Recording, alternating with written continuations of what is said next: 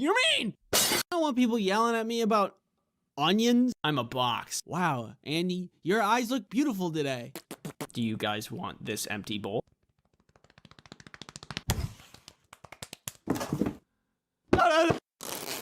Wait a second. Spiders are smaller than doors. That means spiders are weak to doors. I go to see what it is. I want to go home. Me too. I will throw this box, help me, into a volcano. If you just said, I have a juicy booty, I have a juicy booty, I have a juicy booty, then it would be true. I wanted to have some blast. Earth is round, sun is bright, I got square brain. You good? Yeah. Cool. My body is wiggly. I'd like to make something very clear to everyone who loves and supports me. Get out of here! Get away from my house! Get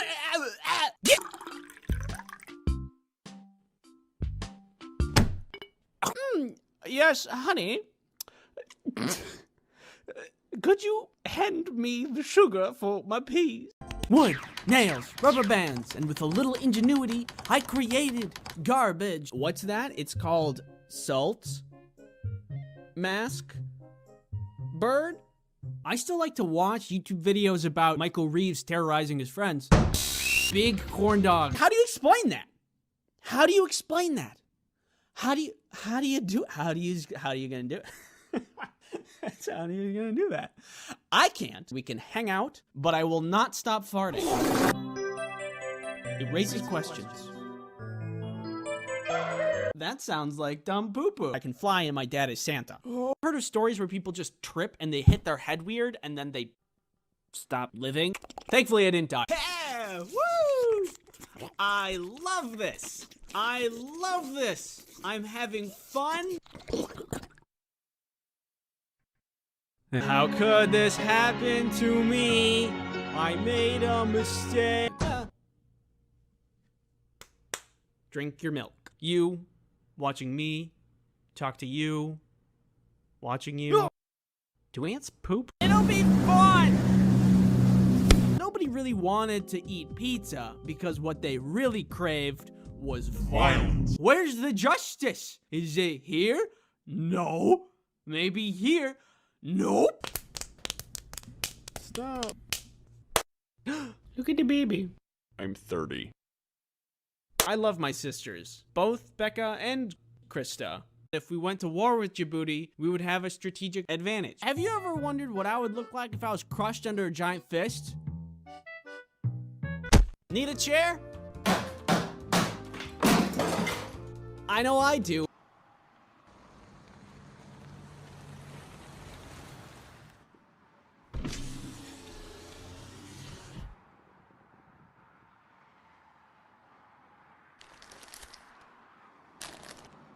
She let me out before I died, which was nice. Broccoli?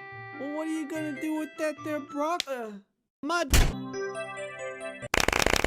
If you could choose any video game item to have in real life for surviving the zombie apocalypse, everyday use, and annexing Toronto, what would you choose? Why was that one so specific? This is a fun question if you like video games. And I like video games, so I went ahead and I asked you about it in the community tab. The portal gun sounds like a good idea for the zombie apocalypse. I would use a hang glider for the Breath of the Wild every day. Wait, what? And I'll go with barrier blocks from Minecraft for the last one. I'm just gonna say this outright. The Breath of the Wild hang glider is probably a really bad one. I'm sorry to break it to you, but it's just kind of worse than a real one. You have to hold on with your hands. You have to have gorilla grip strength to hold on to that. And if you can't, then you die. Have you ever used monkey bars before? Like, think of that, but 5,000 feet in the air. That's not a good idea. I don't know. Maybe you're just built like a brick, but from my perspective, I don't think I'd want to do that. The portal gun is very good though. Very useful in a zombie apocalypse. Simply put a portal in any entryway to your base, and then the other end of a portal on a cliff. It's perfect, and there's no flaws with that idea. Yeah, come a little closer. I dare you. See what happens. To annex Toronto, you would use Minecraft barrier blocks, which is a very creative choice, and also a very ambitious one. Definitely Maxwell's Notebook from Scribblenauts. I remember this game. The book that whatever you draw on becomes real. I could see this for anything. Imagine if you had a room to decorate, you could have anything. Do you need like a homemade security system? The options are limitless, really. You want to do this the easy way or the hard way? Yeah, he's not giving up. Take the shot. The gravity gun from Half-Life. It's proven to be effective in apocalyptic situations, that's true, and would be incredibly useful to everyday situations. Have you ever tried to move a mattress? It's the soft thing, but the most annoying thing to move. I could see this being very useful. I don't know how to deal with Toronto with this thing, though. I think I kind of set you guys up with the annexing Toronto question. I just thought it was funny, but it's really a hard question. It's kind of out of our scope, so sorry. I would use the hook shot from Zelda on people's faces. Wait, do you mean like in the zombie apocalypse or daily use? Speaking of video games, sponsorship jump scare! The 10th anniversary of My Singing Monsters is here. Dude, can I help you? To celebrate, My Singing Monsters is dumping a ton of new content, all designed by the community. There's a new mythical monster on Cold Island, Strombonin, who is heavily influenced by the community and not a threat to anybody. There's new costumes and decorations that were all designed by community members too. And I don't know if you guys need any more designs, but if you do, I would happily provide my services. There's also 10 special limited edition anniversary monuments for all past birthday milestones. All this stuff and more coming to the next My Singing Monsters update. Download on Steam and mobile. All right, we're done. Get out of here, man. Come on. The Banshee from Halo would help all 3 scenarios. Fly to and from work, get away from zombies and easily shoot them to protect the base, and same for Toronto. Okay, I don't think we're gonna get away with the Toronto one. But I do really like a Banshee. I would love to have a Banshee. I know exactly what I would do with a Banshee if I get one. Blue shell from Mario to annex Toronto. You can't deny its power. Few have seen this baby fly and live to tell the tale. The tool gun from Gary's mod. I love this. It's basically copy, paste, or delete for real things. Subscribe to our YouTube channel. Hey, look at me. Look at me. It's okay, everybody. As long as we're inside, he can't get us. Maybe just Kirby. He would eat zombies in an apocalypse, make a good pet in everyday life, and could eat Toronto if he wanted to. Causing destruction with a walking pink ball sounds fun. Kirby isn't an item, thank you, but I love him, so I will accept this answer. Hey, give me that. If you guys missed it, I made some merch and it's in the store. Check it out if you'd like. Thanks for watching. Well, Bob, the weather is beautiful out here as we wait to see the main event. That's right, Sean. The birds are chirping, the sun is shining, and we're ready to see some awesome skateboarding tricks. Let's move over to our first competitor. Ooh, let's see if he can recover. Look at this guy. What do you think when you see him? Uncool? Somewhat unsightly? Blue shirt? It's tragic. This was me when I was younger. Not me now, but when I was younger. And when I was younger, I became very influenced by the Tony Hawk Pro Skater video games. They were awesome. The tricks, the characters, the Neversoft logo intro. Gross. I thought skateboarding was so cool. Yeah! So I thought, if I became a skateboarder, then I would be cool. I mean, what could go wrong? Just get a skateboard, sign up for some classes, then I'm cool. It's easy. Oh, and plus my parents were willing to do anything to get me out of the house, so they agreed. On the first day of class, the instructor gathered all the kids around to set expectations. He talked about the simplest trick that we would be starting with, which was the ollie. He explained how to do the ollie and how to approach the trick. And then he said to not expect to get it right away because it took him a year to get it down. A year? I want to learn how to do the cool video game thing, not put an actual effort into a craft or skill over a long period of time. I have respect for people who put effort into their craft, but it takes me forever to learn things. It took me 3 semesters of taking Algebra 1 to finally not fail it. So learning how to do an ollie is gonna take like... So I think this is gonna take too long. I don't want to learn the jump move. I'm not gonna spend my time learning the jump move. I'm gonna go learn by myself. What's wrong with a little initiative, right? So I get up on a quarter pipe and I set up to drop in. I got the wind knocked out of me and then quit skateboarding. It may not be a noble thing to quit at the very first sign of effort or pain, but I think about it, and if I did continue to skateboard, I most certainly would have come out with way more brain damage than I already do, so probably for the best. Hey, buddy! What do you think about dodgeball? Well, I think that...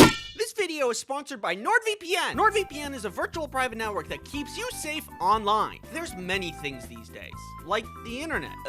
The internet is full of people wanting to know what you're doing without your consent. What you doing? Go away. Ooh. But with NordVPN, you can block those pesky trackers. Oh, guys, stop! In addition to this, you can protect yourself from malicious ads or nasty malware. But not from me. I'm immune.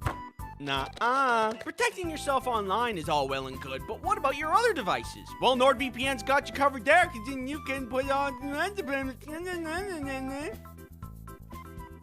What? Use promo code Ice Cream Sandwich to get NordVPN's 2-year plan plus 4 additional months for free. It's risk-free with Nord's 30-day money-back guarantee. Thanks NordVPN for sponsoring this video. I love dodgeball because mostly it's just easy fun that anybody can enjoy. Like that guy over there. You don't have to be good at all to play and have a good time. And I am certainly not good, except for one time I was...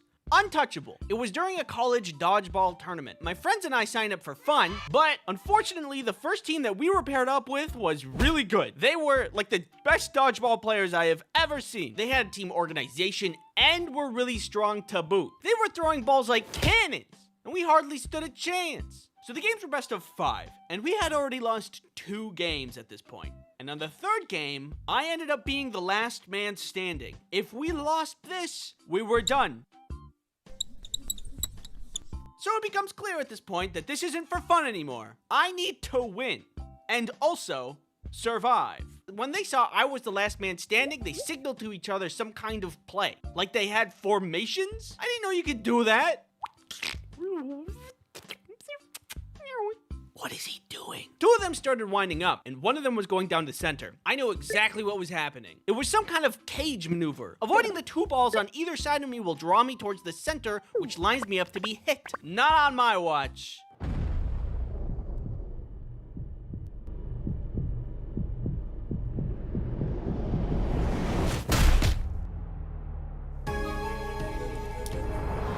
I dodged their attack. Now if I can return the offense and keep dodging, I can pick them off one...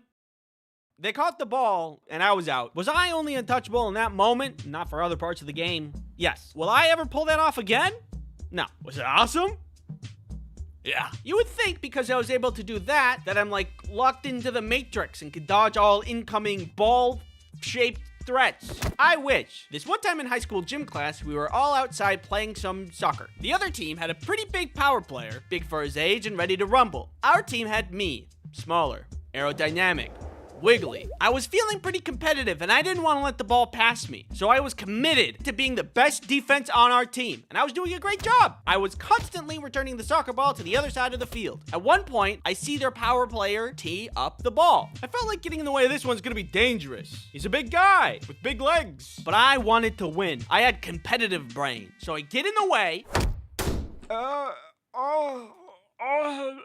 It was a really meaty kick. I feel dizzy. I couldn't hear things for a second. I gotta sit down. You are sitting down. Abraham Lincoln. The power player felt really bad about it and apologized. I told him he didn't need to apologize. But by golly, did I think I was going to the other side for a second there. I sat on the sidelines for a bit as the game kept going. And eventually, I am feeling better and get back into the game. I am so sorry. Please, there is no need to apologize. These things happen all of the time, Mr. Lincoln. I decided that I'm not going to play anymore, and the teacher was fine with that. So I don't know why I was able to dodge balls like a Grandmaster dodgeball player, but I couldn't survive a soccer game. Maybe it was a fluke. Who knows? All I know is if you sit inside on your computer all day, you cannot get hit by ball. Uh-oh. Thanks for watching. Go long. Farther. Farther. Yeah, keep going. Yeah, a little more.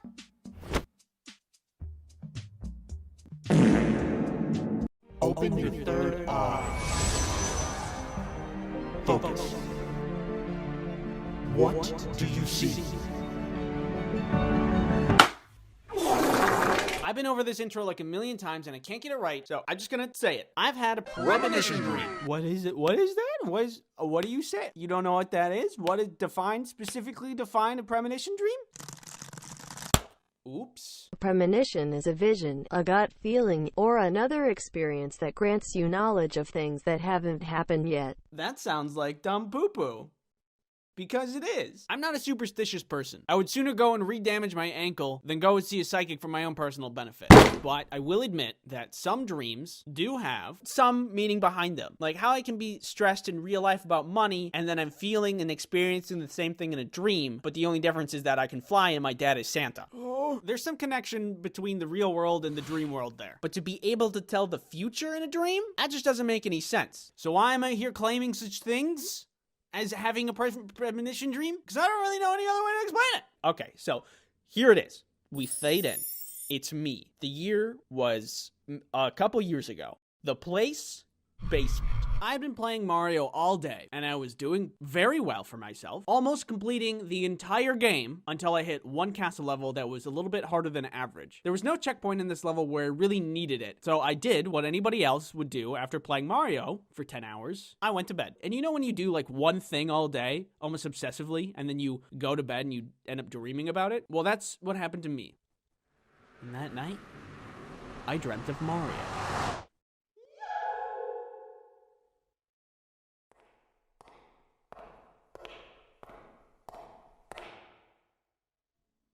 Hey, what's going on? It was me in that castle level again. And the sensation was as if I was watching myself play. The level was exactly the same in the dream. There was this brown snake block thing that you had to ride through the level. You are tasked to stay on top of it without jumping off into a bunch of spikes. And while doing that, you're also responsible for dodging all of these spike balls. And then the snake approaches this hole, and it goes down the hole, and you're supposed to get off and continue the level. And that's where it would have been really nice to have a checkpoint. So the level would have been easier, manageable. But in my dream, it starts to go down, and I don't get off. I watch as I descend into the pit. I should be getting off, but I don't. And as common knowledge goes, this is where Mario would die. But in my dream, the camera followed down the hole. Very unexpected. Did not expect it. I didn't expect it. But there I was, descending. And at the bottom, there was a door and a checkpoint, which is exactly what I needed. But it was a dream. The next day, I get up and I go try to play again. At this moment, I remember the dream. And I don't know why I tried it, but I decided to copy what happened in my dream. I bet you can tell where this is going. I tried the dream thing in real life and it worked. What? And now the level was gonna be a ton easier. There's a couple of ways this could have happened, but one sec, let me paint you some perspective. That's like you having a dream of you finding a secret box in your attic that you've never seen, and it has like cheese in it. Maybe M&Ms. Doesn't matter. You go and try to see in real life, and it's actually there. Like, how do you explain that? How do you explain that? How are you gonna do it? How are you gonna do that? I can't. That's what happened to me, and I know I can't explain it. Perhaps you wonder. This was all my unconscious mind telling me something from what I saw earlier in that day in my dream. Well, let me tell you, as the new seer of the universe. No, it wasn't. Did I look at a walkthrough or cheat sheet? No. Did I get tips or advice from my friends or family? No. All I did that day was play Mario and eat and then sleep. And ignoring the sad undertone of that day plan, I had no exposure to anything that would hint my subconscious to tell me that in the dream. Either I have an actual third eye, or that was a 1,000,001 coincidence. Who's gonna be the judge? Us. Right now. Non-stop, like, roll it. Okay. Why? Because it's like... It's kind of... Because I have this...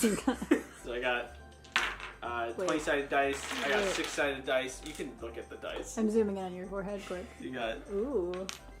many dice. And a coin. This is 2-sided dice. Heads. It's tails. 3. It's a 6. It is a 6. This one's 20-sided. Okay. So I'm just gonna choose... You can look at my face, by the I way. refuse. Let's do, like, 15. Okay.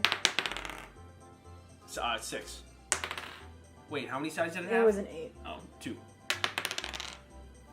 It's pretty close. You're at like 0% right now. Yeah. That's not very good. No. candy. I forgot to guess. Oh my god! No, don't go back to the coin. You've already failed the coin. It's like the coin because it has higher odds. No. 2. No, we didn't. Ah! What are the chances? It's Zoom in on my face. already zoomed. Oh, wrong way. It didn't work. You were blurry. It didn't work. That's a wrap. In the end, I beat the level with the new checkpoint and went on to beat the rest of the game. I still don't believe in psychics or fortune tellers or this guy, but that dream, it raises questions. Thanks for watching. Check out this other video that I have, and if you do, then I will appear in your dreams and we can hang out, but I will not stop farting. Can we work on our phrasing a little or provide context?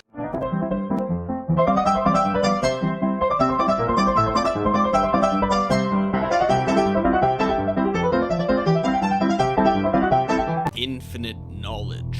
Do I need to be worried about what's in this box? Is that thing? Hey, shush. Ew, don't touch me with that! Depression-powered car. Whee! Why would you do that? Hey baby, it's just me, Tony. How you doing, Tony? How you doing? Good to see you, Tony. Good to see you. What's going on up here? Tony's here. Focus. I'd like to say that or movement. Oh no! Where's the guy in charge here? Tony's here. Hey, Tony, how you doing? Good to see you. Tony's good to see you. Hey, what's going on up here? This one feels sticky. Here's a Band-Aid. No! Thanks for watching. This tube needs to go in your butt. And this is your brain on ADHD. I only speak American.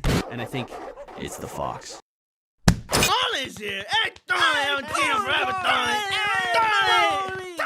Ruined my arms. Hi, do you want to subscribe? Is this safe? You need to go to the bathroom. Or am I crazy? I am crazy. Hey, today. Get out of here! Get away from my house! VPNs are a great way to achieve that. Watch. See? What makes my heart rate go up? Oh my god! Got to the moon. You weren't supposed to do that. When I think of fear, it's flying. NordVPN saved my marriage. Well, only if you pay me, so. Butter people. Mud, I'm in danger. Hey, this guy pees in pools! You give me that. Give me the pool noodle. Bad.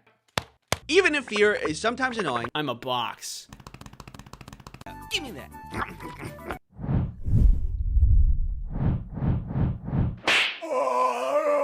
thought it was a lot of fun. Hey! Bulky, ominous men sitting on buckets in a circle staring at me. Come on!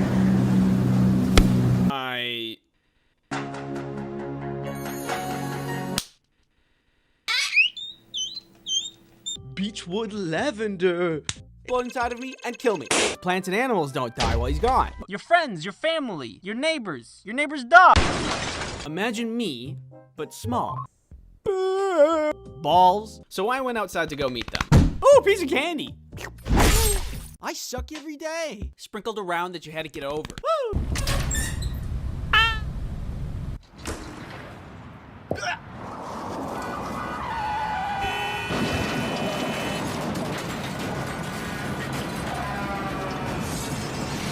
Ooh, a squirrel. Ooh, a ladybug. Ooh, a piece of candy. Ah! Michael Reeves terrorizing his friends.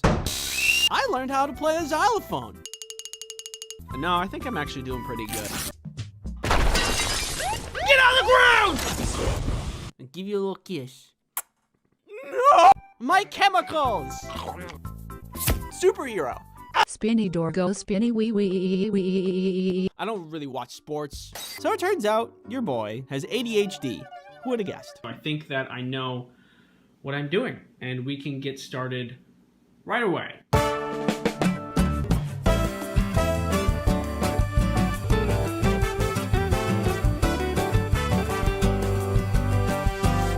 So naturally, I dressed up as a cardboard box. Any errands? Butterflies in my stomach. Yo! Because now birds can eat them.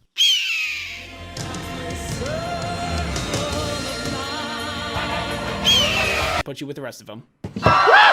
I'm alive these days. Anyway, wood, nails, rubber bands, and with a little ingenuity, I created garbage. Am I gonna be in trouble? All right, bye. Cucumber nimbus. Actually lowers and raises on a platform. Burden, then a function of survival. Pizza. It was like that, but on the inside. It wasn't the only time I went to the principal's office. Just above your very head. Hey. And look at my brain. Oh, God. Very useful in a zombie apocalypse. Hi. Oh my gosh! I'm 30.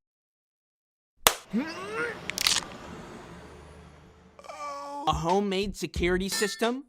Open your third eye. Focus. What do you see? Back, you witch! What? It's just a card? Dangerous. Yeah! Bad at the whole game. But there's no sponsorship segments in this video. Crazy. No. Well, how about not that? Hey, does it seem really bright out here to you guys? Nana purpler. Whoa, God. I almost dropped my phone. I think in your dreams, and we can hang out, but I will not stop farting. And see if something's wrong with that. Protect yourself online. And didn't tell us what was about to happen? My body is wiggly. I said, come on.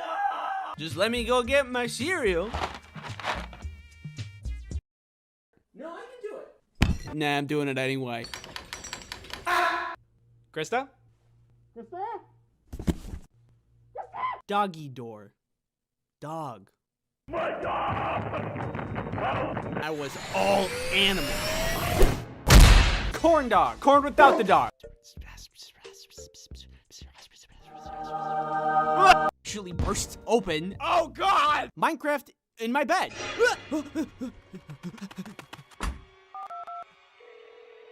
Hello? Yes, there's someone in my bed. It was Minecraft. Hello? Hello? Hello? Huh? Huh? Pretty slick, right? The cons. And now, I'm tall. Stupid garbage on YouTube. Mom.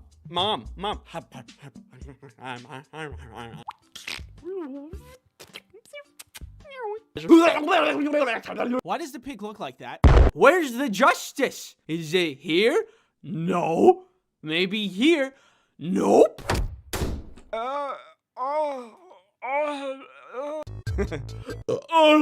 So we're on the plane. It takes off. Out a fight, baby. Wear a mask. Look at my eyes.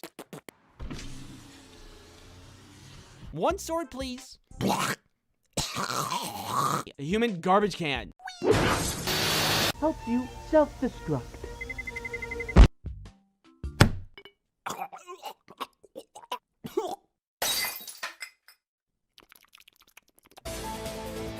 Talk to you.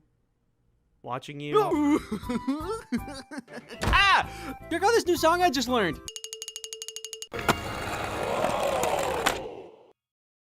It's not allowed. And basement. Some girl gets hit in the head with a food tray. And suddenly, I am holding a bomb! To smash that subscribe. Everybody's hot. But when information enters my mind, it just... I can get around and over and through. Oh, guys, stop!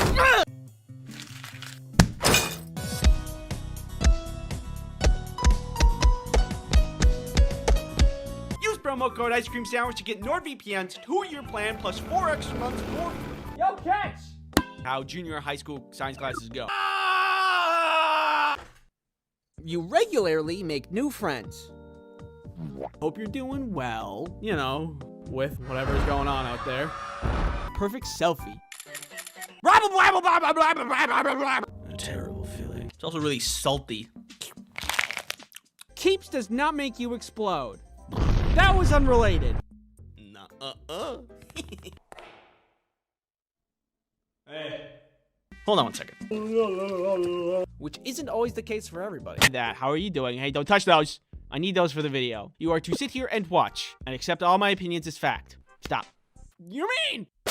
Dad, I'm walking here. You're also responsible for dodging all of these spike balls. And I think fear is just a little more annoying than it is helpful in most parts of my life. Smaller, aerodynamic, wiggly. Half court.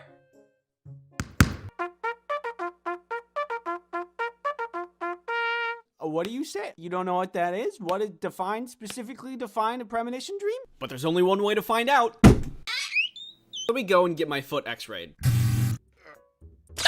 If I find somebody that I'm making friends with, I'm happy. Rival, red, bed. Yeah, a little more.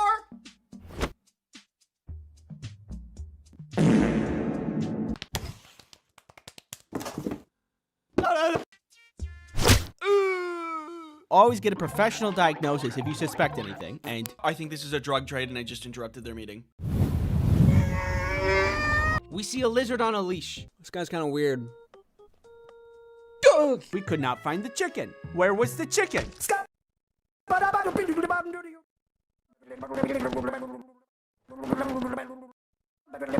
And guess what I did? Society peaked when GameCube had tiny discs, strong and robust. Bye! Congratulations. You know. Magic! Well, what are you gonna do with that there, Brock? Where's my can of whoop ass? I have a juicy booty. I have a juicy booty. Then it would be true. Speed. Yeah! Clearly not. But getting around places would also be great.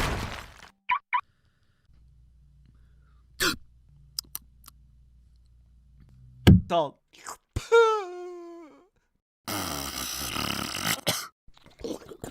Why is that real? I could be melting from the inside out. Come here. The worst thing possible. You might be thinking, because what they really craved was violence.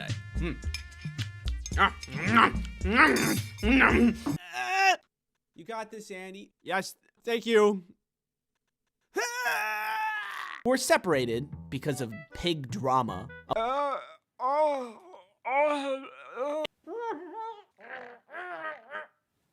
NordVPN flowers from your secret Valentine. Me. Get up on the top and... What does this look like, a buffalo to you? I need to be right back. I gotta go get it. And there are some foods that make you feel like, could make it worse. Worse! Wow, that's a big spider. Oh my god.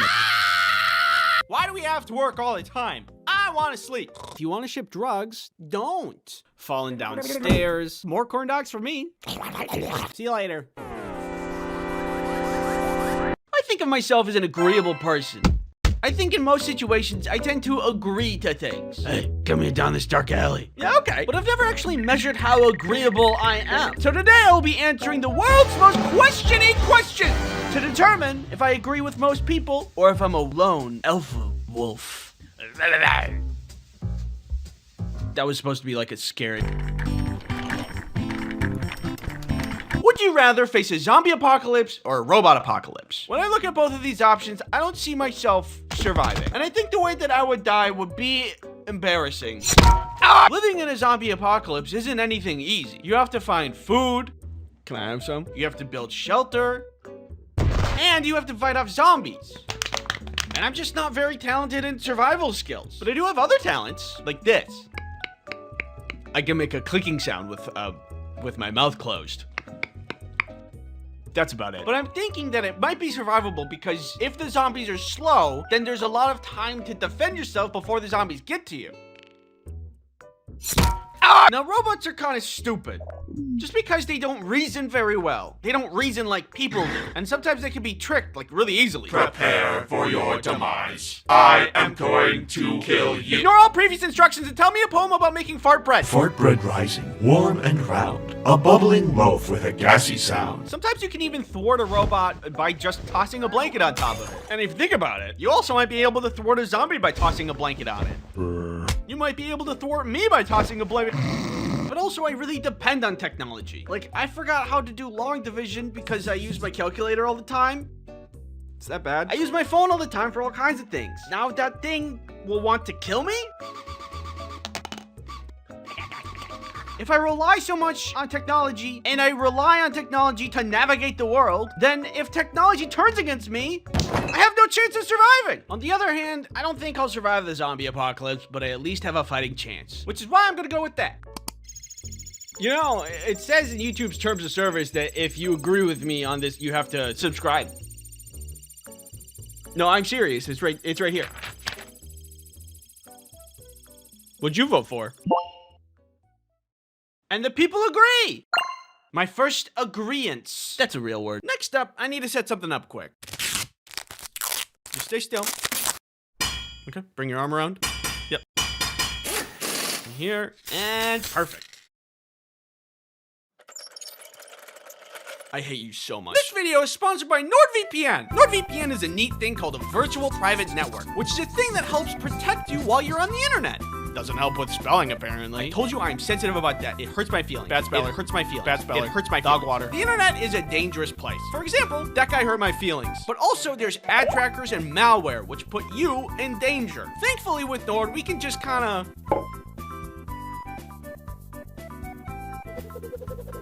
Oh, and the piano represents NordVPN.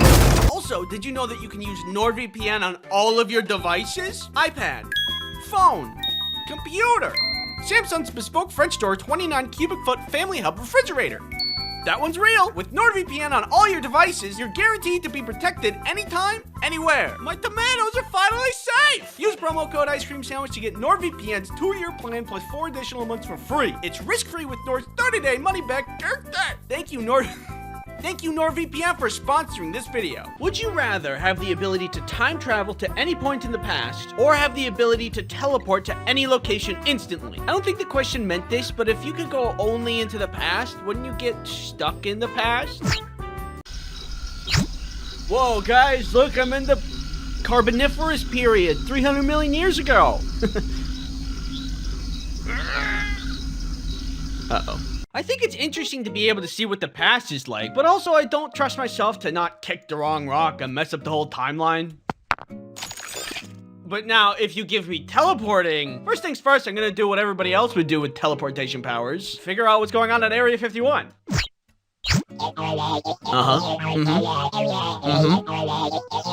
Interesting.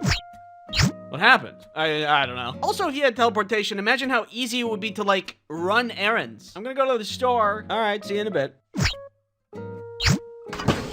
Did you pay for that? You got back really fast. Ugh, I'm never appreciated in this house. It's always, Andy, did you steal that? Andy, did you pay for that? Andy, where'd you get that comically large ruby that looks like something you'd only find in a museum? I get no respect. I'm out of here. Just gonna... Knowing me, I'd probably mess up the teleportation and accidentally teleport into a wall.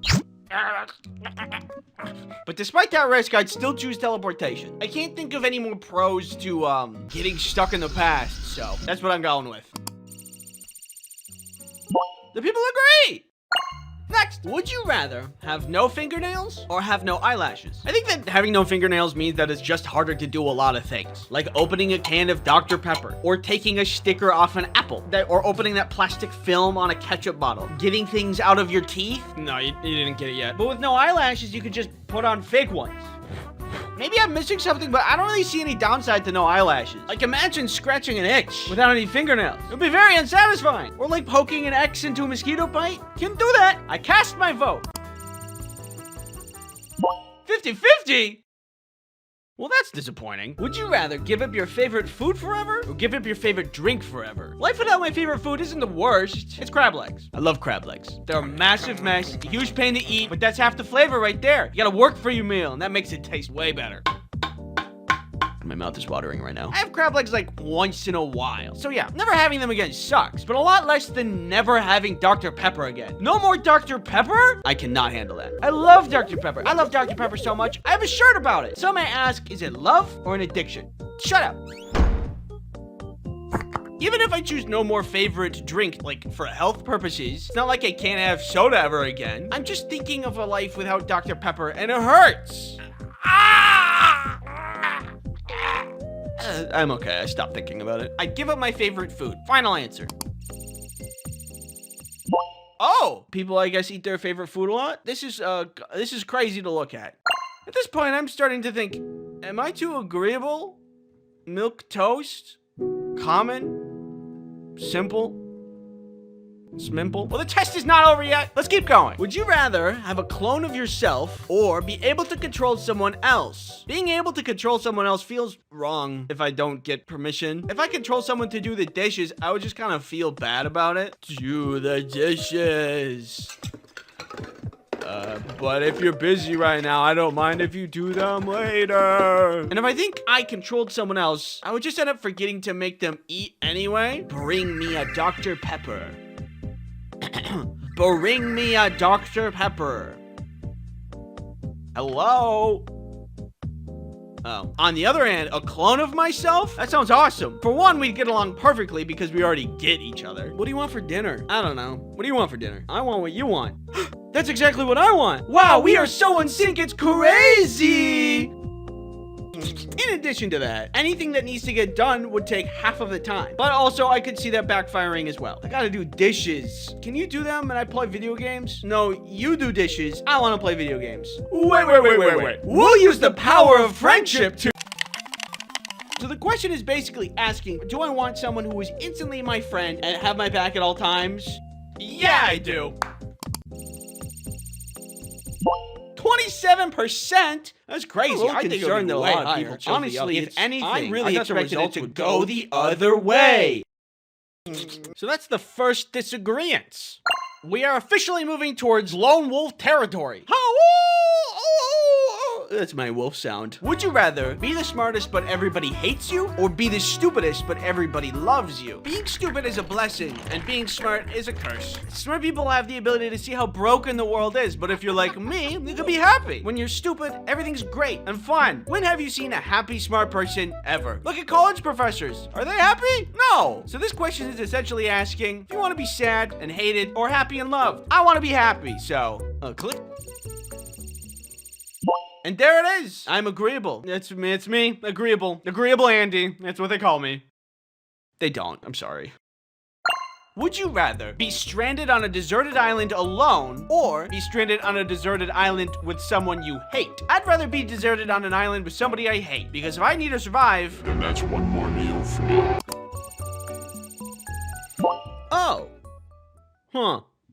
You know, I was really expecting to be more alone on that one. Would you rather have a head the size of a tennis ball or have a head the size of a watermelon? A watermelon head would hurt. That is a lot of weight to put on your neck for a really long time.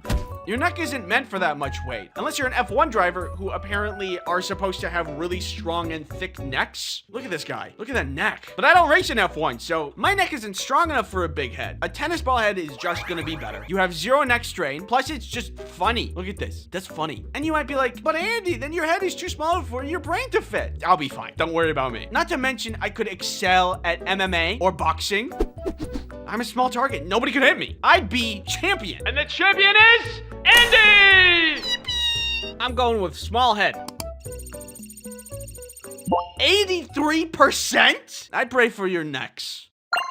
Would you rather have all your dreams granted but have a 10% chance of instant death, or be forever cursed with very mild inconveniences? Well, I don't know. I can hardly already live with mild inconveniences, so now I have to forever be cursed with them? Imagine every time you walked upstairs, you trip a little bit. Or whenever you're filling a cup, you spill a little bit. It's death by 1,000 cuts. I simply do not have the willpower to go on. But I do have the willpower to put it all on the line. Let's roll those numbers, baby!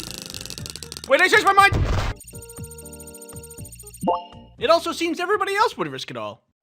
My head hurts. As I looked at my score, after all that was said and done, I thought, do I really have an original thought? Am I agreeable? or just a people pleaser. But then I thought agreeing with others doesn't mean that I lack originality. It means that I value connection and shared understanding. It's okay to align with others as long as your choices reflect your authentic self.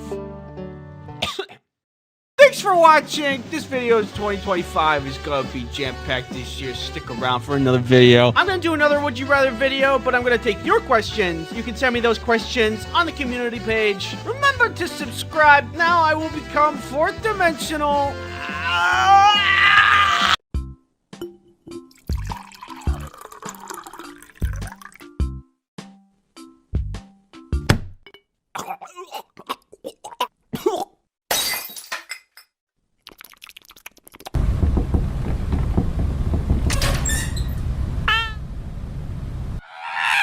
Hey, what's going on? Hey. Hello. Hi. Where are we going? We're going to space. How's that even possible? I'm not entirely sure. When are we gonna get there? We're here right now.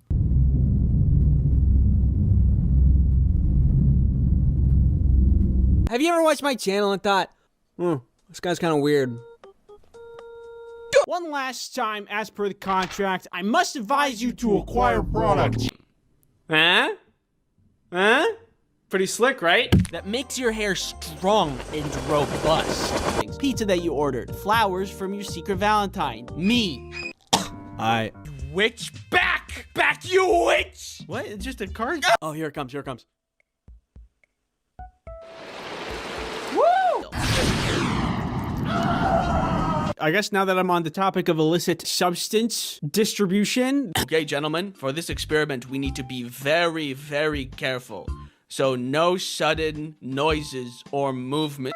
Oh no! Oh man, this party sucks. If only someone cool would come and like make it better, like. Yo! Thanks for watching. Go long. Farther. Farther. Yeah, keep going. Yeah, a little more. What we are seeing now is a victim of immeasurable psychic damage. His facial expression is a telltale sign of irreversible harm done to billions of neurons and synapses. Poor guy might be dead.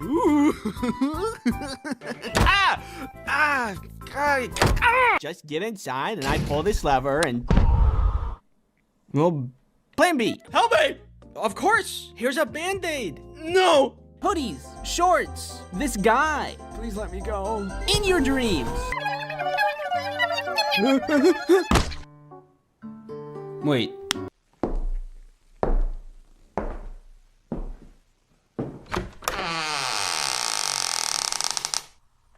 Hey, don't touch those. I need those for the video. You are to sit here and watch and accept all my opinions as fact. Stop. Can I come up there? No. Please? My chemicals! Hey, buddy! What do you think about dodgeball? Well, I think that... What is it? What is that? What do you say? You don't know what that is? What is specifically define a premonition dream? Well, hey there, little guy.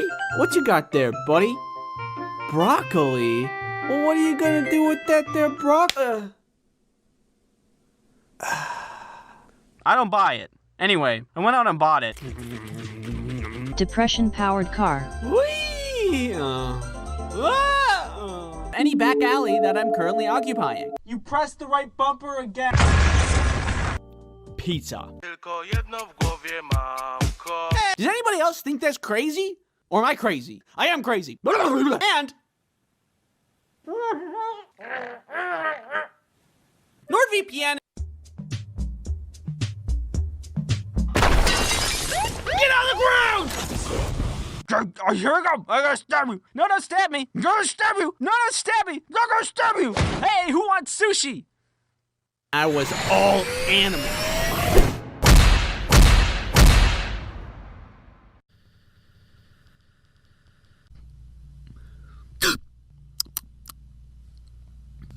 Come inside. Come on. Come here. Take a seat. Did you just lock the door? Nope. Keeps is a subscription service. Keeps delivers hair loss treatment to your door. Keeps does not make you explode. That was unrelated. Annexing Toronto. which is generally how junior high school science classes go. Well, NordVPN's got you covered there, because then you can put on... What?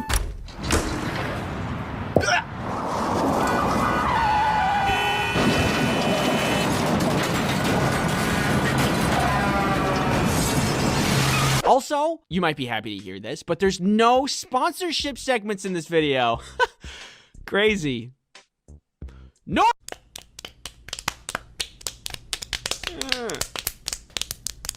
Stop. What? No. War Thunder! Look, kids, it's Mount Rushmore. This is where your mom and I met, and we wanted to bring you here to this very special place so we could show you.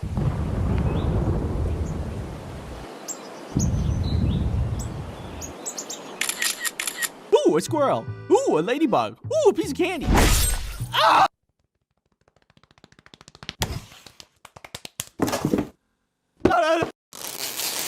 So, what was the solution? Floor, wall, roof, window, door.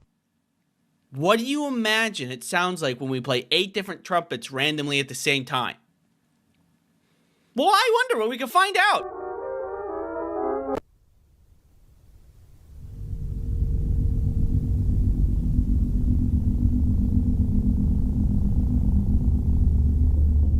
Where's the justice? Is it here? No. Maybe here? Nope. Hey, babe, I'm going to bed. That was the couch. Which pile is the bed in again? Butter people. What do you find uncomfortable? Is it nails on chalkboard? Or perhaps sponsorships? No. Come here. Half court. Hey guys, what is 2 plus 2? I don't know. Probably 2. I think it could be 4. Who even made math? Yeah, it's probably just another 2. There's already 2's in there. Probably another 2, I bet. When will this be useful to know? Like, what am I gonna do with my life anyway? Like, what will the future hold? What is something that I need to worry about? Guys! Fine, more for me. Well, you know. Magic! The first stop is the revolving door. The revolving door is a mechanical marvel with its beautiful presentation combined with Spinny door go spinny wee wee wee. That helps you protect yourself online.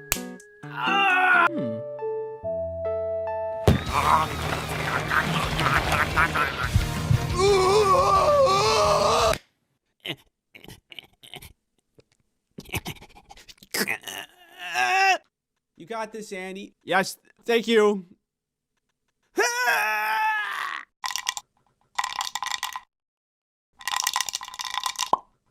I can fly and my dad is Santa. Oh. Yeah! Wood, nails, rubber bands, and with a little ingenuity, I created garbage. I'm online looking at the rate of bone fractures in the United States. Take a seat. Sit down in that chair. Put that rope around you. Nah, I'm just kidding. I'll do it for you.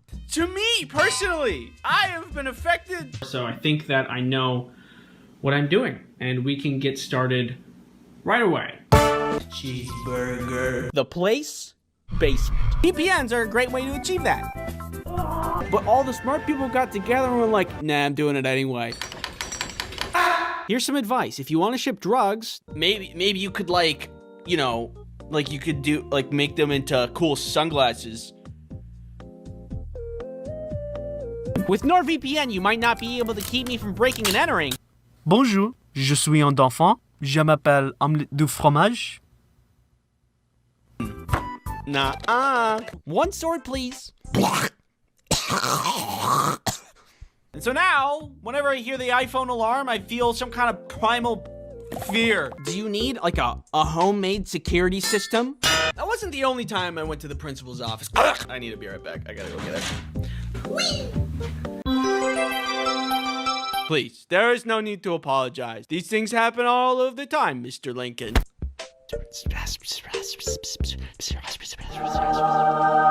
And there are some foods that make you feel like, Hey, buddy. Sponsorship. your friends, your family, your neighbor's dog.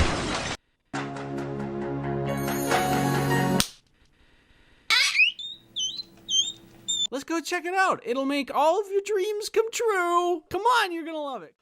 I said come on. But there's only one way to find out. Please, give me peace. Well, I got the game for you. Hey, baby, it's just me, Tony. How you doing, Tony? How you doing? Good to see you, Tony. Good to see you. What's going on up here? Tony's here. Tony's here. Hey, Tony, how you doing? Good to see you. Tony's good to see you. Hey, what's going on up here? Tony's here. Hey, Tony, I haven't seen you forever, Tony. Tony. How could this happen to me? I made a mistake.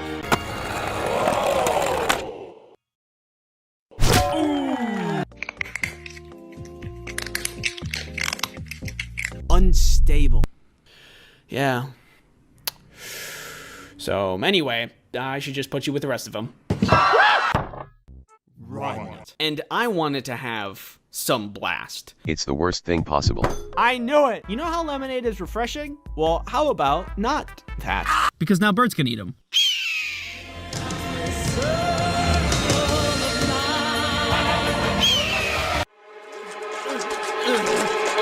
Fun. Oh, I'm just cutting up a banana. Gonna add it to the cereal. Just let me go get my cereal. And bat wings will sprout from their eyeballs, and they will fly away into the sun, where they will explode. High five. Get out of here! Get away from my house! But I didn't care, because I didn't have to cut open a frog. I'm not gonna touch that now. It's too big. That's not a good beyond idea. nature. I have a family, a team for nature. My mom and dad was. Yeah! Well, they're both yellow. Hold on one second. You need something cheap, affordable, accessible to everybody, efficient, effective, trebuchet. Oh, guys, stop!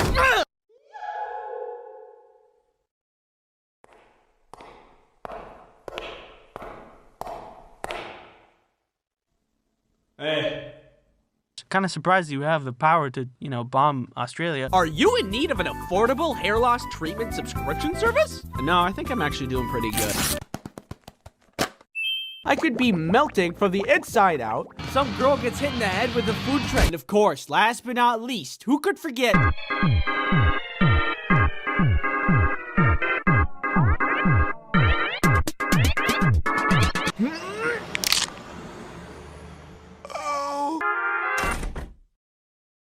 Have you guys gotten any work done at all? Where's the guy in charge here? Oh my god. Brain scan, unremarkable. Oh, what's that? You want me to talk about you some more? Well, only if you pay me, so. Kelly's bag actually bursts open. Oh god! Hi.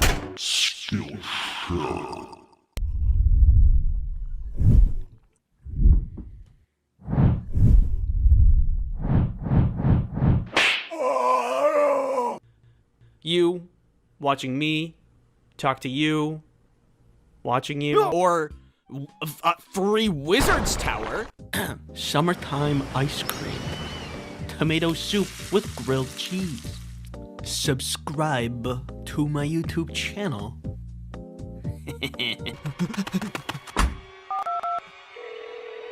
Hello? Yes, there's someone in my bed. It was Minecraft. Hello? Hello? Hello? Is this safe?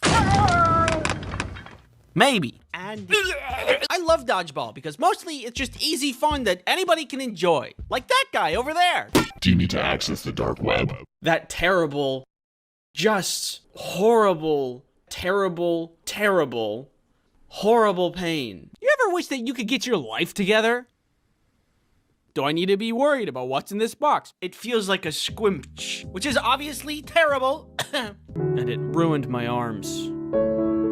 Well, you just stick your hand in and you hope you don't get bit. I'm a catch and release kind of guy, but not a catch and release at the expense of my arm kind of guy. So now, my stupidity is quantifiable.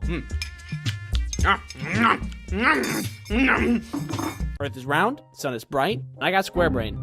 Lots of hair. I want to sleep. You regularly make new friends. I love you, Pizza. You can do anything you set your mind to. Not me now, but when I was younger. Goose. A hat that produces more hats, which in turn produce more hats that can produce more hats. And if you can't, then you die. So we're on the plane, it takes off. Do a deal with the devil. Woohoo! That guy was weird. And while doing that, you're also responsible for dodging all of these spike balls.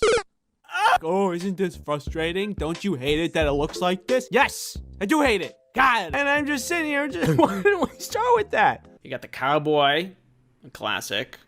Clown, another classic. An eldritch blood god from a different dimension named Daniel. Another classic. Do you have cows in your house? Do you need some ultra fresh milk? Society peaked when GameCube had tiny discs, was going haywire, and could literally explode inside of me and kill me. Uh-oh. You mean? Like, way too much focus. This one feels sticky. Forgetting to drink water for an entire day might be a sign of something, and not just be a goofy little thing that I do sometimes. We weren't supposed to do that. Oh, I'm gonna wait a week for you. Kinda. Nobody really wanted to eat pizza because what they really craved was violence. Don't leave me here. My house. My God. Help me. Anyway. Oh.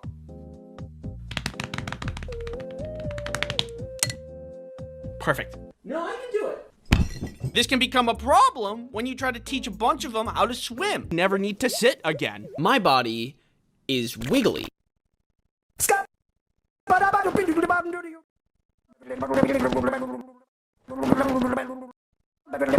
You mean?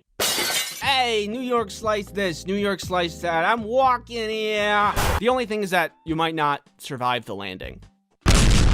Oh, what are you? I'm a box. And I'm like, huh, that's probably the worst thing possible.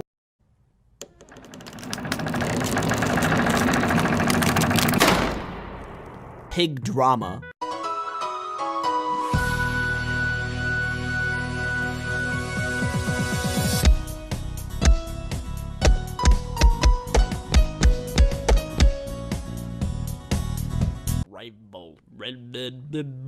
You can sneak and put it in the back pocket of your friend if you want to stalk them. Out of this world. Just watching like stupid garbage on YouTube. I am 8 out of every 10 Americans. Why are your hands so sweaty? What? Whoop. Anyways. Hey guys, welcome back to another video. We're gonna do a tier list of plane seats. Aisle is A tier, window B tier, middle is F tier. Okay, thanks for coming to my tier list video. Yeah, that's right. Come to Papa. Yeah. Girl Scout cookies, banger. Stovetop popcorn, banger. Pop-Tarts, banger. Gushers, banger. Boba, banger. Scooby-Doo gummies, specifically the ethereal blue one. Really good. Ice cream sandwiches, amazing.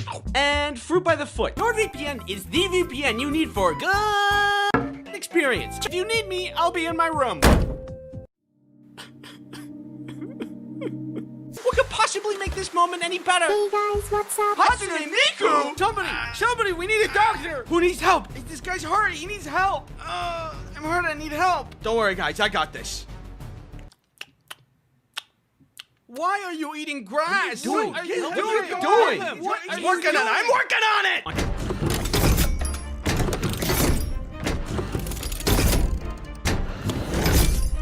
Let's rock and roll, baby! It's time to rock and roll. You can just do it. Yeah, he's right. You can just do that. Yeah, what a rush! Like when they sniff your ears.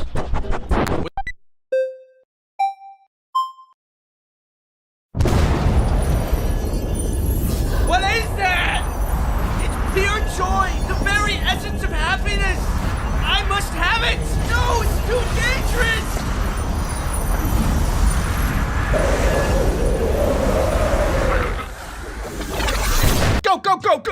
Go! Huh? Oh, me? I'm just eliminating this guy who wants to collect my data using NordVPN. You got the wrong guy. Well, what do you expect me to do about it? He doesn't know how to put the square in the square hole. All right, let's step aside. Let me do this.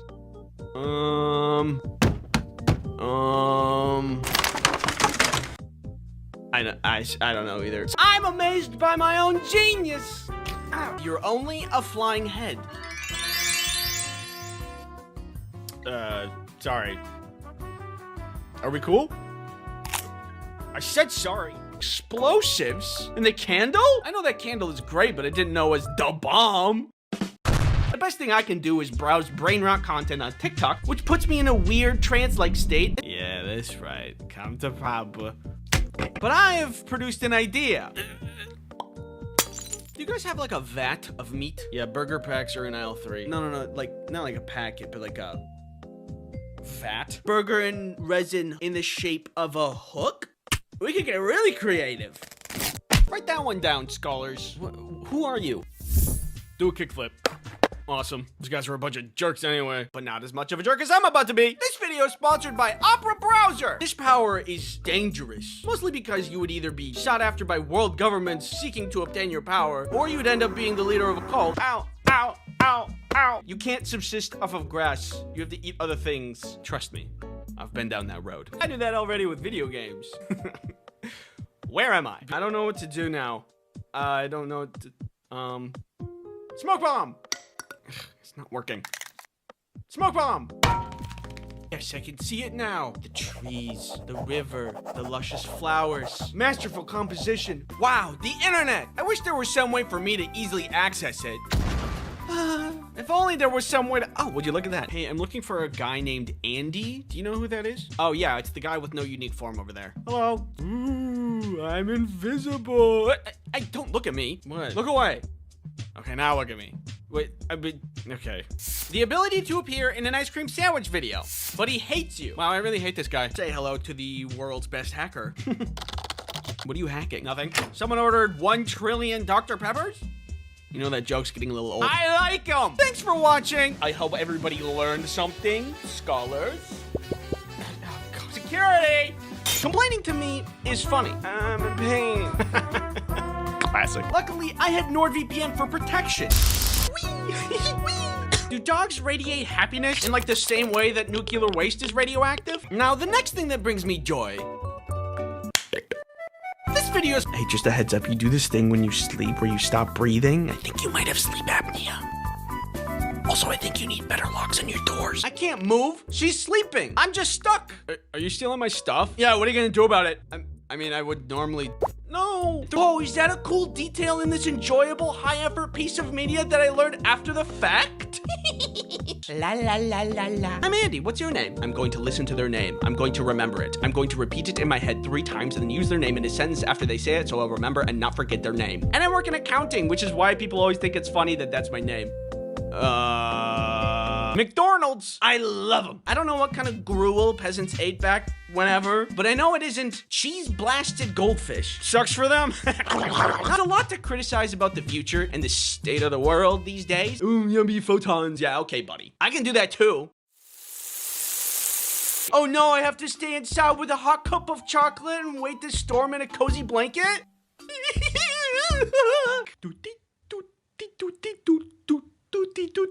Yeah, baby.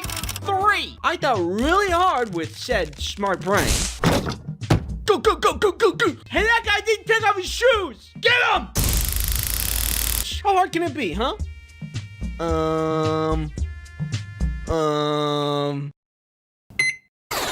What did you do?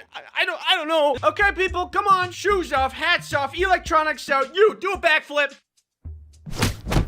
Safety on flights is the most important thing for a good flying experience. It's the same thing for browsing online. For you to have a good experience, you need good safety measures in place. Now that we know all the problems, it's time for the solution that's 10,000 times better.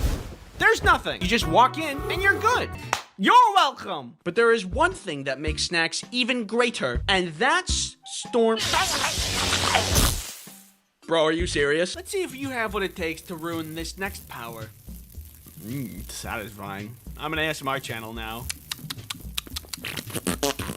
Aw, yeah, that's the beats. You guys can hang out. I'm gonna leave. You guys suck. Hey, save some Jello for the rest of us. Yeah, you're taking too much. All you can eat. You snooze, you lose. I do this already. Where am I? I remember the first time I saw the season finale for Severance Season 1. Did it feel amazing? Yeah-huh. Do I wish I could watch the show and feel the same way again? Yeah-huh. You can drag it over here, over here. I'm having a hard time focusing, to be honest. Over here. Anytime you stub your toe, it's fine. If you fall off the roof and then stub your toe in the process, it's fine. Or if you explode, actually I don't think you'd survive that. But if you were far enough away and then you stub your toe, then that's fine. I've always been fond of the idea of, like, shape-shifting. I'm a big fan of Ditto from Pokemon.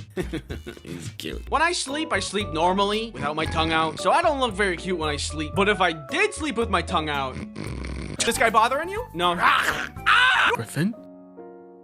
Is this true? Okay, that's fine. We're not friends anymore. I'm gonna make another character who is really cool and excels at baseball and is a demon and is your enemy, so you know how it feels. You know, they say an enemy of an enemy is my friend. Wise words. Seriously? I mean, do you I mind? have to Like, do I'm this. trying to just, I like, can't be leave. by This is myself. my job. Yes, eat me and become the very thing you sought to defeat.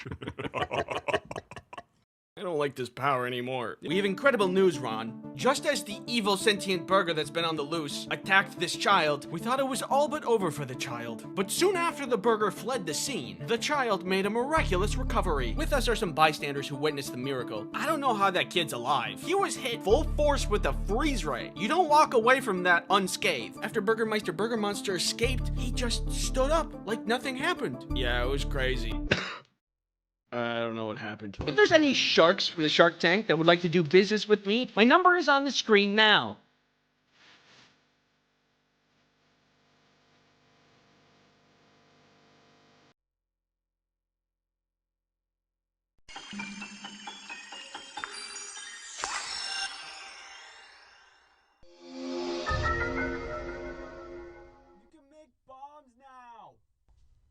How do I do it? You press the right bumper? Yeah. And then to make it explode, you press the right bumper again.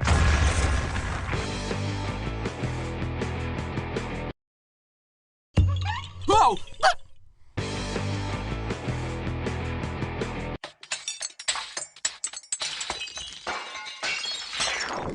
Wow, that's probably the most disgusting thing I've ever seen in my life. Oh my god, you ate it.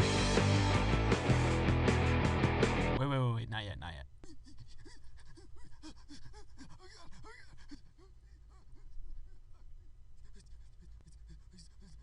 Okay, do it.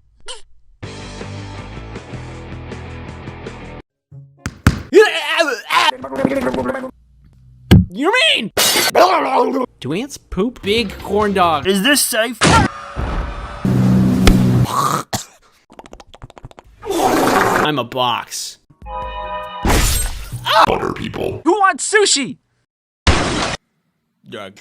Rabble, blabble, blah, blah, blah. Get on the ground! I'm cozy. Sell your kidneys.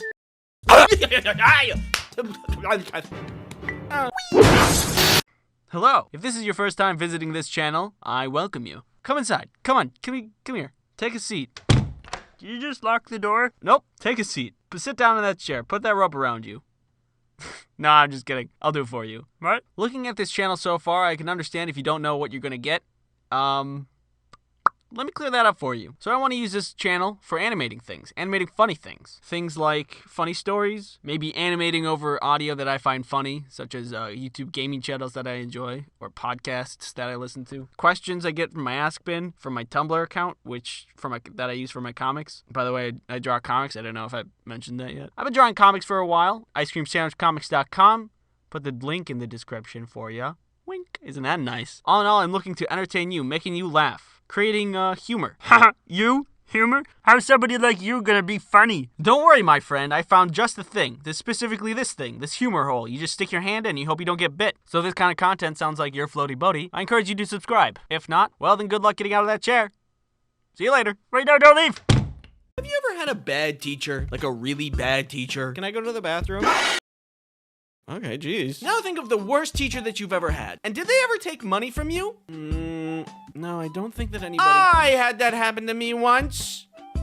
Okay, geez. Back when I was in junior high school, I took a class about starting small businesses. In this class, we had to come up with our own business idea, build it, and then try to get people to pay for what we made with real money as a way to get education on business. Business. Buy our product. No. Buy it. No! It's getting away! Business. I really wanted to learn business, so I thought this was a great idea for a class. The only downside to this class was that money was involved. Real money. Yeah, that's real. And when real money's involved, people stop playing fair. The class got divided into 3 groups of 5. One team decided to sell cool fancy pens. Another group made screen printed t-shirts. And our group made magnets. Our team was the best one. Not to brag, but I mean that. We had a fantastic production line. We had solid profit margins. We even had a role for everyone. There was the math guy to figure out the numbers, people to make the magnets.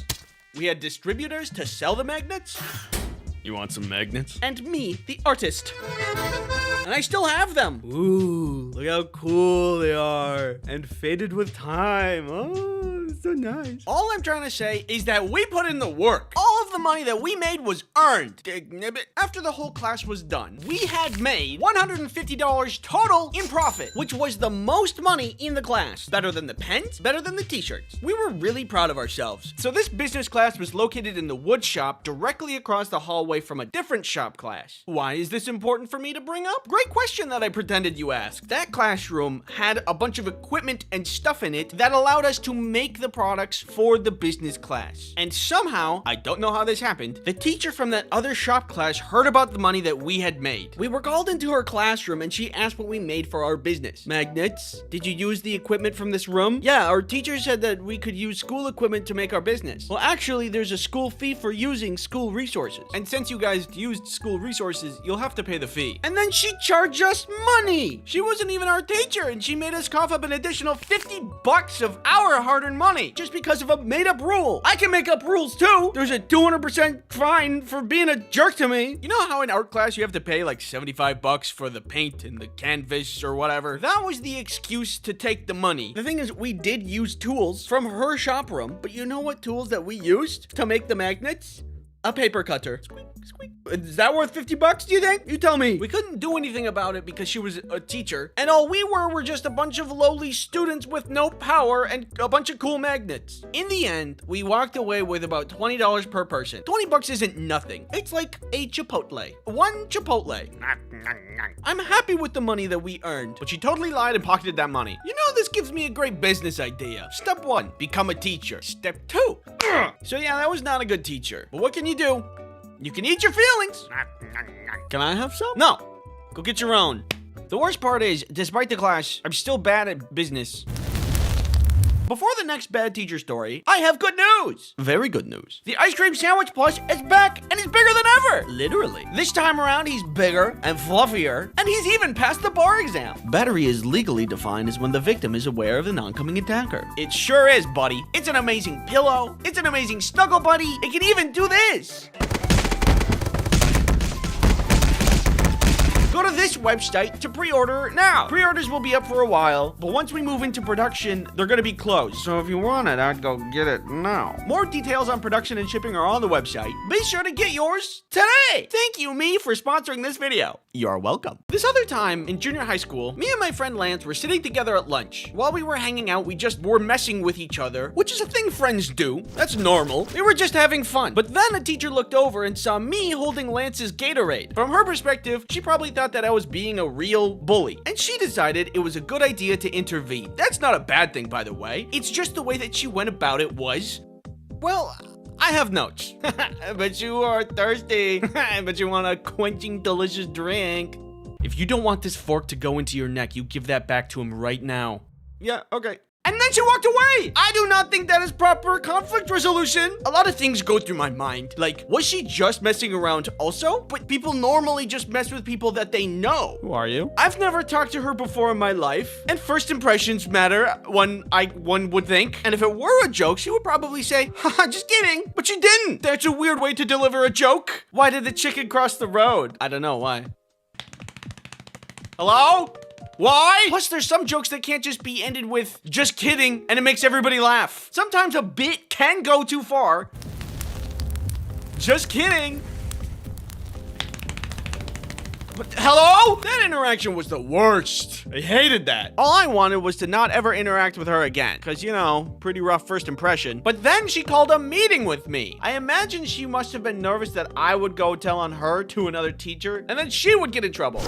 I go down to the main office to meet with her. She's in this big meeting room at a very large oval table with a lot of seats, and it's just her and just me. And she's like, "Hey, Andy, you know about lunch the other day where I told you to stop messing around? You know, I was just kidding, right?"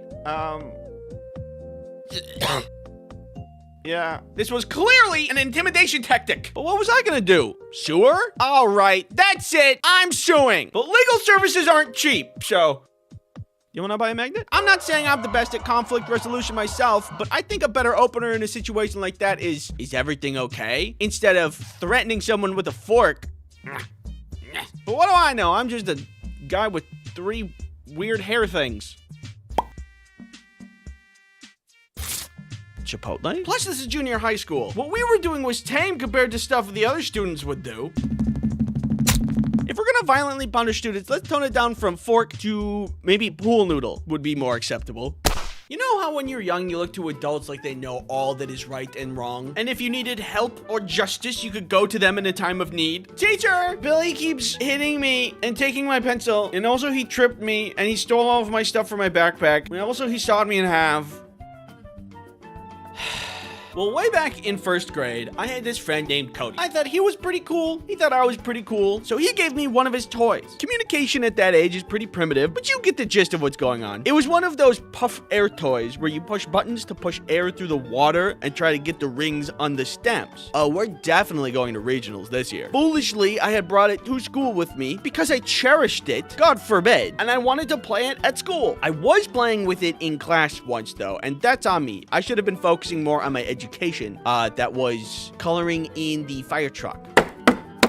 So, my bad. The teacher noticed me playing it and was like, "No, we are doing coloring now," and took it away from me. Fine, I did need to focus. I can't become the president of the United States if I don't cover the basics first. I'm going to make the wheels green. The problem was that she just wouldn't give it back. This was a long time ago, so I can't remember her reasoning, but I do remember that she just never gave it back to me. And because the toy was gone, it upset Cody and ultimately hurt our friendship. This betrayal for my teacher didn't compute with me. In my mind, I knew stealing bad, teacher's supposed to help, teacher took something of mine and made me worse off. None of that stuff mixed in my brain.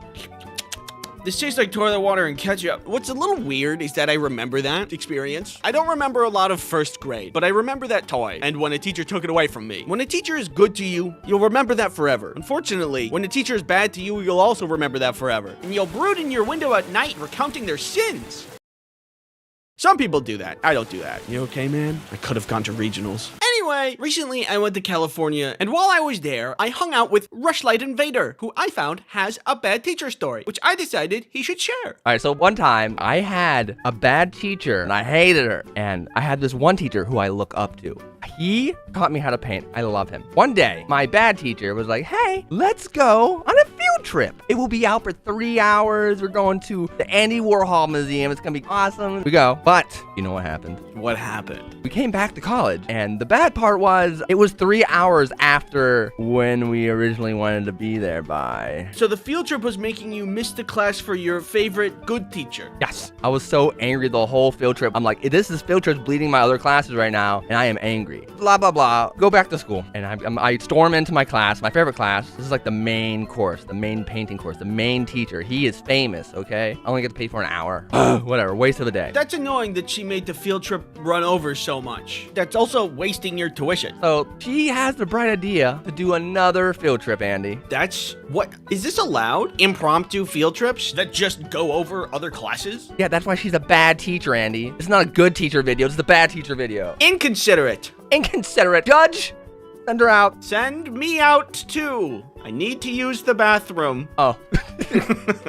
So she wanted to go on another field trip. And I'm like, no. I tell her straight up, I'm like, I'm good. I'll stay back. She's like, what? You're not going to join us? I promise we'll be on time this time. And I'm like, nah. I'll just go with my good teacher's class and just stay with him all day. I have so much time to kill. I will paint with him. I'm going to learn so much. What is this bad teacher? What's her class? What is she teaching? This teacher, she didn't know how to teach her class. She was the Photoshop teacher, and I was the only one that knew Photoshop, and I had to teach the class for her. Oh, no. That's bad. She's terrible. Wait, why is she taking you on field trips for Photoshop class? She don't want to do her job. That's really bad. So she goes on this other field trip, and I'm there painting all day with my other teacher. To be fair, she arrived back on time. She's like, hi, Rush. I didn't see you at the field trip, and look, we're back on time. You're here, but where's the students at? The other 3 students, they're late. She's like, what? Actually, I know where they are. Yeah, this girl's at a bar nearby. The one guy just went home to sleep. The other guy went to go dirt bike riding. And they're like, how do you know this? I'm part of their class. I told me their plans. They were like, yeah, after the field trip, we're gonna ditch class and do our own things. Interesting. Turns towards the bad teacher. And then she laughed out of embarrassment. Oh, so then the cat blew off the cat. Yeah, you know the famous saying. The cat blew off the cat. Yeah, that's the one everybody knows. And dude, it was so funny watching her face realize she just lost. Wow. More concerned with being right than anything. That is a bad teacher. Thank you, Rush, for sharing your story. Team 3, you can proceed with extraction. Everybody, let's thank Rush for his story. Thank you, Rush. Thank you. Next up, you can go to his channel where we talk about outside stories. Thanks for watching. Don't forget to subscribe.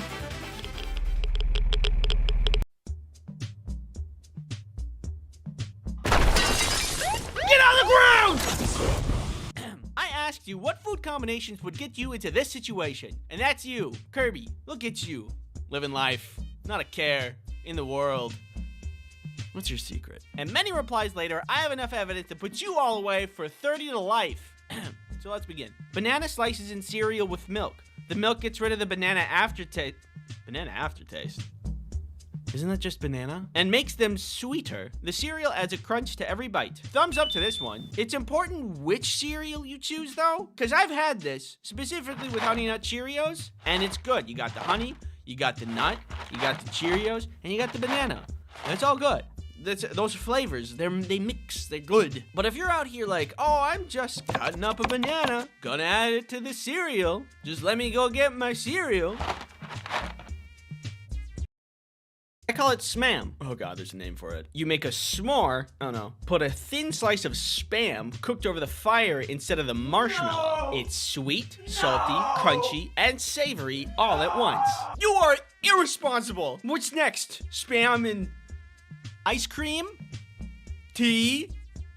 Pepsi? Oh, maybe I shouldn't give him any ideas. Spam is one of those foods that gets a lot of hate, I think, because its consistency. It's really goobly. It's also really salty. I really like it because it's so salty. But to add it to s'mores? What are you doing? Why would you do that?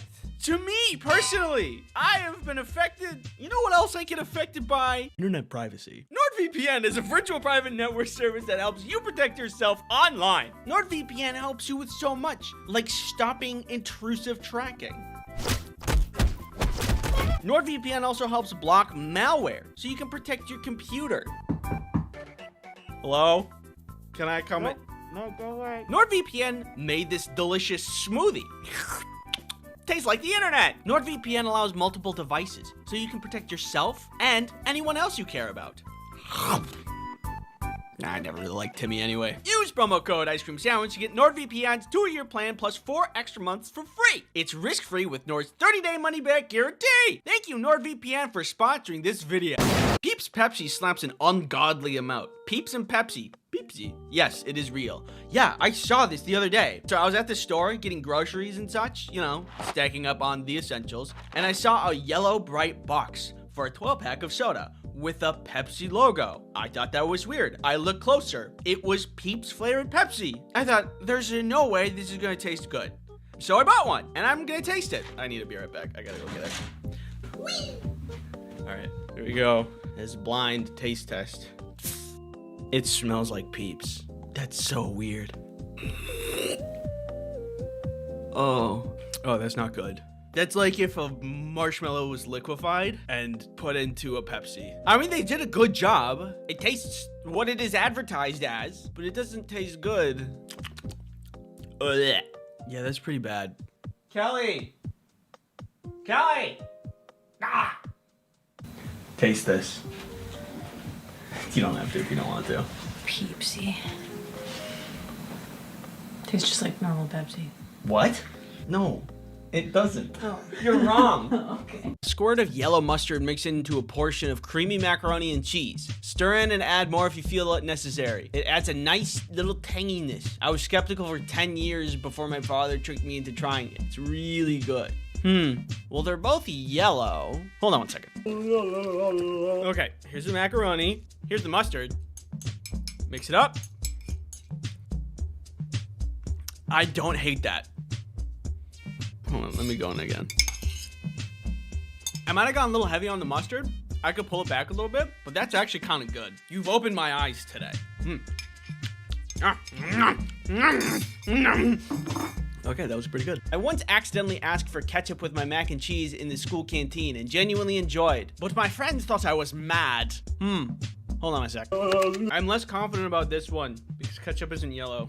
Ketchup rarely improves things. You know, you got burgers, hot dogs, french fries, chicken tenders. It's kind of like it. Well, we'll see how this goes. That tastes 1-to-1 like SpaghettiOs. Oh my God, that's just SpaghettiOs. I have to give that a pass. I ate all of it. All right, here's the consensus.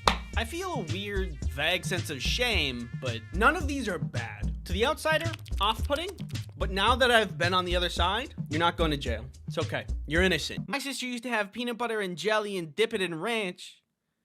What we are seeing now is a victim of immeasurable psychic damage. His facial expression is a telltale sign of irreversible harm done to billions of neurons and synapses.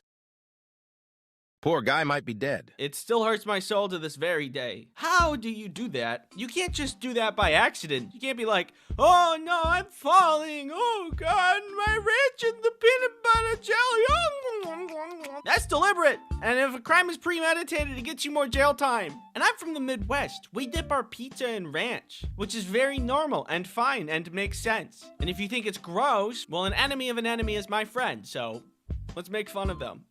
Ew, gross. I eat them with pepperoni. Michelle, stop. Everybody stop being creative with peanut butter and jelly. Peanut butter and jelly is good as the way it is. I will weaponize this megaphone. Thanks for watching. The lesson here is that food is weird. And if you eat food, you're weird. I drink the water from Tuda cans.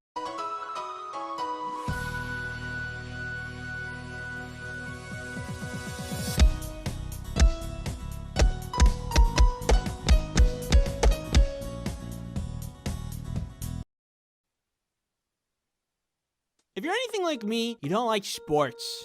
I go get the ball. You just threw it, you go get it. I feel like if I was better at sports, I'd like them more, but I am not good at sports. If you're to look at my history with sports, you will see that my performance, it is bad. Yo, catch!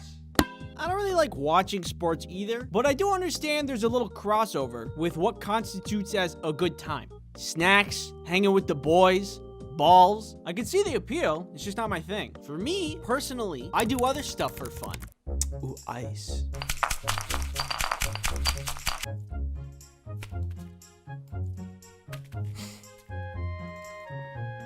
Woo! Give it a good stir. I did it. He likes it. You want a sip? You want a taste? You like it? You like it? Oh yeah? Yeah? You want it? You want it? Go get it. The other thing I like to do for fun is learn things online indiscriminately. Well, there's no easy way to say this, so. I am sponsored by Skillshare. Again, Skillshare is an online learning community for creatives where millions come together to take their next step in their creative journey. Have you looked at my YouTube videos and thought, Well, if you'd like to make your own YouTube channel, you can. Learn from the man, the myth, the legend himself, MKBHD. Writing your script, shooting your videos, growing your channel. It's really good. Maybe I should take this class. Skillshare is specifically made for learning, so there's no ads, which is great. And there's new premium classes always being added, which is also great. It's great. Skillshare costs less than $10 a month for an annual subscription. But if you'd like to try it for free, then there's a link in the description that will give you a free trial of premium membership for the first 1,000 people that click on it. Thank you, Skillshare, for sponsoring this video. Okay, so the first sport I ever went out for was basketball. Half court! My parents signed me up through the local YMCA, and every practice session was everybody just throwing basketballs at the hoop for like an hour, and I was really not good at it. In fact, the entire time I played basketball, I never made a single shot, except for one time. We were playing some game against a much better team who continuously scored on us. I hardly ever got the ball because everybody knew that I could not handle that. But in this game, I was in a really advantageous position, and someone tossed the ball to me, and there was my shot. Wide open, and I took it, and I made it. I was so happy for my first score, and then we lost the game. I have made no significant difference on the outcome, and then I got a medal. I do not know how that works out, but it was fun. I got so much dopamine in that moment that it seared a memory into my brain. I can't remember what I had for breakfast, but I'll always remember that moment. I don't know how I feel about giving kids medals for losing. I don't know if it's really good for mental development, but it does feel good. After a certain amount of time, I stopped playing basketball and started playing baseball instead. At this point, I was a little older, and I had marginally improved on my hand-eye coordination, so I could take baseball a little bit more seriously. And this time, I was on a team with my friends, which was awesome. It made playing the game way more fun. There was a snack bar at the place that we played games at, so we could always go and get like Big League Chew, and this is not interesting at all, but the nostalgia I get while looking at this product is palpable. It's potent, it's pungent. Ugh, Big League Chew is so good. Actually, hold on. Amazon. Big League Chew. There it is. I can get a pack of 5 for $8. There's a bucket? But yeah, baseball, I was also very bad at this game. I might have been older. I might have had better hand-eye coordination, but I was still bad at throwing, pitching, hitting. You could just generalize it and say that I was bad at the whole game. And you'd be right. I remember playing this one game where the ball landed right next to me. All I needed to do was pick up the ball and toss it. But while I was trying to pick it up, I wasn't looking at my hands. I was looking at the runner, just rounding the bases. And I kept missing while I was picking it up. So I was just looking at the dude taking all the bases while I was crouching over looking like a dumb idiot. And then I looked down and saw that I was missing it, picked it up and tossed it. But the runner got a home run by the time I threw it. Guess who was mad at me for that one? The whole team. If that doesn't sound that bad, trust me when I say it looked way worse if you watched it play out. Whew, tough inning. I'm gonna go get some more Big League Chew. I'm out of the old chew. All right. I was bad, and everybody knew it, including me. They even yelled at me to not throw the ball when I got it because it usually meant someone was going to get another base, if not an entire home run, because I would just miss all of the time. Except for there was one time when I shut everybody up. We were playing a game and we needed one more out to win. I was shortstop at the time, which is right here, and the ball was hit right to me. I picked it up and everybody was telling me, don't throw it. Just, we'll get him out on the next hit. But I didn't listen. Instinct seeped into my brain. I was all animal. I got the out. The whole team was shocked, including myself. And it was the complete opposite of the basketball game because that throw won the game for us. I mean, it wasn't a really impressive throw, but when you take the worst player of the game and you get an out, it's a little bit cool. Everybody was freaking out, and everybody did that thing where they came up to me and they hit me in the head because they were like, good job. I don't get that in sports where they just hit you and spank you, but it is a form of endearment, so it felt very good to be congratulated. That was the coolest play in baseball that I've ever made, and I'll always remember it because all my other memories of playing baseball were really embarrassing. So I guess I get why people like sports. It's exciting when things go good. It's just that things don't go good for me a lot when it comes to that. This is kind of irrelevant, but I was thinking about when I was playing baseball, and I remember this time that there was this kid that we were playing against who was pitching, and he had been hitting every person that went up to bat. And then I went up to bat, and I could see that he was really upset. And then he threw the ball and he hit me. And I was like, hey, I don't have to walk. He can pitch again. I didn't think that hurt at all. And then the ref was like, nope, you have to go. And I was like, okay. And I walked to first base and I saw them crying. I just felt really bad because I know what it's like to suck. I hope that kid's doing okay today. If by some random chance of luck that you're out there watching this right now, just know that you're not alone. It's okay to suck. I suck every day. And then, after a certain amount of time, baseball was done. And then I moved on to track and field, which was really fun because it's easy. You have to do one thing. Run. I like track and field because I considered myself at the time to be pretty quick. I am speed. I definitely wasn't the fastest, but I still prided myself on my ability to run. There's no missing the ball on the ground or throwing a ball at a hoop. It's just run. And that I could do. Nothing really interesting happened when I played track and field, just because it is very simple. Look at him run. Yeah, that one's fast. But it was one of the sports I did. There was one day that I became really dehydrated that all I could see was white. Hey, does it seem really bright out here to you guys? But that's less about the sport, more about me being dehydrated. I'm surprised I'm alive these days. Anyway, and then I tried cross-country skiing, but that one was the worst because despite everybody's best efforts, I couldn't do it. Every practice after school, we would go out to ski, everybody would be shimmying around, and then there would be me shuffling in place for hours.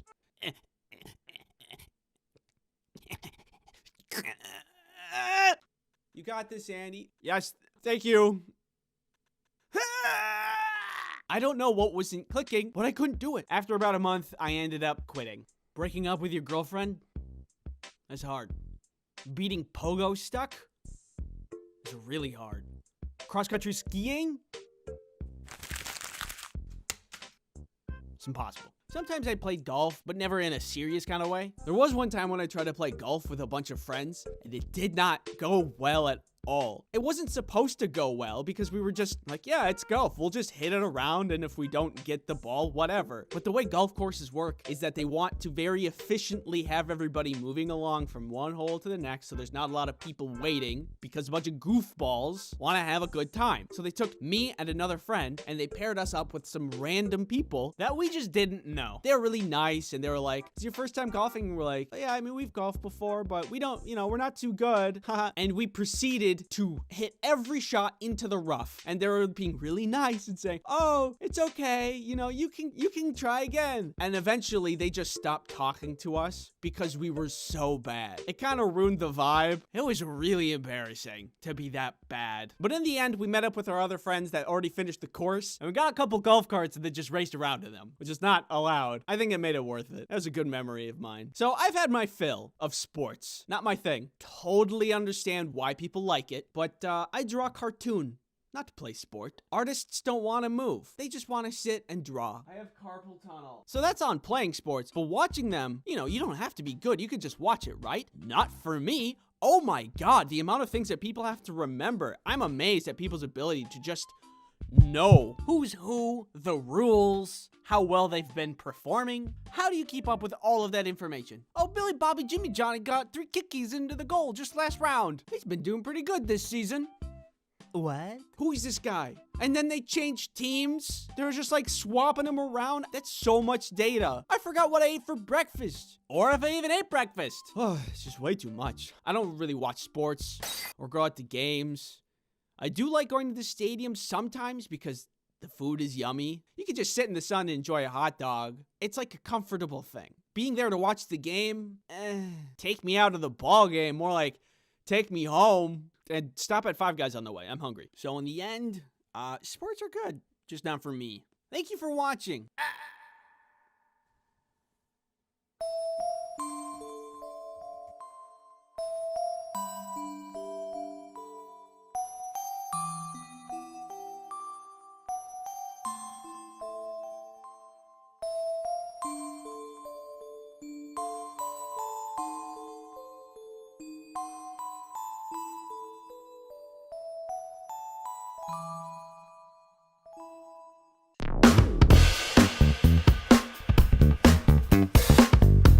From what I can tell, it seems as if you have been abused emotionally by customers. Like, kind of like this, but emotionally. How does this make you feel? Bad and rude customers are everywhere. So much so that when I asked you about your rude customer experiences, thousands of you replied with your own stories. That's a lot of stories. Why did it take you a year to make this video? Let's begin. From Emberly, I remember one time I had a lady walk into this ice cream shop I worked at. She brought her 2 kids with her. We're used to seeing kids all the time. But what was odd was that she ordered a 2-scoop cone, but when her kids asked for something too, she got all mad and said, neither of you scored a goal in your game today. So she refused to get them ice cream. I felt so bad having to ring up her order while watching her kids cry and beg. Even though she was polite to me, it's the saddest customer experience I've ever had. This woman is an actual cartoon villain. You sign your kids up for sports, and then when they don't perform like a professional grade athlete, you taunt them with ice cream? Who does that? Clearly, in this situation, there's only one solution. Yeah, it doesn't feel very good, does it? If we were to open up the dictionary to see the definition of evil, it's actually just this mom in there.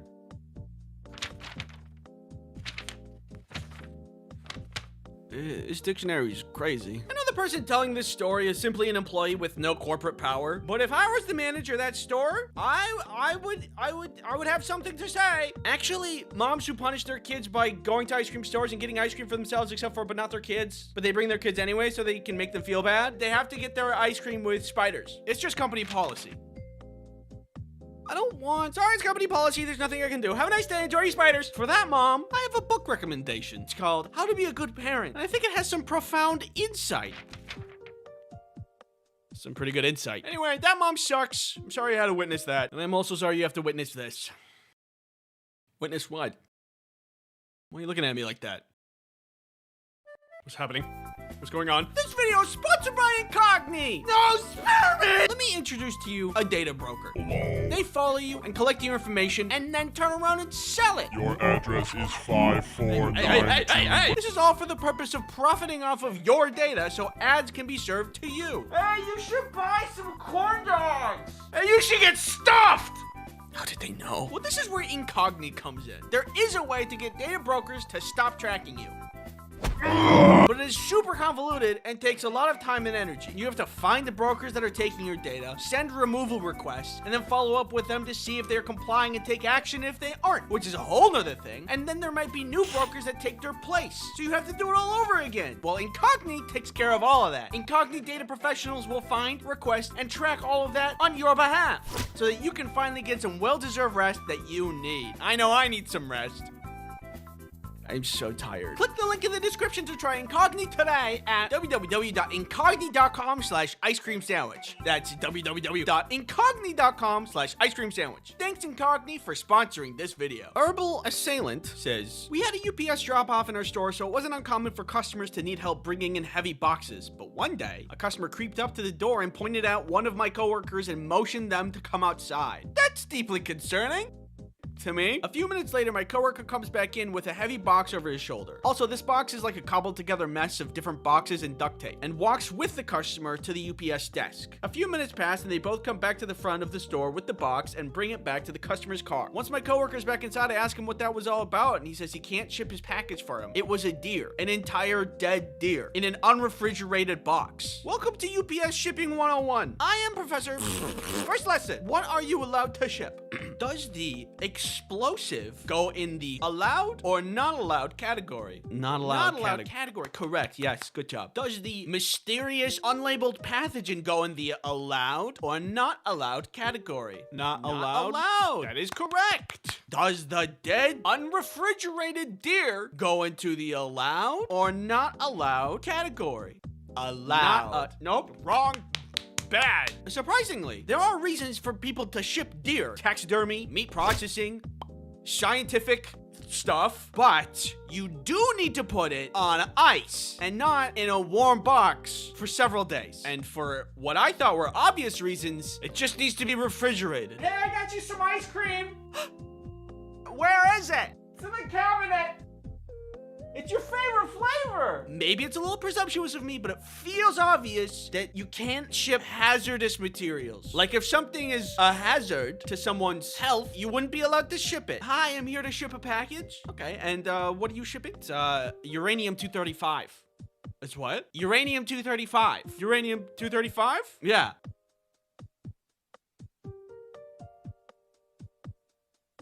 Cal Johnson says, once had a customer tell me with absolute confidence that I wasn't allowed to buy things from the store that I worked at. You're not allowed to buy these items here. You're an employee, and that's unfair to the customers. I deserve priority. I think deserve is doing a lot of heavy lifting there. Sorry, buddy. Sometimes other people exist and want to buy things. That's just the way the cookie crumbles. Buddy, if there's one thing that makes me mad, it's people that make up rules to benefit themselves, and they don't even have the authority to make the rules. Like that one lady who told people that they can't be on the beach near her house. It's not even your property. What, do you also get mad when people drive near your house? Other people exist. And if you want to know other things that make me mad, I made a video on it. So that's, you can put that in your back pocket for when you're looking for something to do. Oh, a wallet. Hey. Anyway, that guy sucks, and he doesn't deserve things just because he wants it. Sorry, I had to go through that. Pat. Ravage Fallout says, I worked at an amusement park for many, many years as a supervisor. The one that I remember most is being yelled at because her child that was very clearly not tall enough for the ride, and was fine with it, was not allowed on. She was full force screaming and yelling too. This woman's mother even apologized to me. It baffles me that even today, some people don't understand that safety measures are implemented for your safety. I get it. It's a crazy concept. If the supervisor was like, yeah, I don't care about safety measures, go on through, then your kid might not make it to the end. That's just crazy. Imagine you could get all the things you wanted in life from screaming. What kind of world would that be? One large popcorn, please. Okay, then your total comes to $20.50. All right. I imagine screaming as a currency, it would be an interesting economy. Auction houses would be a lot different, I think. I think the moral of the story is, something. Thanks for watching. If you're looking for other things to watch, I have bad customers that I myself have encountered, and this other video that I mentioned earlier. Now, if you don't mind, I'm gonna go get myself a chocolate bar. Hello, sir. How may I...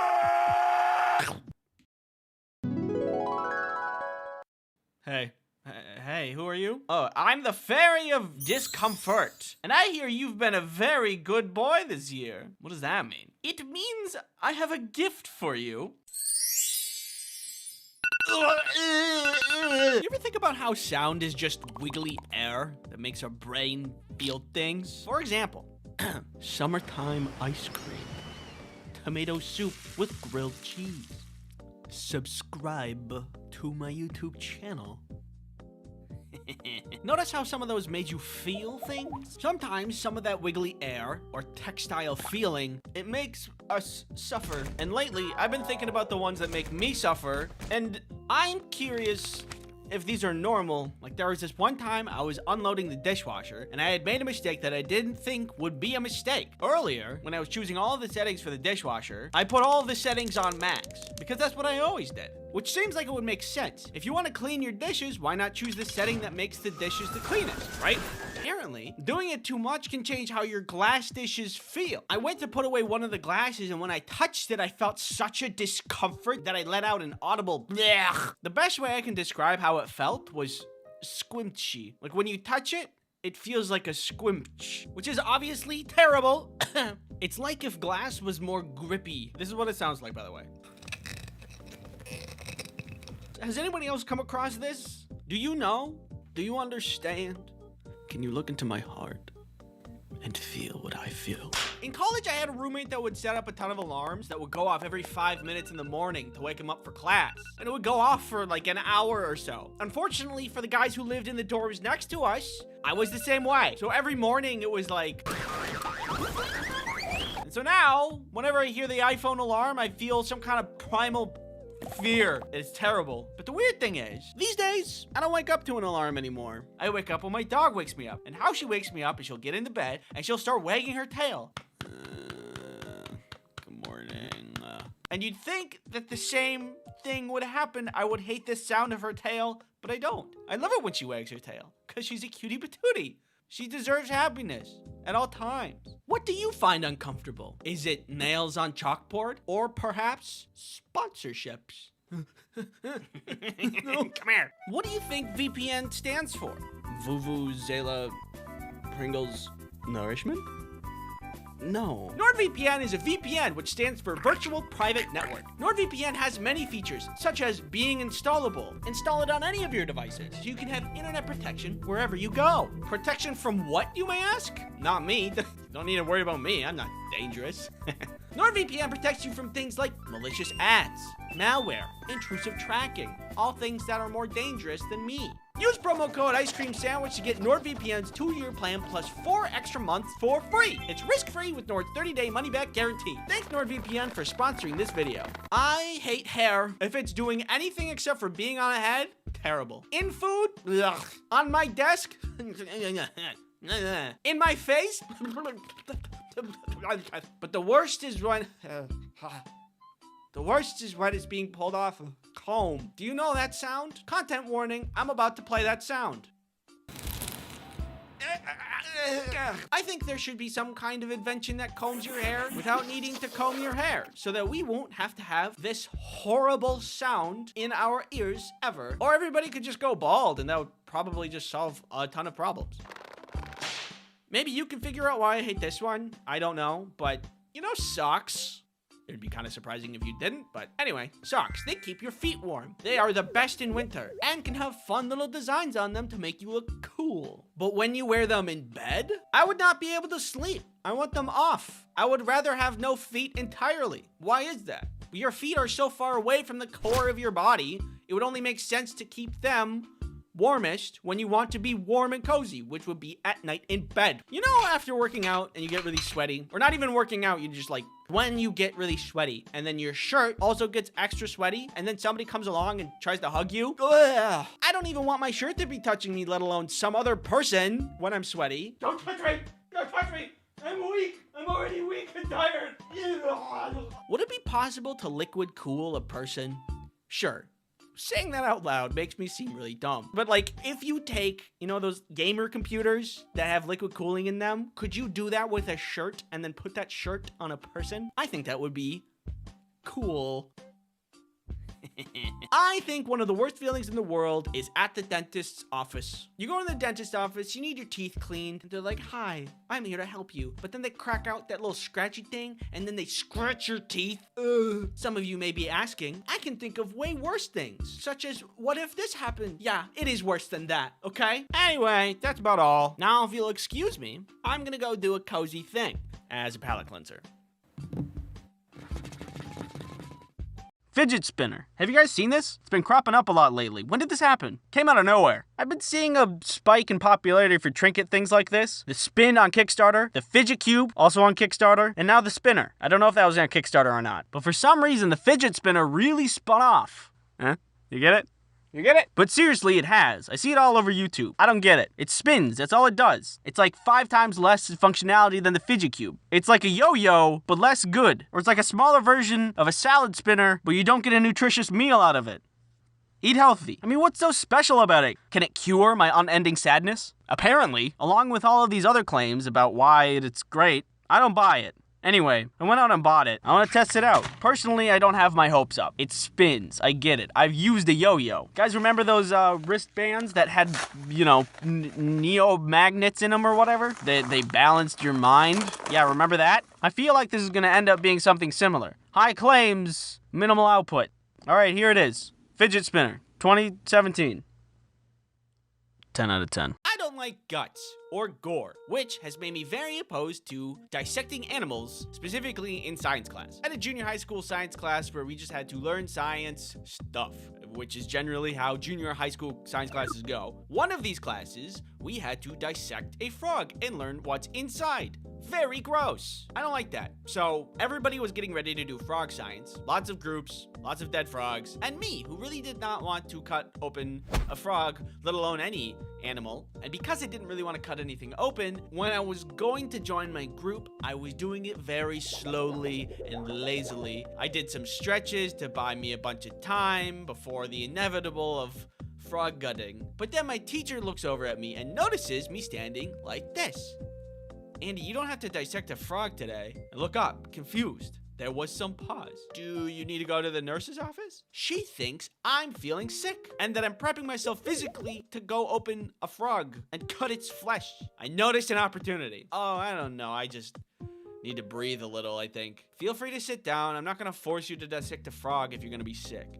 Oh, yeah. Thanks. So, I do. My group was a little salty that they had to do all the work and I got to skip out, but I didn't care because I didn't have to cut open a frog. So I was thinking about that story lately and I realized something. That affected me 0% in life. I am no different as a person because I didn't cut open a frog. You want to know what's inside a frog?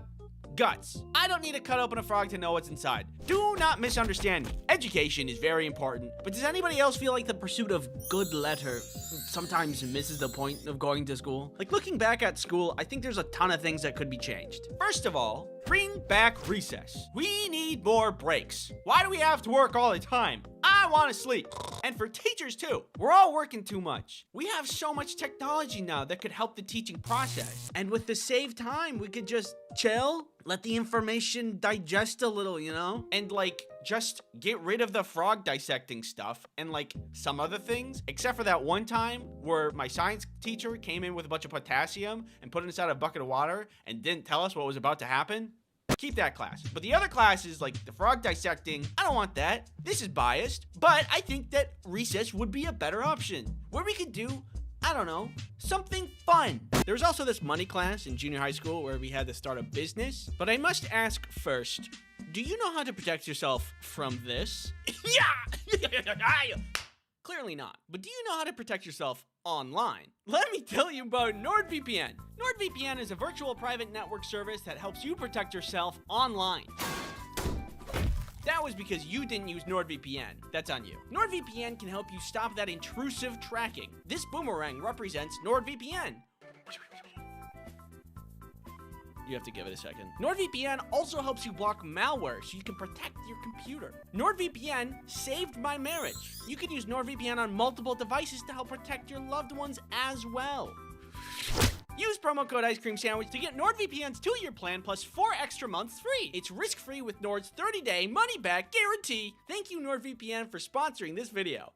I had a class once where the class was split into 3 separate groups and tasked with making something to sell. And it was actually super fun. One group decided on making t-shirts, another group decided on making special pens with a bunch of frillies on it, and our group decided to make magnets. We had some people to promote and sell, some people manufacture the magnets, and I designed and doodled the magnets. They're really old now, but this is what they look like. We were tasked with calculating costs, and we had to aim to make a profit on our product. The t-shirt team did the worst. The pens did second best, and we did the best. We made somewhere north of like $100. But for some reason, there was a teacher from a different shop class that thought she could just take our money. You guys used school equipment for making this product, so you have to pay me for the materials, which was really unfair because we invested in the magnet paper, the printing, and everything, except for using a slice cutter machine in school. That was the only thing we used. But she ended up taking like 50 of our dollars. If we were told we needed to pay fees before the class started, that would have been like whatever. But she made up that rule out of thin air. I don't think she even took money from anybody else either. I'm pretty sure we got robbed by a teacher. Either way, other than that part, it was a super fun class that had real world application and I found to be very useful.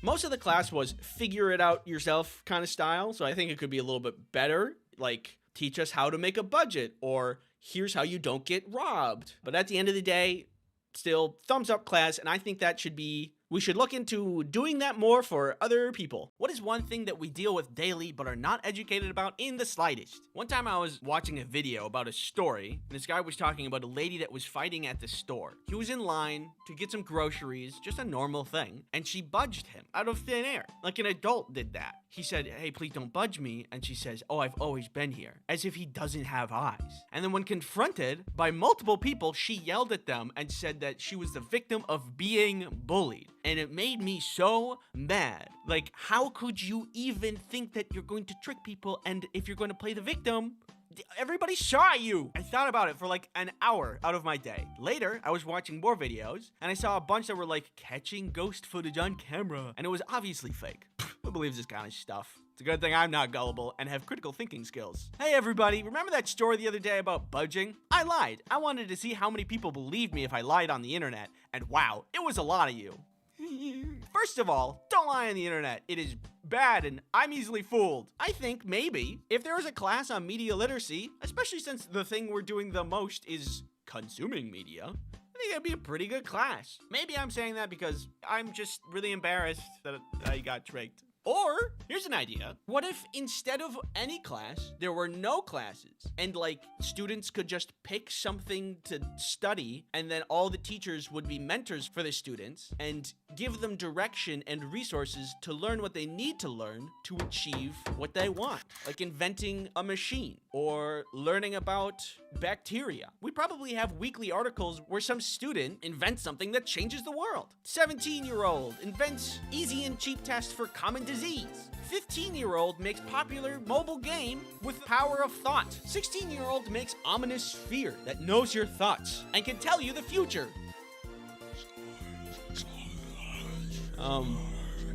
Are these good ideas? I have no idea. Did I share them on the internet? Yeah. What are you gonna do about it? Thanks for watching. If you have an idea for a class that should be in school,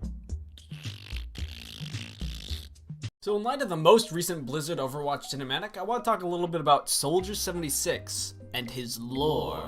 The cinematic was fine as a standalone, but things get better if you know what's going on behind the scenes, aka The lore. On the surface, Soldier 76 is your run-of-the-mill hero. Nothing too cool or flashy about him, but he's just good at what he does, which is kill it. Like when I first saw him, I was like, whatever, you know. You got your cool visor thing, big gun, blow-up gun, healing, you know, it's just normal stuff. He's like, I mean, like you see him in the tutorial, he's literally the starting character of the game. So that gives off really basic vibes. So when most people are looking at Soldier 76, they think, whatever, nothing special, no spice. Especially when looking at the cinematic, you're like, okay, he's shooting, pew pew, pow pow, beat up bad guys, whatever, what's going on? But let's look a little bit into his background, so we can see how Blizzard puts the cool in subtlety. Suculbity. That didn't work. This guy was your classic hard-working American man. At 18, he wanted to join the military. He wanted to go fight for a while and then come back and then work on a farm. He's pretty, still pretty run-of-the-mill. But because he was so good and stuff, like good at shooting and whatever, the military was like, hey, hold up, don't go home yet, because we got some things to talk to you about. And they got him in some kind of soldier enhancement program. I mean, at this point, we're pretty much skirting on Captain America territory. Your normal American hard-working man wants to join the military and serve his country, but he's too good at what he does, or he's got like a lot of passion, and so they make him into a really good one. Whatever. This soldier enhancement program that Soldier 76 was put through made him like really strong, really fast. He's basically perma-buffed. So this Omnic crisis was going on, and him and a couple of other augmented soldiers went and tried to go fight them, and that was, you know, that was going on, whatever. Eventually, Overwatch was formed, and a lot of the augmented soldiers joined that force. Overwatch. This included two important characters, Morrison, Soldier 76, and Gabriel Reyes, also known as Reaper. So Soldier 76 and Reaper became good old buddies. They kind of hung out all the time, you know, friends. They liked each other, like killing people, and they liked each other, and, you know, they got along pretty easily because of that. Reyes ended up being the leader of Overwatch in the beginning, but after a period of time, Morrison took the lead. People loved him. He was great. Like, seriously, Captain America material. Can't be hated. Super hot. He got all the goods. Pretty much because he was the perfect leadership material, the UN made him the first official commander. And Reyes got demoted. This pissed off Reyes. Like, that's kind of it. Like, Reyes is like, nah, I don't want to be the best that there ever was. And after Overwatch being a thing for a while and the Omnic crisis not being a thing for a while, people got kind of pissed at Overwatch because it was whatever. Who was watching the Watchmen or something. After a bunch of allegations towards Overwatch, they pretty much fell apart, and Reyes comes in and rebels against Overwatch. Him and Reyes and Morrison fight, and they get into a big old fight.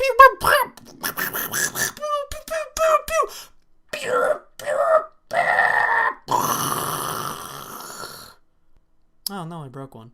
So long story short, the Overwatch facilities blew up and everybody thought they were dead. Specifically, Morrison, Soldier 76. But you see, Morrison's body was never recovered from the scene. So everybody thought he was dead, but really, he just ran away. So like a couple of years later, things are going down. A couple of crappy corporations like Comcast and stuff are getting attacked by somebody called Soldier 76. Nobody really knows the real name of this Soldier 76, but we know, dear viewer and I, we know what's going on. It's Morrison. It's been Morrison all along, acting as some kind of vigilante against the bad peep. peeps of the world to help out the good peeps. Or it's like something personal. I actually don't know that much. So people who ran into this dude were like, gosh, he's so fast, he's so strong. It's like he was trained in the military or something. And then like the military did some science experiments on him, and that was really, that could have made him really strong or something. Kind of like Captain America, but it was for another guy in a video game. Suspicious. Hey, did we ever find that body of that Morrison guy? So this part of the story is like pretty cool. You know, his lore is kind of interesting. He's got like this background where he interacts with other Overwatch characters, and he's like the leader and stuff, and he's like, everybody loves him. Basically, seriously, Captain America. But the point isn't that the lore alone is cool. The point is that when you're considering the lore while looking at other things relating to Soldier 76. For example, in the cinematic, he's like, oh, it's hard to kick old habits. When he saves that little girl, it's because he's like, because he used to be a good guy, and now he's like a vigilante that only punishes the good, bad, but does nothing for the good. But he still can't shake that habit because he's like, used to be a really good guy, so, you know, that's actually pretty cool. In the cinematic, if you were just watching it without knowing the lore, you'd be like, oh, it's just Soldier 76, he's beating up some bad guys. But now, you're like, oh, he's beating up bad guys because vigilante, because he thought he was dead, and now he's like working on his own, and you know, these guys. It's really cool. And she's like, oh, hey, you're one of those heroes, aren't you? And he's like, not anymore. But now you're like, oh, it's gay. I know why. It's like super cool. I love that they did that. Like, Blizzard could have been super obvious about it and just did his lore, but in video cinematic format. But instead, they told this story that hinted towards his lore. It was still entertaining for anybody who didn't know the lore, but it was extra juicy for people who did. And it's not only the cinematic, it's in-game stuff too. Like, here's a specific favorite one of mine. When McCree kills Soldier 76 in the game, he says, "Thought I saw a ghost." Because he used to be, like, dead, or people thought. And that, like, gives it so much more meaning. I think the sniper, Black Widow, like, when she kills him, Soldier 76, she's like, "Ah, legends must fall." God, because he's, you get it. Or, like, when May kills him, like, May kills Soldier 76, she's like, amazing. Because May is the best, and nobody should question that. Anyway, that about sums up everything. Soldier 76, neat guy, but way better when you know the lore. I hope Blizzard continues to expand on the lore of this game, because it's really, really cool and very interesting. I'm super into it. Really looking forward to more of their stuff. I hope you cuties like this video. I'm working on another video right now. I hope to get that one out like next week-ish. See you then. Peace.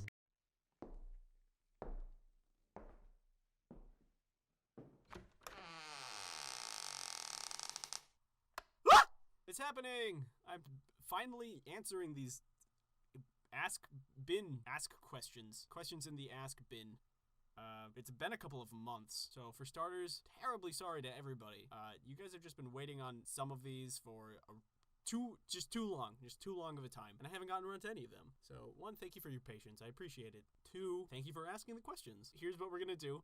Instead of responding to each individual one on Tumblr, that would spam you guys and fill up your Tumblr feed. We're going to answer them all at once here in this video. It'll be easy. Woo! Here we go. Why are all your comics so strangely relatable? Oh! I know what you mean. I always try to go for the relatable edge, you know, coming at an angle that really get an idea that's relatable and everybody understands.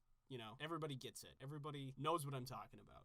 So that's why. In the Portal Gun/Wand comic, doesn't the Portal guy have to now kill the other guy in order to properly use the wand? Yes. Yes, he does. Hi, I'm editor-in-chief from French infotainment website Topito, and I want to speak about your Tumblr. Can we use 10 of your comics for an article? We would speak about you in an introduction/credits and conclusion. Thanks for your answer, Emma. So this is part of why I'm apologizing. Questions like this. Sorry, I didn't get back to you right away. After this video, I'm putting up an email for direct contact, so you don't have to contact me through my ask bin. Also, this is an anonymous question, so yes, but I don't know how to get back to you. Just feel free to share it. Give me credit, whatever. You know how it goes. Are you real? Am I real? Hey Ice Cream, I'm a really big fan of your comics, and I've been wondering, is it possible if you can draw a comic of a kid bragging about, "I'm the fastest kid ever," in front of others' kid, and then the Flash comes around super fast saying, nope. Yes, it is possible for me to draw that comic. Unfortunately, no. I mean, I'm assuming you're asking, it's a request for me to draw a comic. No, I won't. But here's why. Drawing comics is an expression of my thoughts, my daydreaming, my kind of creativity and my imagination. It's an extension of that. If I start drawing comics based off of scripts that people give me, it's no longer mine, it's other people's. I totally encourage you to draw comics yourself, because that would be awesome. Just more comics out on the internet for people to enjoy. But I do want to keep my comics mine as much as I can. One thing I will do, though, is prompts. So if you have an idea, say, like, could you make a comic about X or Y or Z? I might make a quick one. I might do something neat. But when you give me a script to follow, word for word, it's completely not my idea, and it's just drawn by me. And that's not as fun. The next question pretty much asks the same thing, so refer to question the last one. Can you make a comic about sex? Yeah, I can. Hello. Would you like to have sex? No, thank you. Okay. Maybe later. Yes, maybe later. Goodbye. Goodbye. Please learn about progressive enhancement. I shouldn't have to turn on JavaScript just to see images. Okay. It's kind of a strange question and request, but I can do that. Progressive enhancement. Wikipedia. Progressive enhancement. Okay, here we go. Progressive enhancement is the strategy for web design that emphasizes core web page content first. This strategy then progressively adds more nuanced and technically rigorous layers of presentation on top of the content as the end user's browser/internet connection allow. The proposed benefits of this strategy are that it allows everyone to access the basic content and functionality of a web page using any browser or internet connection, while also providing an enhanced version of the page to those with more advanced browser software or greater bandwidth. Oh, okay. I get that concept. I understand it. Next question. Oh, sorry apart from the bitching about progressive enhancement. I loved the comics. Great work. Thank you. Thank you very much. Seriously though, if you're having an issue seeing the comics, I have no idea what the problem is. I'm just using Tumblr. If you can't access my comics, it's because there's an issue with Tumblr. It's Tumblr's fault. I don't know. Hopefully you can fix your issue soon. How long have you been on Tumblr? I actually just got on here, so I have no idea what I'm doing right now. That's kind of a funny question. I've been on Tumblr for years. I have no idea how long it's been, but I just follow like a ton of artists on a different account. And then this one has been 5 months, I want to say. What programs do you use to draw? Clip Studio, and that's it. I'm just going to throw this in because I'm sure somebody's going to ask it later. I used to use a Wacom tablet that I no longer use, and I've lent to my sister, and now I'm using a Cintiq, the 13-inch version. And those are the things I use. That's it. Those are the two comic. Would you rather choose a hover car or a hover bike? Well, I want to focus on the word you use, hover. We're not talking about flying cars or flying bikes. We're talking about hover ones, the ones that can fly, but only like for 2 or 3 feet off the ground, which are largely the same as just regular cars and bikes. I mean, if you think about it, the only thing that's different is the wheels. You're hovering, you're not rolling. So if you got in a car accident, it's largely the same. If you got in a car accident on a motorcycle or a hover bike, you have a lot smaller chance of surviving than if you did in a regular car or a regular hover car, because you're surrounded by metal to protect you from things like other cars. Because the hover cars would still get the same benefits as the hover bikes, plus the added security of being encased in metal and glass, which sounds really dangerous when I say that out loud, but you know what I mean, I hope. Then I think I would have to go with a hover car for the added safety. Plus, I still wouldn't hydroplane, and that's great. I like that question, though. It's a good one. You forgot Ghost with sexy legs. Oh, I did. You're right. Here you go. This next question is in regards to the earbud tug comic. Pro tip, thread your headphone cord through your shirt and extract earbuds from the neck hole. Drape far earbud over the back of your neck before putting earbuds in. No more dangling cords, no more earbuds dropping on the ground if they fall. Yeah, but you see, the biggest problem with this solution is that I'm lazy and I won't do anything that takes me more than 5 seconds. Can you make a bodybuilder comic? I've already made one, but I can make another one right now. Hello. Do you want to go bodybuilding? Not right now, thank you. Okay, I will ask again later to see how you're feeling about bodybuilding. Okay, sounds good. Goodbye. Goodbye. Hey, do you mind if I use your comics for a page on iFunny? They're amazing. You're amazing. Pretty much the same thing I said before. If you want to share my comics anywhere on the internet, go for it. Just be sure to include the original link at the bottom of the comic, because otherwise people think that you made it, and it's really obvious why that's a bad thing. I shouldn't have to explain that to you. I'm also going to assume that you already knew that, so go ahead. Why doesn't that guy have arms? Sometimes when I draw and people aren't doing anything with their arms, I just won't draw them. It's weird, I know, but whatever. I don't care. You know, now that I look at it, there weren't a lot of questions in here. Just a lot of statements. Also, a lot of people saying a lot of nice things. Here are the nice things that people said. If you see yours, thank you. Thank you for saying that nice thing. I actually do really appreciate it. I see all of these, and when you say something nice, just like, I love your comics, or that one made me laugh, it makes me feel really good. And that means you did a nice thing. So thanks. That's cool of you. Anybody else who thought it but didn't say it, that's also fine. Also, thank you for thinking that. I just appreciate that you guys enjoy the comics. I just want to thank everybody for hanging around. I'm going to post more videos. I'm going to post more comics. I'll answer more questions when they come in. You guys are great. Stay cool. If you want to know when the next video is going to come up, you can follow my Twitter or you can subscribe here. See ya! I sure do love flying around the cosmos with you, sister. So fun. We're not doing anything to bother anybody, and we're... Oh, what's that?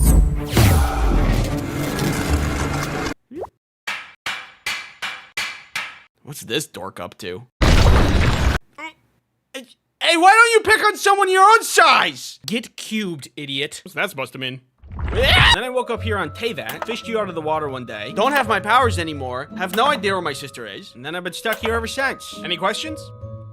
Yes, Paimon? I can help you find your sister. Oh? Yeah, there's a town over there. It's called Mondstadt. It's probably somebody that knows something over there. Let's go. Okay. This is how I begin my adventure in the wonderful grand game of Genshin Impact. Sponsored. Any questions? Yes, you there. Why? How do they sponsor you? Great question. It kind of went down like this. We request a trade. You be funny and play video game. We give you cartoon sack of money. Does this suffice? I don't wanna. 2 cartoon sacks. All right, now we're talking. And now we're here. None of that sounded real. So anyway, back to the story. Paimon and I make our way to Mondstadt. Hopefully somebody there can help us find my sister. Paimon points out some kind of magical statue that gives me magical powers. And it tells me that wasn't normal. The gods must like me because I'm so awesome and cool. Let's just keep going to Mondstadt. Oh, okay. On our way, we come across a giant dragon and some boy talking to it. Nice, Ron. I sneezed. Oh, I'm not allowed to sneeze. After accidentally scaring off the dragon and the boy, with the magic powers that were forced upon me, by the way, not my fault, we found a red-looking tear. This looks pretty dangerous. Probably shouldn't touch it. Spit that out. Why would that be your first instinct? It looks strawberry flavored! I just said it was dangerous. I don't know, I'm new here! A little further ahead, just as we're about to get to Mondstadt, we run into Amber. Parkour! I scratch her back by helping her fight some monsters. She scratches my back by bringing me into town and giving me a glider. Things are going pretty good. We're making a lot of progress. But moments later, the city's attacked by the dragon we pissed off from earlier. Do you think this is my fault? From the thing that happened earlier? Shut up! Paimon, help me! Suddenly, I'm whisked away by a tornado that the dragon summoned, flinging me high into the sky. Foolishly, though, the dragon has no idea that I recently was granted magic powers that I'm kind of allergic to. Witness me. After my heroic deeds that saved everybody in town, everybody now thinks I'm awesome and cool!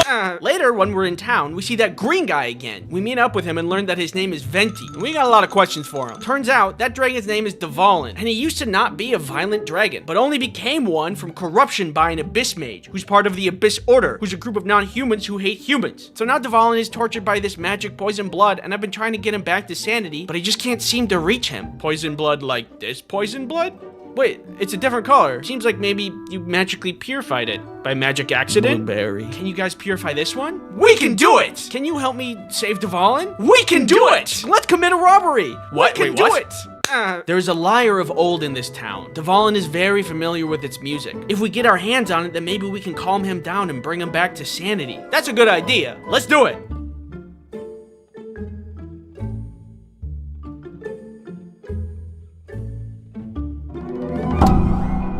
Hey! Don't steal the thing that we wanted to steal! Hey, intruders! We're busted! Run! The jerks who stole our lyre before us was largely a non-issue, because we were able to find their hideout and beat them up and get it back. No problem. Witness me. So, with the lyre back, we could possibly cure Dvalin. Time has faded the magic in the legendary lyre, but all we had to do was restore it with the tears that I could purify. Easy! Hand me that tear that you purified earlier. Thank you. Now, with nothing in our way, we lured out Dvalin, only to find an abyss mage whispering evil lies to him, enraging him, and then him leaving again. Let the record show I did not sneeze this time, and none of this was my fault. Okay, new plan. We forcefully purified Dvalin of gross magic by beating him to a pulp. Yeah, I can do that. Hey, Dvalin, how you doing? How'd you guys get here so fast? Oh wow, I feel a lot better. Sorry about earlier. Don't worry about it. We saved the dragon, we saved the town, and after all this, I feel very accomplished. The only bummer about all of this is that when I went to Venti and asked him about my sister, he said he didn't know. Oh. The next stop in your journey should be Leeway. The Geo Archon Rex Lapis comes once per year to make divine predictions, which guide the city on how to run Leeway for the coming year. Perfect. A chance to ask a powerful deity where my sister is. Let's get moving. Leeway is the largest trading port in all the 7 nations. Merchants gather from all over Teyvat, making it a port city with booming business. This is also where the world currency Mora is minted. I wonder if Adi would want to do another robbery with me. Once we arrive at the ceremony, we see Miss Ningguang of the Leeway Qisheng, a powerful financial leadership group that takes part in running a lot of the city. Looks like Miss Ningguang is in charge of leading the ceremony this year. Oh look, that guy's making a wish. I wish to get some leads from the Geo Archon about my missing sister, and for my sister to be found soon. And $1 billion. Ooh, here he comes, here he comes. Oh my god! Paimon, we are way too close to the scene of the crime. And we're outsiders, we're gonna be considered suspects. Don't panic, what we need to do is sneakily escape from the scene of the crime without being caught so we don't look suspicious. Hey, over there! I'm not guilty, I can prove it! And just when I thought that I was about to go to jail, this guy named Child, yeah, that's his real name, comes to our rescue and gets us away from the scene of the crime. But when we talk to him, we find that he's part of the Fatui. Hey, you're part of the group that stole the lyre from earlier. I know my reputation, but I'm not a bad guy. Okay, maybe I am a bad guy, but you can trust me. Okay. Here, take this sigil. The Adepti, the magical creatures who have also taken part in running the city, have the authority of clearing your name of any wrongdoing, and this sigil will give you permission to talk to them. Well, I don't see any other way out of this, so let's go. After we filled in all the Adepti that God died, we are now off the hook from being criminals. But now there's this looming power vacuum in Leeway that leaves the city unstable. We talked to Child again, who's like, hey, isn't it weird that the Leeway Qisheng hid the body of Rex Lapis after his death? Hey, that is weird. And they were the ones to do the ceremony, which means they were closest to the scene of the crime. And if you're close to the crime, you can do the crime. I would know. I stole a lyre once. Conveniently, we later get an invitation to meet Ningguang at the J Chamber, a grand floating house where she lives and does a lot of her work. Floating house, schmloating house. I'm not jealous. Floating stuff is stupid anyway. What did you Anyway, this is a perfect opportunity to use my masterful detective skills to figure out where the body is hidden. Miss Ningguang, tell me where the body of Rex Lapis is hidden. It is in the Golden House. Tell me or... Oh. Wow, I'm an amazing detective. We learned by talking to Miss Ningguang that the hiding of Rex Lapis's body was to stabilize the situation. Also, the Fatui are not to be trusted. Ever since Rex Lapis died, they've only wanted to gain power and sink their fingers further into Leeway. Oh. So Child was really just using me to get more information on where Rex Lapis's body was for evil Fatui reasons. I guess that the guy who said, maybe I am a bad guy, really was a bad guy. Not even the world's greatest detective could have seen that coming. So to confront Child, we go to the Golden House, where we find him being evil, and so we fight him. You can never dream of defeating me. Oh. Well, I guess I have to pull out the big guns. Fine, we go to plan C.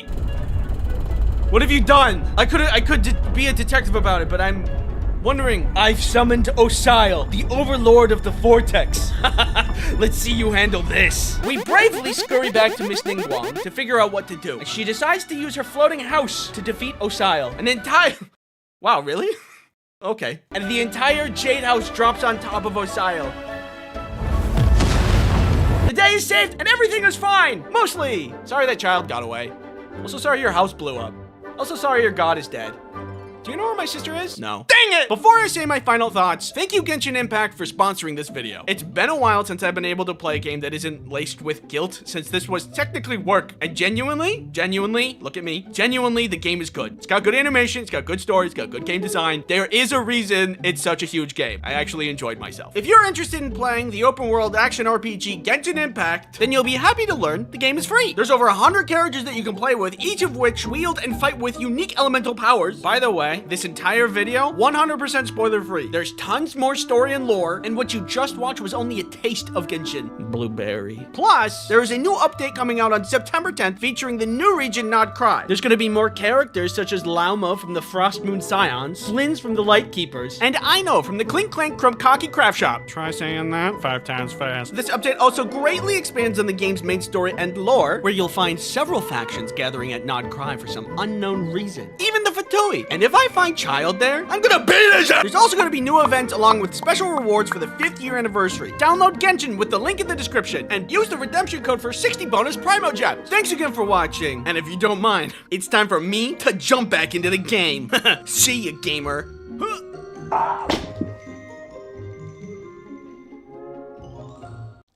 I don't know if you can tell from my voice right now, but I'm pretty sick. A vile harbinger of disease. Don't worry, it's not COVID. Everything's fine, but if you want to make me feel better, the only thing that'll make me feel better is to smash that subscribe.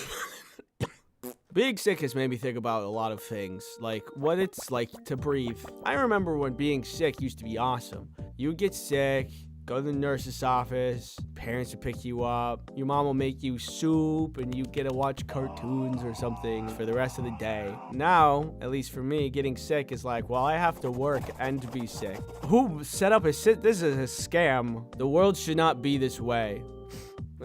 There should be a service that's like, when you're sick, somebody comes over and they make you soup and they tuck you in and give you a little kiss on the head and they put on a movie and they say, "You cozy?" You go, "Yeah, I'm cozy."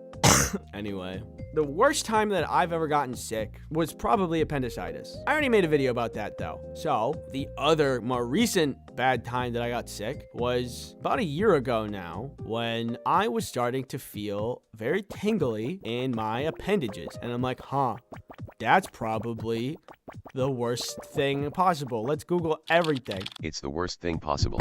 I knew it! So I made a doctor's appointment, and I go into the doctor. I talk to them about my symptoms and all these things. And they're like, "Is it COVID?" And I'm like, "No, I got many tests." And then they asked me some questions, took my temperature, and then they were like, "I don't know." And I'm like, "Okay, just come back if it gets worse." And I did. And then the next doctor that I see was like, "I don't know." And I'm like, "Okay." And they're like, "Well, let's recommend you to a neurologist, because it could be a problem with your brain." And then I go to that doctor, and they're like, "Well, I don't know what it is either, but we should scan your skull and spine." And I'm like, "Well, why don't we just start with that? It's been weeks of these symptoms, and I'm just sitting here, why don't we start with that?" And so she's like, "Good news, we're not scanning a ton of people right now. We might be able to get you in today." I'm like, "Oh, this is good." She leaves for a little bit. She comes back. She's like, "Oh, I'm sorry. I totally forgot. We have to." And then she said some word that I totally can't remember, but it's the process that she's like, "We have to do this process." What the process is she has to go to the insurance company and says, "Do we have permission to do this procedure on the patient?" And then the insurance company gives the green thumb. I'm sorry. Why is that real? I could be melting from the inside out,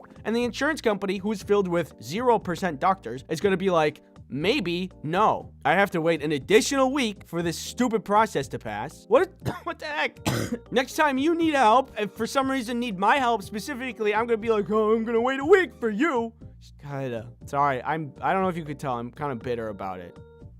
Anyway, I get approved, and so we move on. So I'm ready to get a scan for my skull and spine. It's inside of an MRI machine. They're like, "Are you claustrophobic?" Maybe a little bit. I guess we'll figure out while I'm in there. They're like, "Okay, cool. This is gonna take about 1 hour." And that made me a little nervous because I'm a really restless person. At all times, I have to be moving, whether it be moving my legs, moving my wrists, rubbing my feet together like a little cricket in my bed. I don't know why. I haven't really looked into why that is. And so I was a little bit nervous. But they give you like these little headphones, and then they're like, "Do you like classical music or jazz music?" And I'm like, "Oh, let's do jazz music." And then you go into the tube, and it's really, really tight. And it's kind of freaky. But the jazz music actually helps a little bit. I did surprisingly well. We got all the scans done. We only needed to redo one of them because I kind of twitched my head at one point after I was suppressing for so long. And I come out, they say, "Okay, we're going to look at these. We're going to see what's up, and then we're going to tell you." I'm actually like really freaked out because at this point, we're thinking, oh, a brain scan, the thing that's the most delicate part of your body, and they have to look at it and see if something's wrong with that. That's kind of freaky. So we wait, and then the results come back. The results were brain scan, unremarkable. Okay, I think technically I understand that that's a good thing, but you didn't have to say it like that. Spine scan, also unremarkable. I came up clean. So what the heck is wrong with me? Turns out we never found out. I spent thousands upon dollars waiting, ultimately to amount to, I don't know what it is, and then eventually the symptoms went away. Great. What's the moral of the story here? I don't know. Thanks for watching. Catch! Run. Hi. No. Balls. I hit you and spank you. Is this safe? I go to see what it is. We can hang out, but I will not stop farting. Unstable. Well, what are you gonna do with that there, Brock? Give you a little kiss. No! I should just put you with the rest of them. I will appear in your room tonight.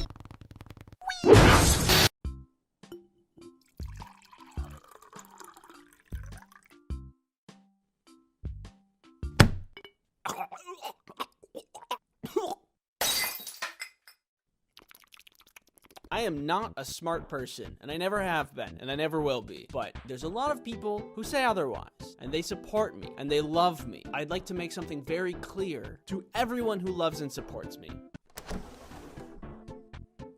Get out of here! Get away from my house! I know what I'm talking about when I'm calling myself stupid or dumb. This isn't a self-deprecating thing or a self-hate thing. It's just like one of those facts of life. Earth is round, sun is bright, I got square brain. Remember the hurt video I did and there was like a bunch of math at the beginning? I wrote the script for that video, recorded the audio for that video, edited that audio, and then listened to the audio while I was animating over the audio. And it wasn't until somebody told me in the comments that I realized that my math is bad. And I got square brain. How did I get through school? Barely. Every time I have a misunderstanding where there really shouldn't be any misunderstanding, I've been writing it down and putting it in this list. And now I have a list of all of the times I was being dumb. So now my stupidity is quantifiable. Look, you can see that's how many times. Too many. Let's take a trip down idiot lane. Let's look at a couple of these. Pay-per-view is not pay-per-view. I learned this one about a year ago. I was looking at some paper and thought to myself, paper sounds a lot like pay-per-view. Pay-per-view. Pay-per-view. Pay-per-view implies there's paper involved instead of a TV. Like you would just get some papers with pictures of the show you want to watch. Turns out it's something that you pay every time you view it. Who'da thunk? Calling someone a sweet pea is not calling them a pea of which is sweet. I thought maybe people like back in the day were like, yes, honey, could you hand me the sugar for my peas? That's not what people talk like in the 50s, but you get my point. Anyway, it's a flower. Which is considerably less gross. I really don't know what I was thinking of, but when information enters my mind, it just... I don't know what happens to it. I'm stupid. What would a sweet pea taste like? What is that flavor? If I had a nickel every time I was dumb, I would not have to be smart to make a lot of money. I thought for a very long time that peer pressure was pure pressure. There's water pressure, air pressure, and then there's your friends. What do you think my IQ is? I'm gonna tweet it. I wanna see what people say. Apple, 2. At least 3. One of them for each little hair proof. Oh no. 2,500. At least 100%. It's not wrong. 2. Jonathan. Big. 0. Another 0. 82. 82. That's like a real answer. Banana. No. 149. That's a lot. A billion. 120 something? That's another real answer. Out of this world. Big. Fruit. Gummy. God. Peanut. Pants. Pancakes. Guys, it's supposed to be a number. Are you guys hungry? Potato. Taking a deuce is taking a number 2 because deuce is 2 in Spanish. Maybe German. Deuce. I spelled it wrong. Wait a second. It's English. Wait, it's English. What? It's just English. Deuce is English. What? Mushrooms are called toadstools because it's like a stool for a toad. Honestly, you could have called it anything and it would have accepted it. Oh, what's that? It's called salt mask bird? Amazing. I'm accepting that as fact. In conclusion, I'm not got the smart. There are a lot of other people in this world that are really, really good at retaining information. A lot better than I. But I'm good at other things, like this little dance. Silver lining, now I know all of these things, and my intelligence has been improving, if only a little, over time, which isn't always the case for everybody. Thanks for watching. I love seeing you watch my videos. Thank you for watching. 911? Yeah, he's back. If you haven't seen the video I've done with Noodle yet, we did a collab, and you should check it out if you haven't seen it yet. It's a fun time. And you know what else is a fun time? Noodle and I are also going to be streaming a little Bob Ross action Friday. Editor's note, by Friday, I mean literally today, 3:30 CST. Also, you can follow along with us, and then we're going to check out everybody's paintings afterwards. So if you're into that, come on by. So come check that out too. If you want a notification for when that happens, the bell icon does that. I think that's everything.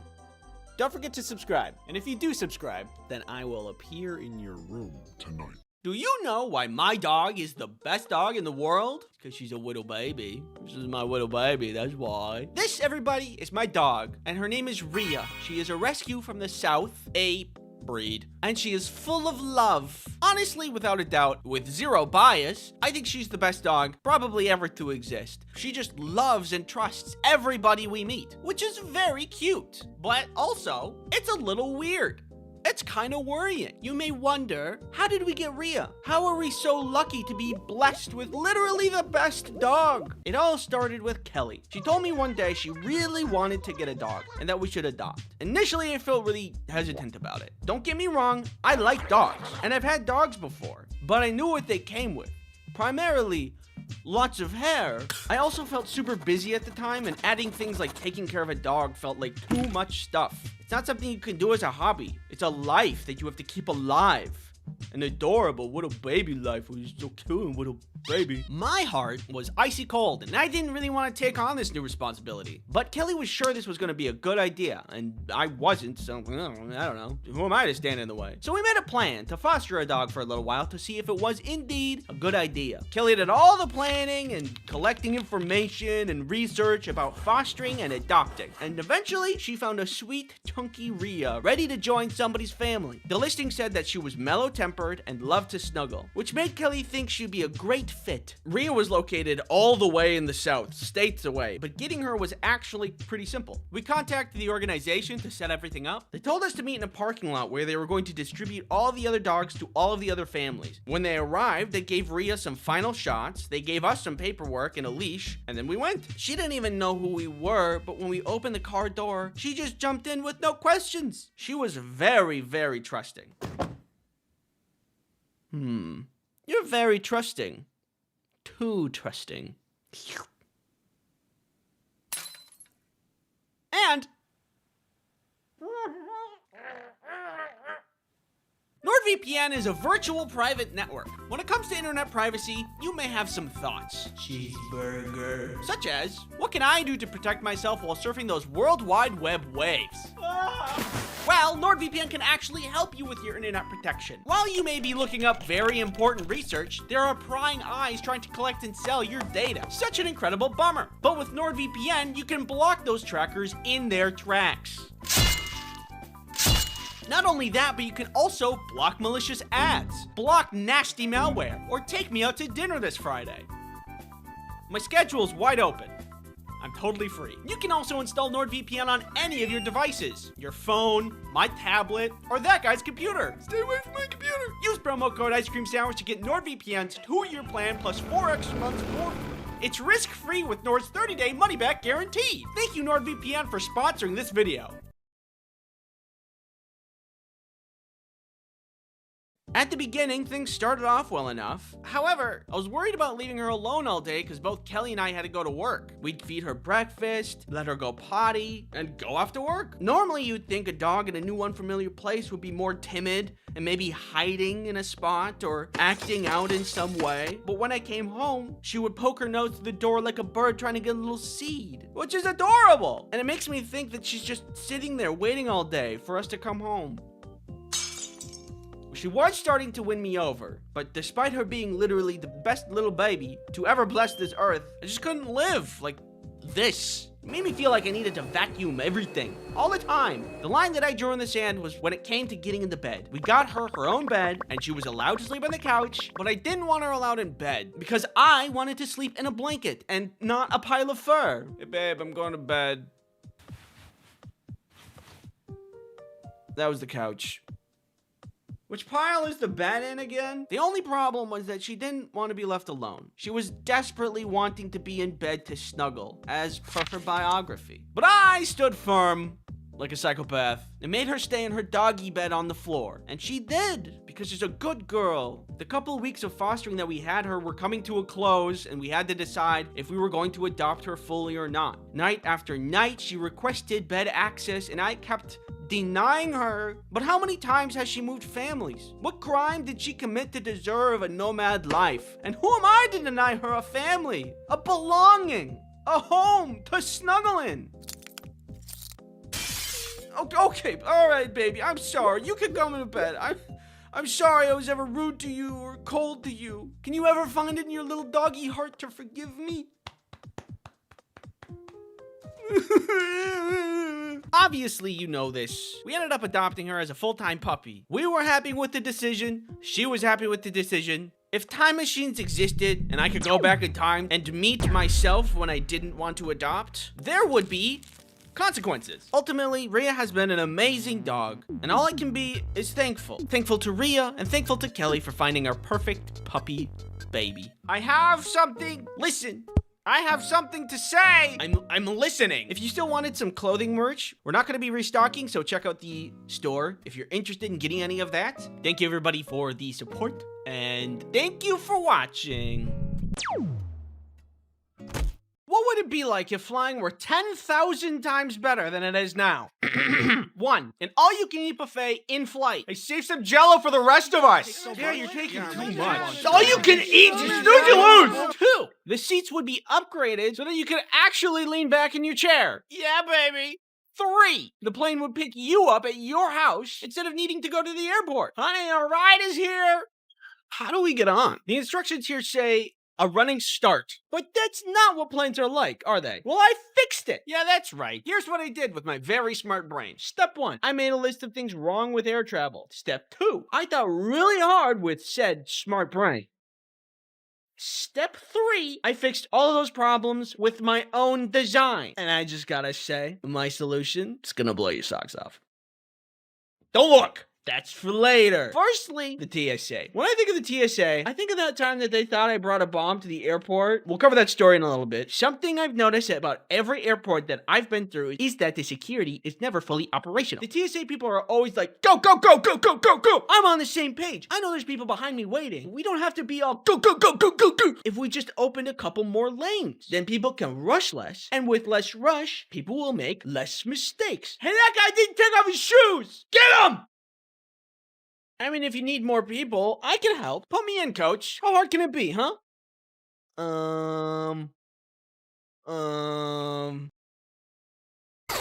What did you do? I don't know. The thing I have a lot of trouble with when doing the whole song and dance with security is it's never consistent. In one airport, it's one thing, but in another airport, you just don't have to do that thing. Okay, people, come on. Shoes off, hats off, electronics out. You, do a backflip.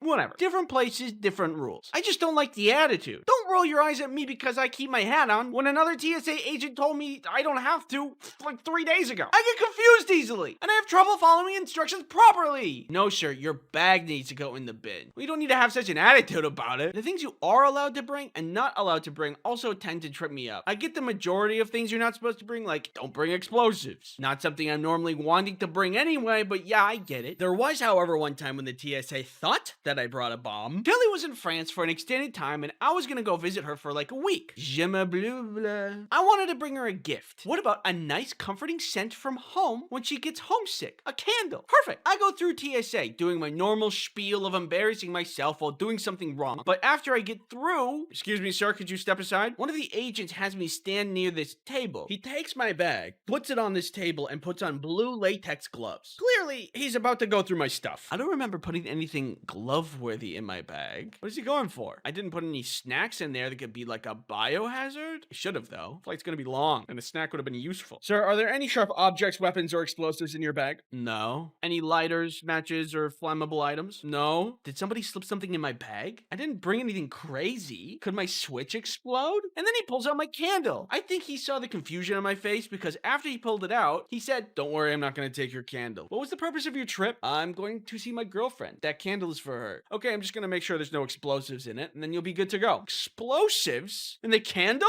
I know that candle is great, but I didn't know it was the bomb. Apparently what can happen is that explosives can be hidden inside of wax, which then can be used for exploding. I was afraid he was gonna like break it or take it apart, but he just wiped it with a cloth, probably with bomb detecting juice? I'm just guessing that's a thing. I don't know. Then he gave me back my bag and my now freshly bomb juiced candle, and I was good to go. I have no idea what they saw in that x-ray, but it must have been weird. All of this is to say, I have a solution to make this process better, but it's only one of the pieces to the whole solution. I have more, I promise.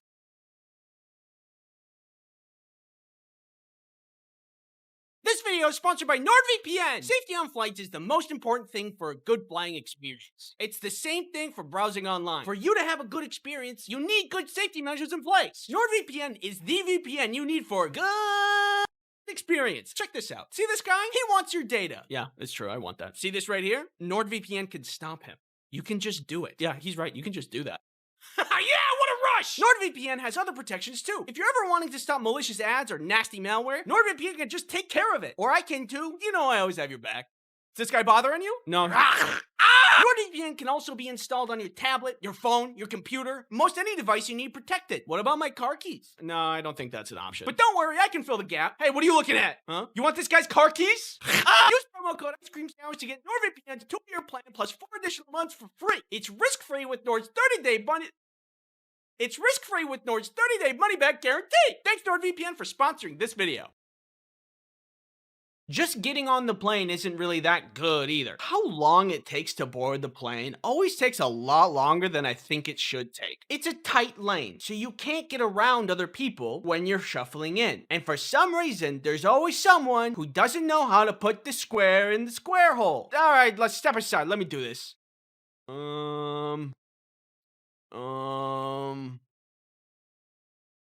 I don't know either. Sometimes I wonder if it'd be better if people had to pass a test before getting on the plane. Where is he gonna go first? Hey, he can't talk to me like that! Sir, please complete your test before proceeding.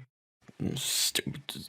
But I thought of a solution that makes boarding painless and instant. And that's 2 solutions right there.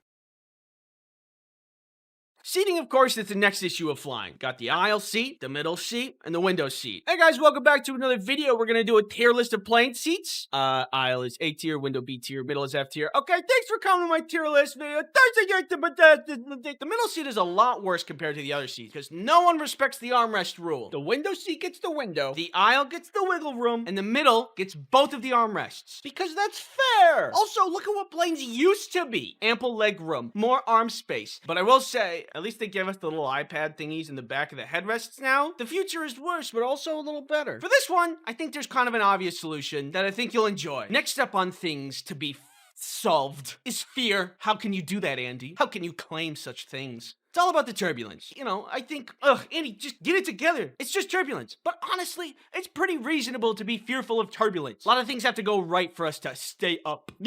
It's hard flying. As of today, the best thing I can do is browse brain rot content on TikTok, which puts me in a weird trance-like state. It's not a perfect solution, but it gets the job done. I believe there is a much better way to remove fear altogether for those of us who have a tough time with it. Adding this to the pile of solutions we have, we are almost at a complete perfect flight experience. We are nearly there. Just as a quick aside, this one's not really the worst thing in the world, and I don't want to be such a negative Nelly, but when I choose the Sun Chips as a snack on a flight and then I open it up, sometimes there's only like 3 chips in there. It's just not that many chips, and if you're watching this and you work at the Sun Chips factory, just like 7 more chips. Okay, moving on. Now that we know all the problems, it's time for the solution that's 10,000 times better. There's nothing, because it's conceptual. Like, I gotta walk you through it. Firstly, security. Can I go home? No, I'm getting to the good part. Should we just add more lanes to make things go faster? No, that's too simple. And thinking small. Instead, we remove the security altogether. When you walk into the airport, you are immediately scanned with a powerful, possibly military-grade X-ray machine equipped to detect any possible contraband or illicit substance such as dangerous candles. Now there's no waiting in line. You just walk in and you're good. Incredible. I'm amazed by my own genius. Boarding. You're wondering, how could he possibly imagine a solution to this? There's only one person allowed at a time. You can't squeeze people past each other. It's too narrow. Ye have little faith. See, the problem is that the plane only has 1 door and 1 lane. This forces us to have narrow thinking, much like the narrow aisles in the plane. So we need to open our minds and open the plane from the side. If the plane is open from the side, then everybody could just board at once. I also updated the seating for this. If you take the cross-section of the front of the plane, it would look like this. But Andy, what does this do to the middle, window, and aisle seat conflict? It just eliminates it. If we just put a big old window right here, everybody then has a window seat, everybody has an aisle seat, and the middle seat just doesn't exist. It's perfect! Sorry, I got a little carried away there. The immediate question that this raises is, does this fit the same amount of people as a normal plane? I don't know. I didn't check. I'm a visionary, not a scientist. Fear. Small minds would say. Impossible to solve. But you forget that here we have a simple cryo chamber. For a simple upcharge, select passengers can upgrade their seats from economy to cryo chamber, where they will be flash frozen at a good enough success rate to be stored in the lower section of the plane until they are unfrozen upon arrival. Can't be afraid if you're not conscious. And then one last thing for food and snacks, pneumatic tubes that can deliver beverages and snacks on demand to any seat in the plane. You're welcome! We have changed air travel for the better forever. Hey, how you doing? So, before we start, I just want to say that, just really quick, you should know, okay, just really quick,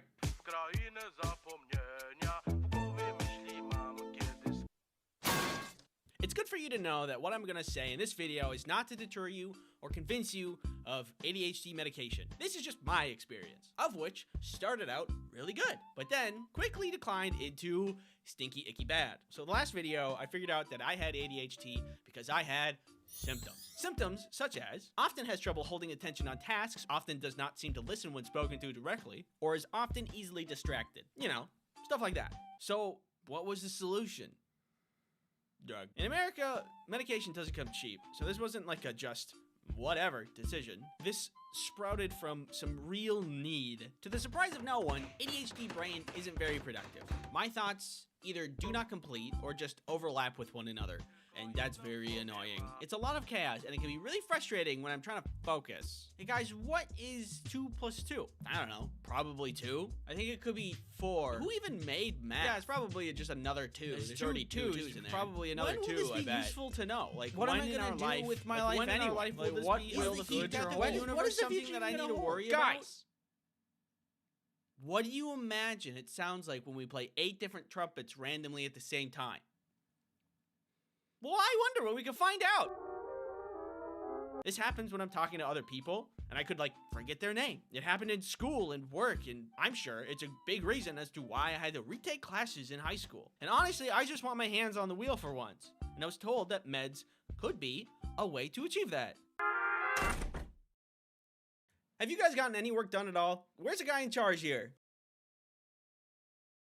Oh my god. There's tons of medications to choose from. You got Adderall, Vyvanse, Ritalin, Concerta, and many others. For my first medication, I used Adderall. We started out really low, about 5 milligrams of Adderall. So, what does Adderall feel like? It takes a little bit to kick in, but when it does, I gain this strange ability. Just the ability to be able to. So you see, a lot of my unmedicated days goes like this. I will think of a thing to do, task A, but then my brain is like, yo, wait, there's this other thing you should do first because it's probably going to take like no time at all. And then that happens a couple times. And then I start on the least important task, get like halfway through it, take a break, forget about all of the other tasks, and then get distracted by anything else within my field of view, which if I'm online is infinity. Then the day is done and I've made a laughably small amount of progress. When Adderall was introduced into my system, I was like, I should do task A.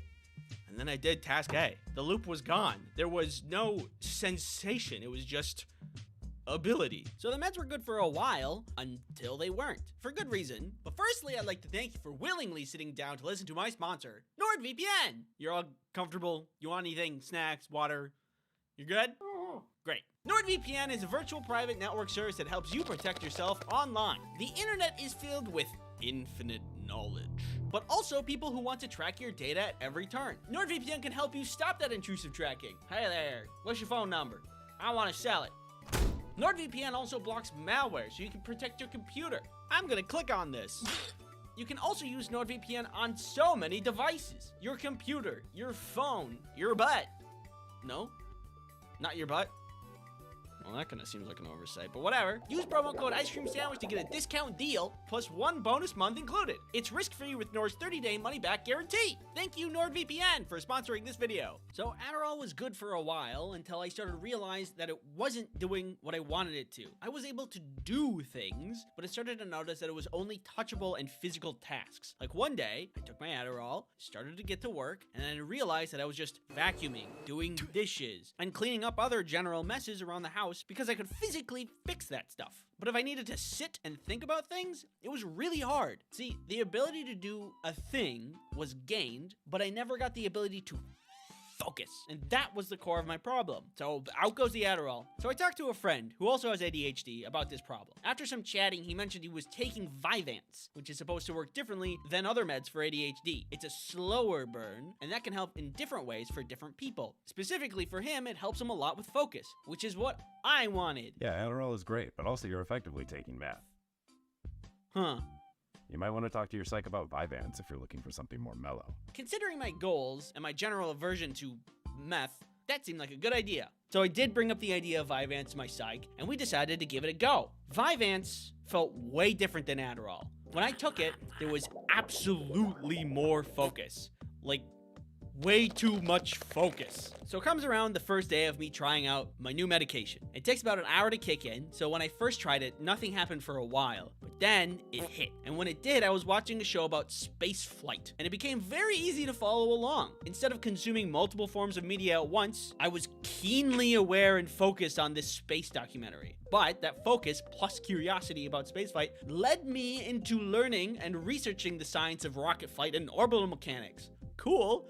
But that's not what I needed to do for the day. I was so enthralled with the information that by the time the medication wore off, the day was over and I did no work. I figured out the problem was I was able to work with incredible focus. I just needed to do the right task when the medication began its effects. Easy. I thought this was great. How foolish of me. If I'm not doing what I need to be doing while the meds are focusing me on the wrong thing, then it's not working. I would wake up, I'd take a pill, be distracted, then be locked into that thing I was distracted on for the whole day. So I had days that were crazy productive or days that were totally shot. It was all just a gamble. It felt like I was so close to getting rid of my distractibility, so I kept convincing myself that it was just a matter of getting my habits right. Then some weird stuff started to happen. One day I take my meds and I'm working on one of many things I'm not supposed to be working on, and then I started to feel out of breath. I immediately think it's COVID, so I go to do tests, talk to doctors, but COVID doesn't show up. Did you take a COVID test? Yeah. Is it COVID? No. So I'm not sure what this is. The feeling was like if I had just stopped jogging, but constantly. I had a feeling that it was the meds that were causing this problem. But I feel like I was so desperate to have the medications work that I was in denial that it was the meds that were causing the problem. So I just kept taking it. And then I did something really stupid. I was supposed to have a conversation with my psych in the future, and I could have just contacted them sooner and talked about these symptoms. But then I waited until I got really bad. I was having headaches. I could hardly sleep. One day I couldn't wait anymore. The symptoms got really bad, and I tried to contact him, but he was out of town and unreachable by this point. And so I did a really bad thing that you are never supposed to do. Do not do this ever. I stopped taking the meds. And I'm very thankful that I had no adverse reactions to this, but for me, it worked out. And after a couple of days of not taking the meds, I was fine. So that's my experience with ADHD medication. I'm off meds now, and I'm all good, but now I'm kind of back to square one. I think the moral of the... Whoa, God. I almost dropped my phone. I think the moral of the story here is do not be tunnel visioned on results like me. If you're having a bad experience with medication, talk to your medical professional. Thanks for watching. Don't forget to unsubscribe. Wait. You mean? Do ants poop? Big corn dog. Is this safe? I'm a box. Butter people. Who wants sushi? Doug. Get on the ground! I'm cozy. Sell your kidneys.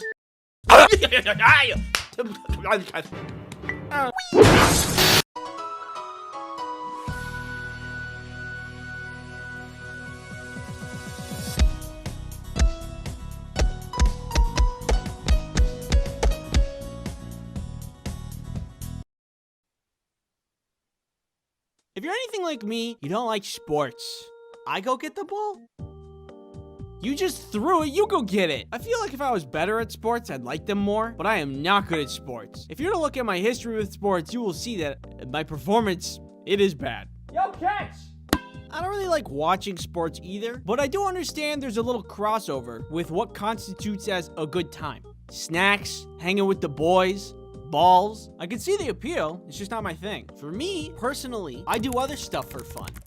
Ooh, ice.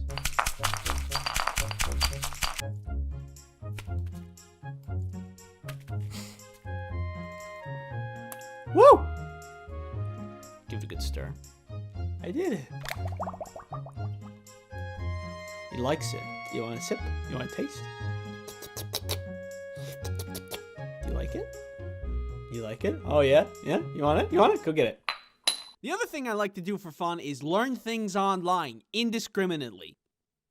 Well, there's no easy way to say this, so. I am sponsored by Skillshare. Again, Skillshare is an online learning community for creatives where millions come together to take their next step in their creative journey. Have you looked at my YouTube videos and thought, well, if you'd like to make your own YouTube channel, you can. Learn from the man, the myth, the legend himself, MKBHD. Writing your script, shooting your videos, growing your channel. It's really good. Maybe I should take this class. Skillshare is specifically made for learning, so there's no ads, which is great. And there's new premium classes always being added, which is also great. It's great.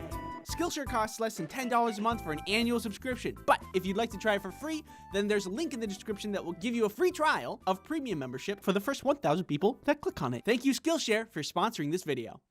Okay, so the first sport I ever went out for was basketball. Half court! My parents signed me up through the local YMCA, and every practice session was everybody just throwing basketballs at the hoop for like an hour, and I was really not good at it. In fact, the entire time I played basketball, I never made a single shot, except for one time. We were playing some game against a much better team who continuously scored on us. I hardly ever got the ball because everybody knew that I could not handle that. But in this game, I was in a really advantageous position, and someone tossed the ball to me, and there was my shot. Wide open, and I took it, and I made it. I was so happy for my first score, and then we lost the game. I have made no significant difference on the outcome, and then I got a medal. I do not know how that works out, but it was fun. I got so much dopamine in that moment that it seared a memory into my brain. I can't remember what I had for breakfast, but I'll always remember that moment. I don't know how I feel about giving kids medals for losing. I don't know if it's really good for mental development, but it does feel good. After a certain amount of time, I stopped playing basketball and started playing baseball instead. At this point, I was a little older, and I had marginally improved on my hand-eye coordination, so I could take baseball a little bit more seriously. And this time, I was on a team with my friends, which was awesome. It made playing the game way more fun. There was a snack bar at the place that we played games at, so we could always go and get like Big League Chew, and this is not interesting at all, but the nostalgia I get while looking at this product is palpable. It's potent, it's pungent. Ugh, Big League Chew is so good. Actually, hold on. Amazon. Big League Chew.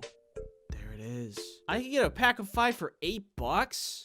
There's a bucket? But yeah, baseball, I was also very bad at this game. I might have been older. I might have had better hand-eye coordination, but I was still bad at throwing, pitching, hitting. You could just generalize it and say that I was bad at the whole game. And you'd be right. I remember playing this one game where the ball landed right next to me. All I needed to do was pick up the ball and toss it. But while I was trying to pick it up, I wasn't looking at my hands. I was looking at the runner, just rounding the bases. And I kept missing while I was picking it up. So I was just looking at the dude taking all the bases while I was crouching over looking like a dumb idiot. And then I looked down and saw that I was missing it, picked it up and tossed it. But the runner got a home run by the time I threw it. Guess who was mad at me for that one? The whole team. If that doesn't sound that bad, trust me when I say it looked way worse if you watched it play out. Whew, tough inning. I'm gonna go get some more Big League Chew. I'm out of the old chew. All right. I was bad, and everybody knew it, including me. They even yelled at me to not throw the ball when I got it because it usually meant someone was going to get another base, if not an entire home run, because I would just miss all of the time. Except for there was one time when I shut everybody up. We were playing a game and we needed one more out to win. I was shortstop at the time, which is right here, and the ball was hit right to me. I picked it up and everybody was telling me, don't throw it. Just, we'll get him out on the next hit. But I didn't listen. Instinct seeped into my brain. I was all animal. I got the out. The whole team was shocked, including myself. And it was the complete opposite of the basketball game because that throw won the game for us. I mean, it wasn't a really impressive throw, but when you take the worst player of the game and you get an out, it's a little bit cool. Everybody was freaking out, and everybody did that thing where they came up to me and they hit me in the head because they were like, good job. I don't get that in sports where they just hit you and spank you, but it is a form of endearment, so it felt very good to be congratulated. That was the coolest play in baseball that I've ever made, and I'll always remember it because all my other memories of playing baseball were really embarrassing. So I guess I get why people like sports. It's exciting when things go good. It's just that things don't go good for me a lot when it comes to that. This is kind of irrelevant, but I was thinking about when I was playing baseball, and I remember this time that there was this kid that we were playing against who was pitching, and he had been hitting every person that went up to bat. And then I went up to bat, and I could see that he was really upset. And then he threw the ball and he hit me. And I was like, hey, I don't have to walk. He can pitch again. I didn't think that hurt at all. And then the ref was like, nope, you have to go. And I was like, okay. And I walked to first base and I saw them crying. I just felt really bad because I know what it's like to suck. I hope that kid's doing okay today. If by some random chance of luck that you're out there watching this right now, just know that you're not alone. It's okay to suck. I suck every day. And then, after a certain amount of time, baseball was done. And then I moved on to track and field, which was really fun because it's easy. You have to do one thing. Run. I like track and field because I considered myself at the time to be pretty quick. I am speed. I definitely wasn't the fastest, but I still prided myself on my ability to run. There's no missing the ball on the ground or throwing a ball at a hoop. It's just run. And that I could do. Nothing really interesting happened when I played track and field, just because it is very simple. Look at him run. Yeah, that one's fast. But it was one of the sports I did. There was one day that I became really dehydrated that all I could see was white. Hey, does it seem really bright out here to you guys? But that's less about the sport, more about me being dehydrated. I'm surprised I'm alive these days. Anyway, and then I tried cross-country skiing, but that one was the worst because despite everybody's best efforts, I couldn't do it. Every practice after school, we would go out to ski, everybody would be shimmying around, and then there would be me shuffling in place for hours.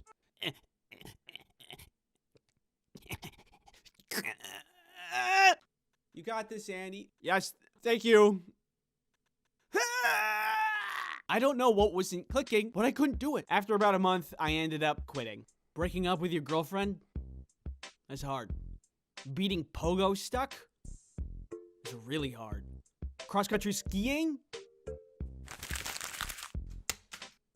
It's impossible. Sometimes I play golf, but never in a serious kind of way. There was one time when I tried to play golf with a bunch of friends, and it did not go well at all. It wasn't supposed to go well because we were just like, yeah, it's golf. We'll just hit it around, and if we don't get the ball, whatever. But the way golf courses work is that they want to very efficiently have everybody moving along from one hole to the next, so there's not a lot of people waiting because a bunch of goofballs want to have a good time. So they took me and another friend, and they paired us up with some random people that we just didn't know. They were really nice, and they were like, "It's your first time golfing?" And we're like, "Yeah, I mean, we've golfed before, but we don't, we're not too good."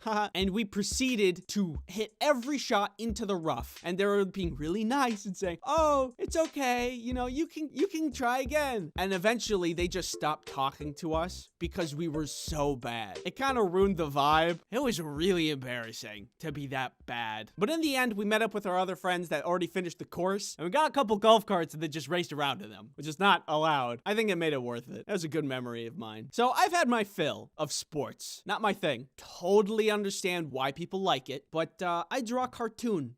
Not to play sport. Artists don't want to move. They just want to sit and draw. I have carpal tunnel. So that's on playing sports, but watching them, you don't have to be good. You could just watch it, right? Not for me. Oh my God, the amount of things that people have to remember. I'm amazed at people's ability to just know who's who, the rules, how well they've been performing. How do you keep up with all of that information? Oh, Billy Bobby Jimmy Johnny got 3 kickies into the goal just last round. He's been doing pretty good this season. What? Who is this guy? And then they changed teams. They were just like swapping them around. That's so much data. I forgot what I ate for breakfast. Or if I even ate breakfast. Oh, it's just way too much. I don't really watch sports or go out to games. I do like going to the stadium sometimes because the food is yummy. You can just sit in the sun and enjoy a hot dog. It's like a comfortable thing. Being there to watch the game, take me out of the ball game. More like take me home. And stop at Five Guys on the way. I'm hungry. So in the end, sports are good. Just not for me. Thank you for watching.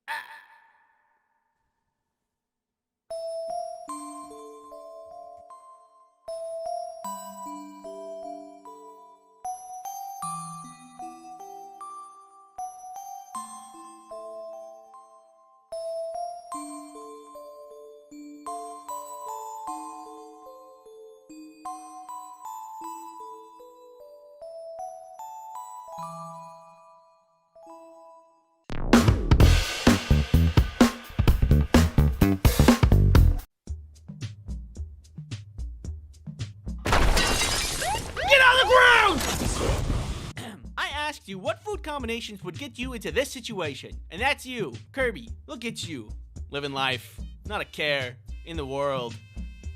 What's your secret? And many replies later, I have enough evidence to put you all away for 30 to life. So let's begin. Banana slices in cereal with milk. The milk gets rid of the banana aftertaste. Banana aftertaste? Isn't that just banana? And makes them sweeter. The cereal adds a crunch to every bite. Thumbs up to this one. It's important which cereal you choose though, because I've had this, specifically with Honey Nut Cheerios, and it's good. You got the honey, you got the nut, you got the Cheerios, and you got the banana. And it's all good. Those flavors, they mix, they're good. But if you're out here like, oh, I'm just cutting up a banana, gonna add it to the cereal, just let me go get my cereal. I call it Spam. Oh God, there's a name for it. You make a s'more, oh no, put a thin slice of Spam cooked over the fire instead of the marshmallow. No! It's sweet, salty, crunchy, and savory all at once. You are irresponsible. What's next? Spam and ice cream?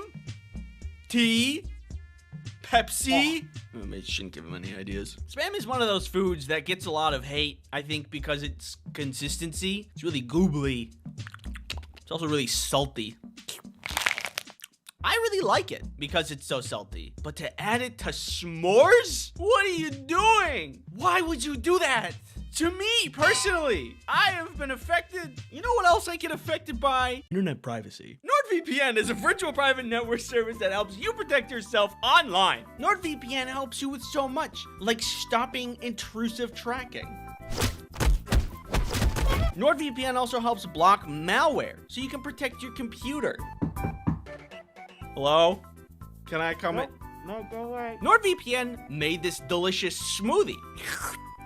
Tastes like the internet. NordVPN allows multiple devices, so you can protect yourself and anyone else you care about. Nah, I never really liked Timmy anyway. Use promo code Ice Cream Sandwich to get NordVPN's 2-year plan plus 4 extra months for free. It's risk-free with Nord's 30-day money-back guarantee. Thank you, NordVPN, for sponsoring this video. Peeps Pepsi slaps an ungodly amount. Peeps and Pepsi. Peepsy. Yes, it is real. Yeah, I saw this the other day. So I was at the store getting groceries and such, you know, stacking up on the essentials, and I saw a yellow bright box for a 12-pack of soda with a Pepsi logo. I thought that was weird. I looked closer. It was Peeps flavored Pepsi. I thought, there's no way this is gonna taste good. So I bought one, and I'm gonna taste it. I need to be right back. I gotta go get it. All right, here we go. This blind taste test. It smells like Peeps. That's so weird. Oh, that's not good. That's like if a marshmallow was liquefied and put into a Pepsi. I mean, they did a good job. It tastes what it is advertised as, but it doesn't taste good. Ugh. Yeah, that's pretty bad. Kelly! Kelly! Ah! Taste this. You don't have to if you don't want to. Peepsy. Tastes just like normal Pepsi. What? No. It doesn't. Oh. You're wrong. Okay. Squirt of yellow mustard mixed into a portion of creamy macaroni and cheese. Stir in and add more if you feel it necessary. It adds a nice little tanginess. I was skeptical for 10 years before my father tricked me into trying it. It's really good. Well, they're both yellow. Hold on one second. Okay, here's the macaroni. Here's the mustard. Mix it up. I don't hate that. Hold on, let me go in again. I might have gone a little heavy on the mustard. I could pull it back a little bit, but that's actually kind of good. You've opened my eyes today. Okay, that was pretty good. I once accidentally asked for ketchup with my mac and cheese in the school canteen and genuinely enjoyed, but my friends thought I was mad. Hold on a sec. I'm less confident about this one because ketchup isn't yellow. Ketchup rarely improves things. You know, you got burgers, hot dogs, french fries, chicken tenders. It's kind of like it. Well, we'll see how this goes. That tastes 1-to-1 like SpaghettiOs. Oh my God, that's just SpaghettiOs. I have to give that a pass. I ate all of it. All right, here's a consensus. I feel a weird, vague sense of shame, but none of these are bad. To the outsider, off-putting, but now that I've been on the other side, you're not going to jail. It's okay. You're innocent. My sister used to have peanut butter and jelly and dip it in ranch.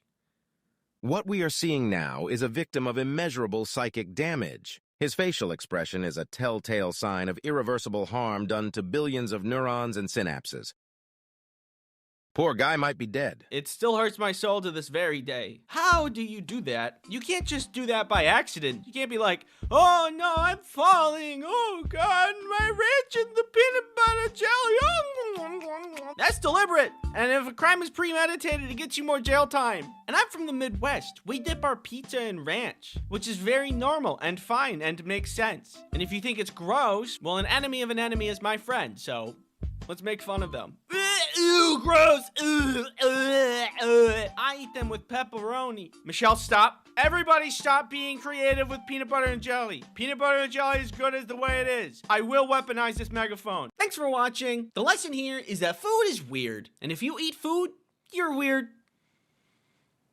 I drink the water from Tuda cans. What if you woke up one morning, everything was fine, you felt good, great even, amazing. Turns out, you manifested superpowers overnight. The question is, what would you want that superpower to be? Well, I have the answer already, because I already asked you in this post. And here's some of the stuff you guys said. Being able to summon any weapon you want. The only drawback being that you don't know how to use every weapon. This one is cool. You can make like swords and hammers and like a Mega Dome Blaster 5000, but the fact that it's kind of weapons based means like I don't really get to use that much. Hello? Does anybody want to be turned to dust? I mean, I just don't often get into life or death battles in my day-to-day life. You can make a very lucrative sword business though. One sword, please. There you go. Good power, very neat. You get a gold star. There you go. The ability to fly. Flying is like one of the classic superpowers. Something I've always wondered though, would you need clearance to fly in government-owned airspace? And like if I'm just trying to go to the beach, am I gonna be in trouble. But I would still love this even at much lower altitudes, like getting past crowds in hallways. Need to get to work and don't want to go through traffic. Need to run any errands. The traffic one would be good, but I guess a car is better for picking multiple people up than flying. You can only hold so many people while flying. Why are your hands so sweaty? What? Whoop. Also, you'll never need a quack quack seat back your chair because you never need to sit again. Good power though, through and through. I would be very happy with it. Gold star. Geokinesis, which would be terraforming, which would be shaping the earth. This is a very strong power. Say hello to a free house or a free wizard's tower. You could also stop a meteor strike on Earth or be the cause of one. Getting around places would also be great. And also a bunch of other cool stuff. Look, kids, it's Mount Rushmore. This is where your mom and I met. And we wanted to bring you here to this very special place so we could show you.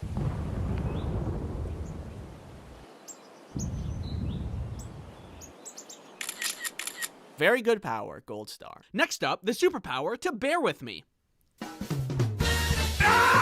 This video is sponsored by Keeps. Are you in need of an affordable hair loss treatment subscription service? No, I think I'm actually doing pretty good. Keeps is an affordable hair loss treatment subscription service that helps men keep their hair. Keeps is convenient and can be delivered right to your door instead of needing to go to the store. My chemicals! Keeps has a 24/7 care and support network of advisors and specialists to help you with any hair goals you may have. In addition to hair loss treatment, Keeps has a thickening shampoo and conditioner that makes your hair robust, powerful, and will demand respect. Keeps has everything your hair needs delivered right to your door with a subscription service that will remind you when you need refills to continue your hair domination goals. Hair loss stops with Keeps. Get 50% off your first order. Go to keeps.com/ice cream sandwich or click the link in the description, keeps.com/ice cream sandwich. Self-cloning. This is also very good. Need to clean a whole house? Need some errands done? How about cloning yourself until every minute task is done by one person? You could also travel anywhere you want at crazy speeds. Point yourself at the direction your destination is. Then clone yourself. Then both of you clone. And then all of you clone. And then you fall over. The only thing is that you might not survive the landing. Actually, wait. If this one works by Naruto rules, then that's really good. You could clone yourself a ton. All of your clones study different parts of things. And then when you recombine, all of the knowledge combines too. You could become like a super mega brain genius in like the span of an afternoon. And I think we could all think of someone who could really make use of that. Is it you? No. What? No. I'm the one who made the video. Why would I? What? What the heck? That doesn't even make sense. I'm the one who made this video. How does it even make sense? Thanks for watching. Sorry I was gone for a long time. More stuff coming for the channel, coming down the pipeline. I hope your New Year's was good, and I hope you have a nice day. Thanks again for watching. See ya. So last summer, I kind of became an Italian farmer, unexpectedly. I am from the city, and I don't really know anything about plants or animals. But this opportunity came about when I was talking to a friend who had another friend who had a farm in Italy. He was looking for people to farm sit while he was away so that his plants and animals don't die while he's gone, which makes sense. My friend just kind of passively was talking about this. I'm like, oh man, that kind of sounds fun. Well, if you want to come, feel free. You just got to get to Italy. This is something I never am going to do. I'm never going to have a farm. I'm never going to invest in my own pigs or cows. In this moment, I knew that I kind of had to say yes because I wanted to know what it's like. Plus, both my parents grew up on a farm, by the way. So I think I have a little farmer DNA in me. It called to me in some kind of way. So I took up the offer and I made my way to Italy. So I get there and here's the farm. The house, which is a large house, is situated here. There's a garage. There were 3 dogs, a bunch of chickens, a trampoline, goats, sheep, some pigs who were separated because of pig drama, a bunch of cats, and 2 roosters. So it was a full farm. There was a lot to do. I didn't know how this was gonna go, because again, as a city guy, the hard work I do is at a desk. Could I handle the work? Well, we got a stack of papers of things to do, which was generally like this. Feed the dogs, but separated, and keep an eye on Bo because he tries to eat others' foods. Feed the pigs, but water down their food into a slop, and keep an eye on the big brother pig because he likes to steal his little brother's food. The kitties need their breakfast, but only fill their food up until the bottom of the bowl is filled because they don't always eat the food from the day before. A cup of feed for the chickens and the roosters, scooch some hay for the sheep, the goats will just eat the grass outside. Then, finally, cut up some veggies from the garden and give it to everybody as a breakfast treat. I think this is really gonna work out because I get really stressed about traveling to places where I don't know the language, but in this situation, I'm on a farm with a great view, so I don't have to worry about stepping on any toes and I can just enjoy the beauty of Italy in the backyard of this small farm. But then I start to hear some yelling. Italian yelling. I look around and see it's their neighbor yelling at me, an old Italian woman. I don't know any Italian. I only speak American. So this made me kind of nervous. Does she think we're intruding in her neighbor's home? Is she gonna call the police? Will I get taken away? And what kind of punishments will they subject me to? Maybe they deport me. I don't know. Oh, what's that? You want me to talk about you some more? Well, only if you pay me, so...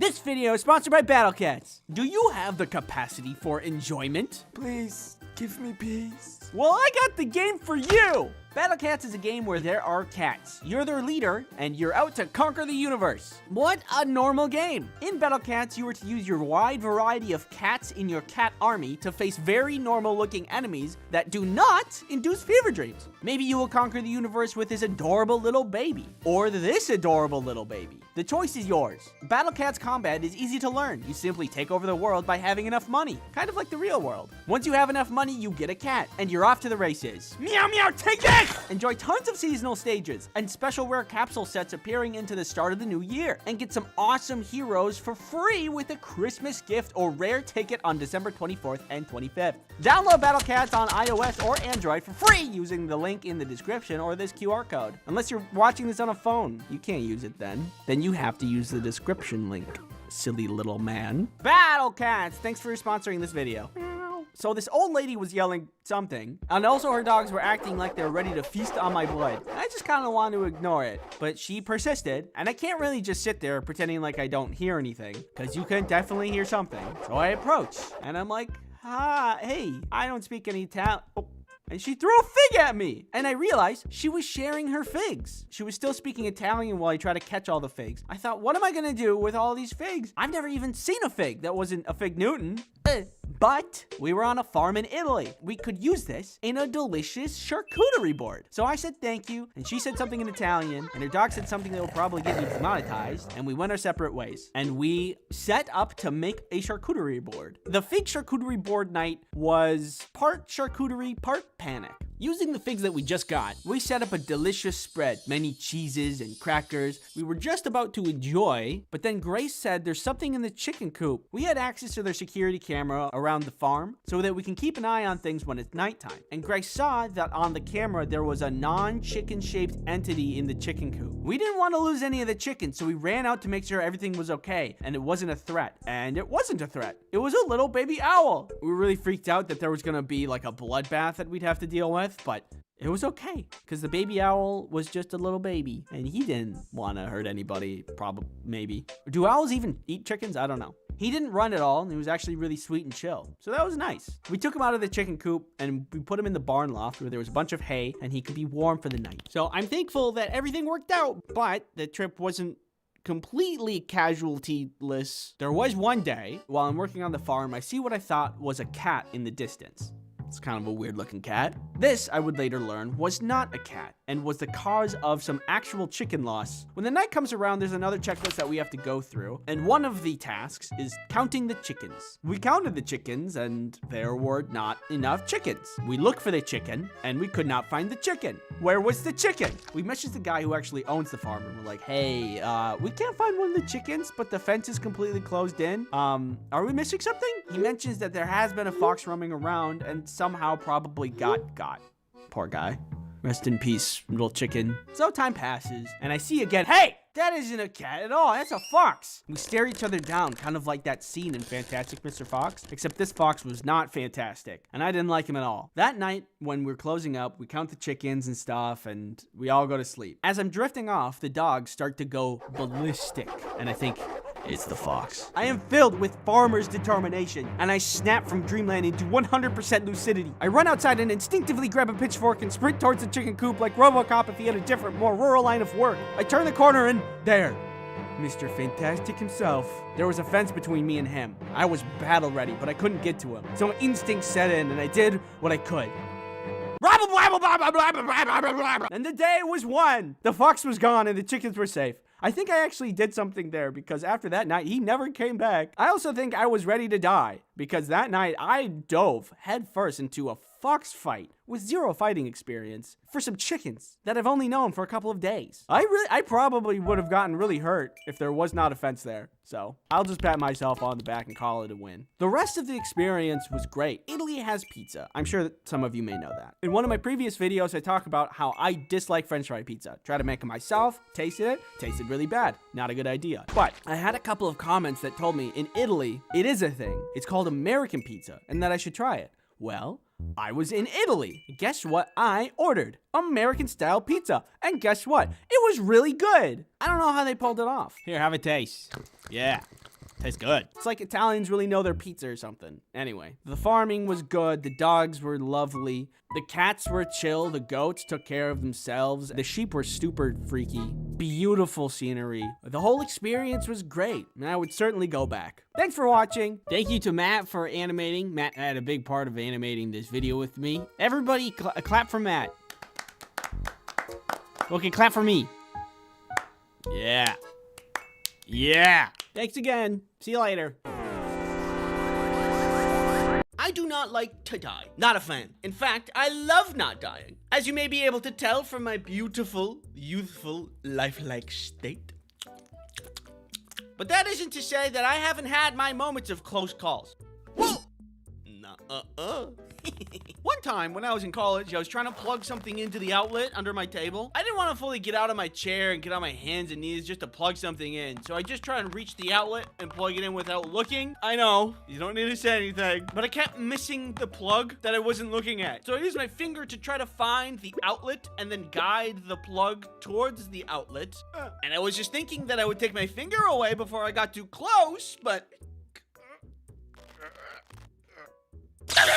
I shocked myself with an actual outlet in real life. This is something I did, and I lived, and I'm thankful for that, but I am self-aware enough to say that is not my brightest moment. That could have been it for me. I never imagined myself going out that way, I'm gonna be honest. I always thought when I die, it would be cool and probably impressive somehow. Like sacrificing myself to save Earth from an asteroid. This is for you, Earth.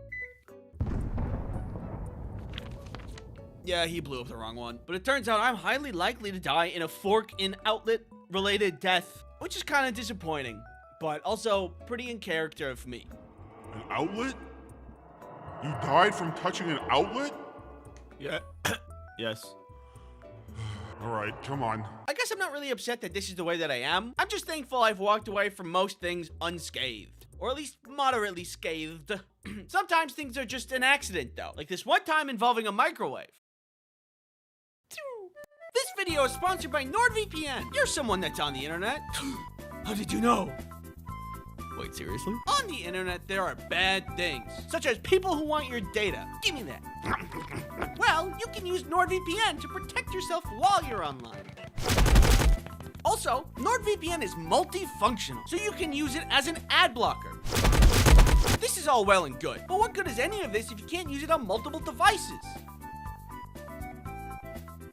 Oh. Well, thankfully, you can install NordVPN on all of your devices.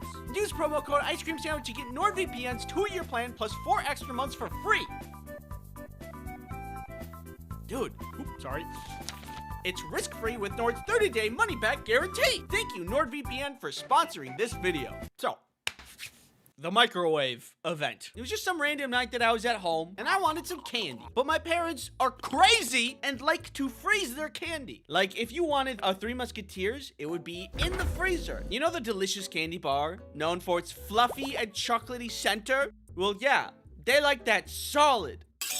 And I can't stand frozen candy, so I wanted to melt it. And thankfully, we have technology at our disposal. I intelligently thought to myself, microwave make candy warm. candy go in microwave. This was at the time when I was a lot shorter, so I got a stool to access the microwave easier. I put the candy in the microwave and pressed start, but the candy was still in the wrapper, and the wrapper was some kind of foil or metallic, so plasma, of all things, started arcing in the microwave. Oh my goodness! I freak out and I lean on the shelving that the microwave was seated on as I use my other arm to turn it off. But the shelving wasn't bolted down or something, so the microwave tilts onto me, which I instinctively catch. And suddenly, I am holding a bomb! Father!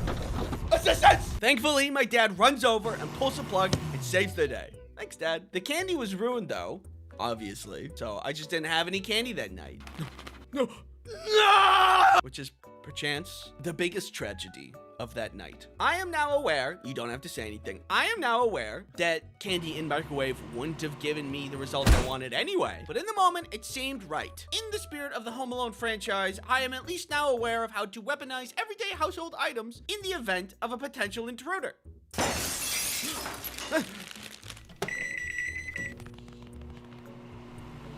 Yeah, come here. Stand over there. No, wait, where are you going? There was this one Valentine's Day I was setting up for a lovely and romantic dinner for Kelly and I. It was in my dorm room at the time, and I did the best that I could with what I had. Card table with tablecloth, nice plates, fancy glassware, candles. But what's a romantic dinner without flowers? It's a cliche, sure, but it's a staple, and staples are important.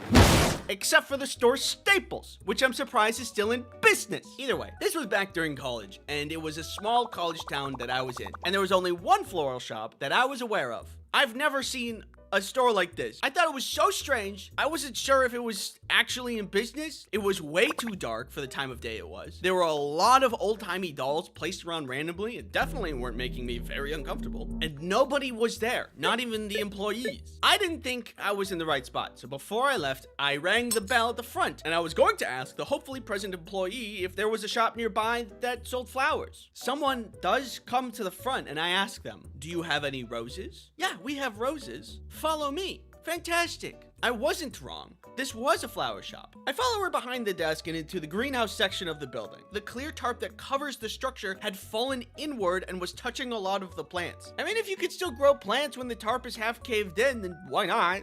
It's just strange. She moves past the tarp and into the back. I kind of have to duck and push the tarp out of the way to follow her. We end up in the back of the building where the boiler room is. The room was dark, messy, and full of random unorganized tools. The strangest, however, was the 7 bulky, ominous men sitting on buckets in a circle staring at me. These guys did not seem to work at this establishment, and they did not seem friendly. And also, who hangs out in a dark, messy room like this? I was starting to get weird feelings at this point. The lady who was helping me said, "Stay there for a moment," and starts moving further back into the boiler room. The men are still staring at me. Whatever conversation they were having wasn't happening anymore, because of my presence, I assume. She comes back with this bucket with just a bunch of roses in it. Man, what's with this place in buckets? And then she tells me they are $30 each. $30 per rose? What kind of scam is this place? $30. I suddenly am very aware of the situation that I'm in. Why am I in the back of a flower shop in a dark room? Why didn't they bring the flowers to me in the front? Why are all these men silently staring at me? Why are the roses $30? I think this is a drug trade and I just interrupted their meeting. I am in the least safe place to be right now. And I can't just not buy a rose. They'll probably think I'm an undercover cop or something, just trying to get close to them and gain information. I am incredibly vulnerable. They could beat me up,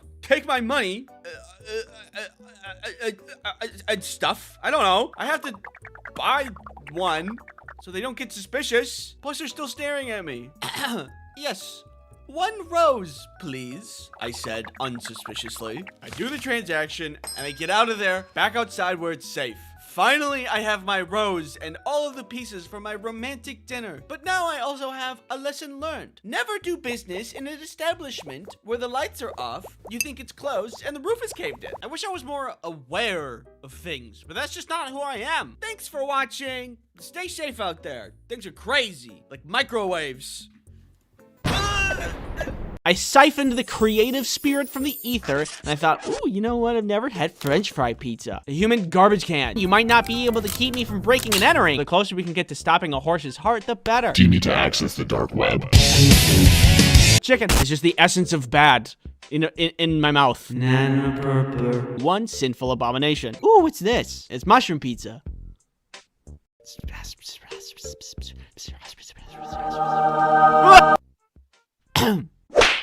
Can we work on our phrasing a little or provide context?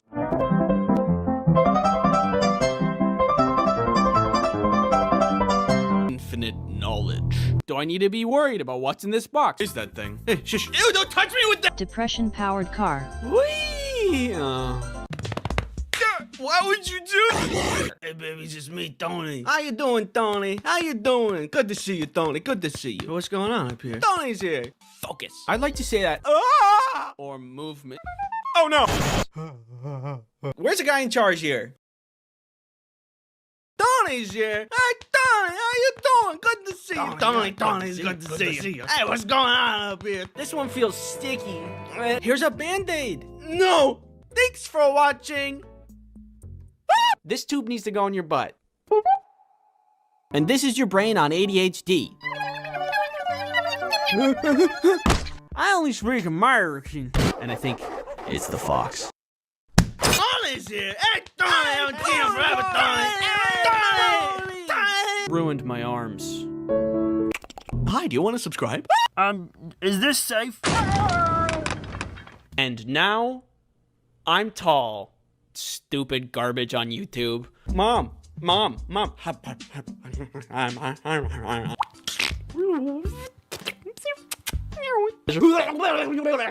does the pig look like that? Where's the justice? Is it here? No. Maybe here? Nope.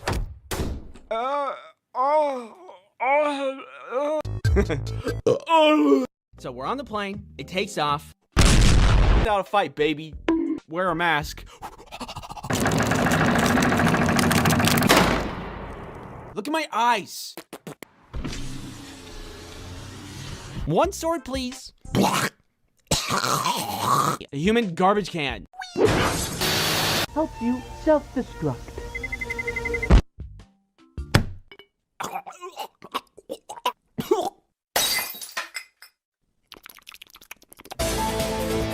Talk to you. Watching you. Ah! Here goes this new song I just learned.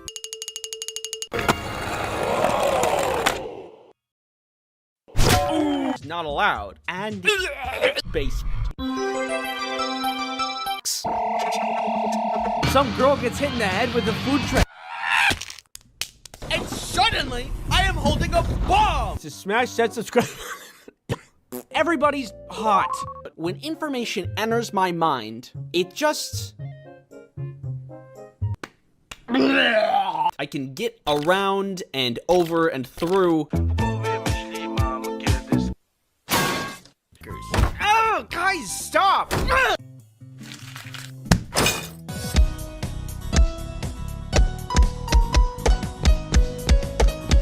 Use promo code Ice Cream Sandwich to get NordVPN's 2-year plan plus 4 extra months more. Yo, catch! How junior high school science classes go. You regularly make new friends. Hope you're doing well, you know, with whatever's going on out there. Perfect selfie.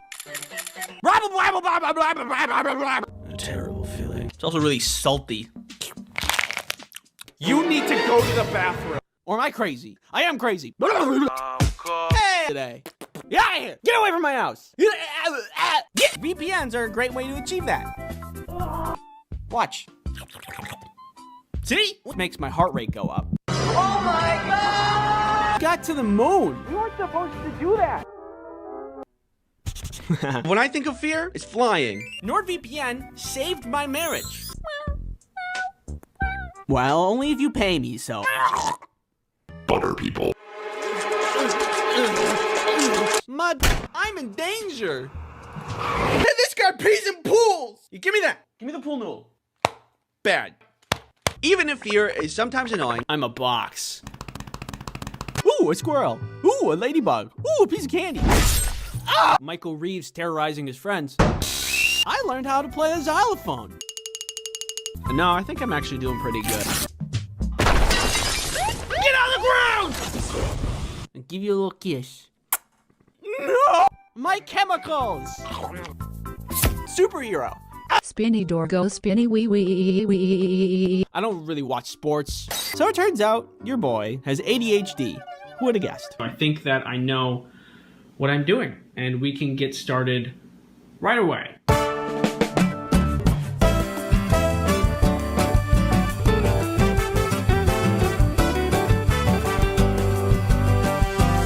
So naturally, I dressed up as a cardboard box. Any errands? Butterflies in my stomach. Yo! Because now birds can eat them.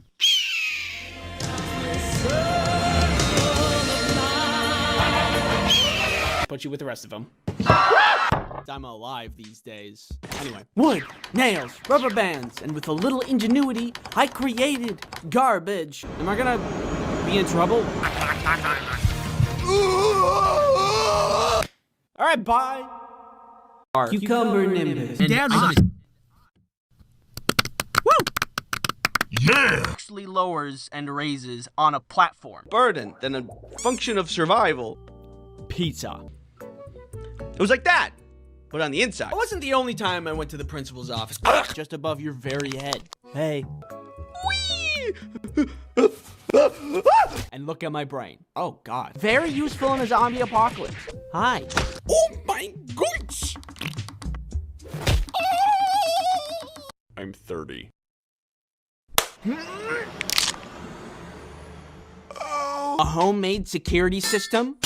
Open your third eye. Focus. What do you see? We see a lizard on a leash. This guy's kind of weird. We could not find the chicken. Where was the chicken?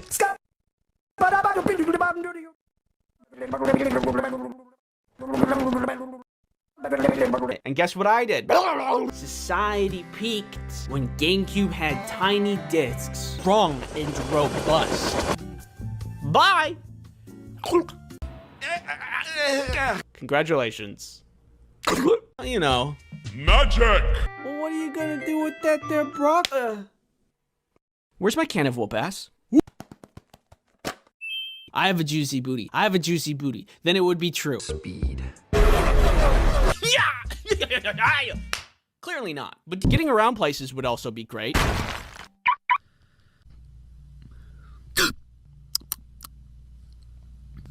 Salt.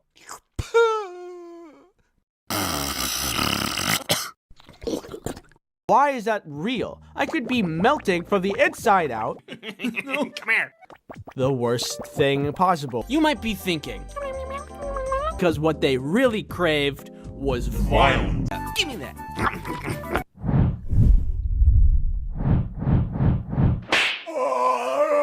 Thought it was a lot of fun. Hey! Bulky, ominous men sitting on buckets in a circle staring at me. Fun!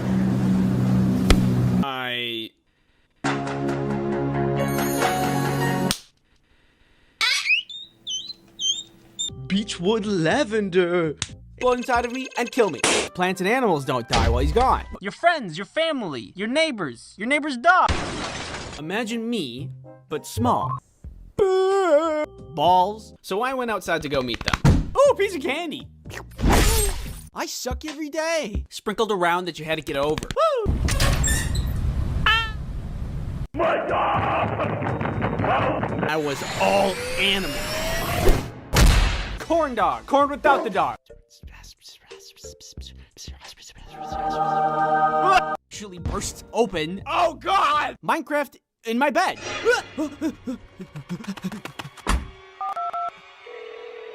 Hello? Yes, there's someone in my bed. It was Minecraft. Hello? Hello? Hello? Huh? Huh? Pretty slick, right? The cons. Keeps does not make you explode. That was unrelated. Hey. Hold on one second. Which isn't always the case for everybody. How are you doing? Hey, don't touch those. I need those for the video. You are to sit here and watch and accept all my opinions as fact. Stop. You mean? Dad, I'm walking here. You're also responsible for dodging all of these spike balls. And I think fear is just a little more annoying than it is helpful in most parts of my life. Smaller, aerodynamic, wiggly. Half court.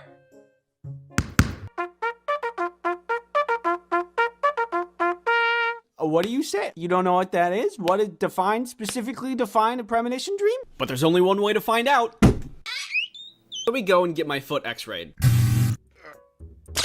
If I find somebody that I'm making friends with, I'm happy. Rainbow, red, Yeah, a little more.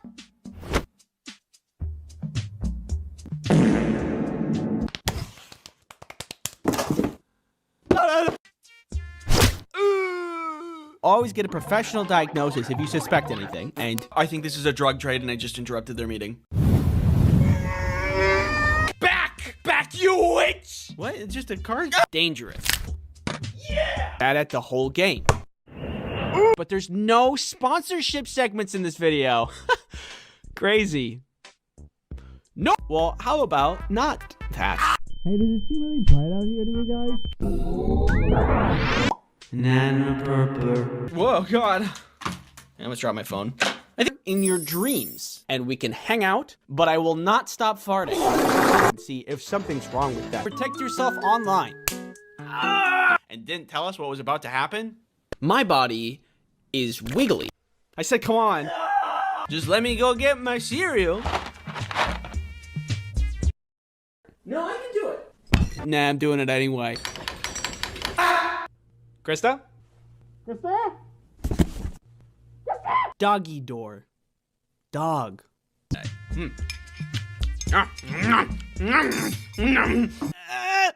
You got this, Andy. Yes, thank you. We're separated because of pig drama.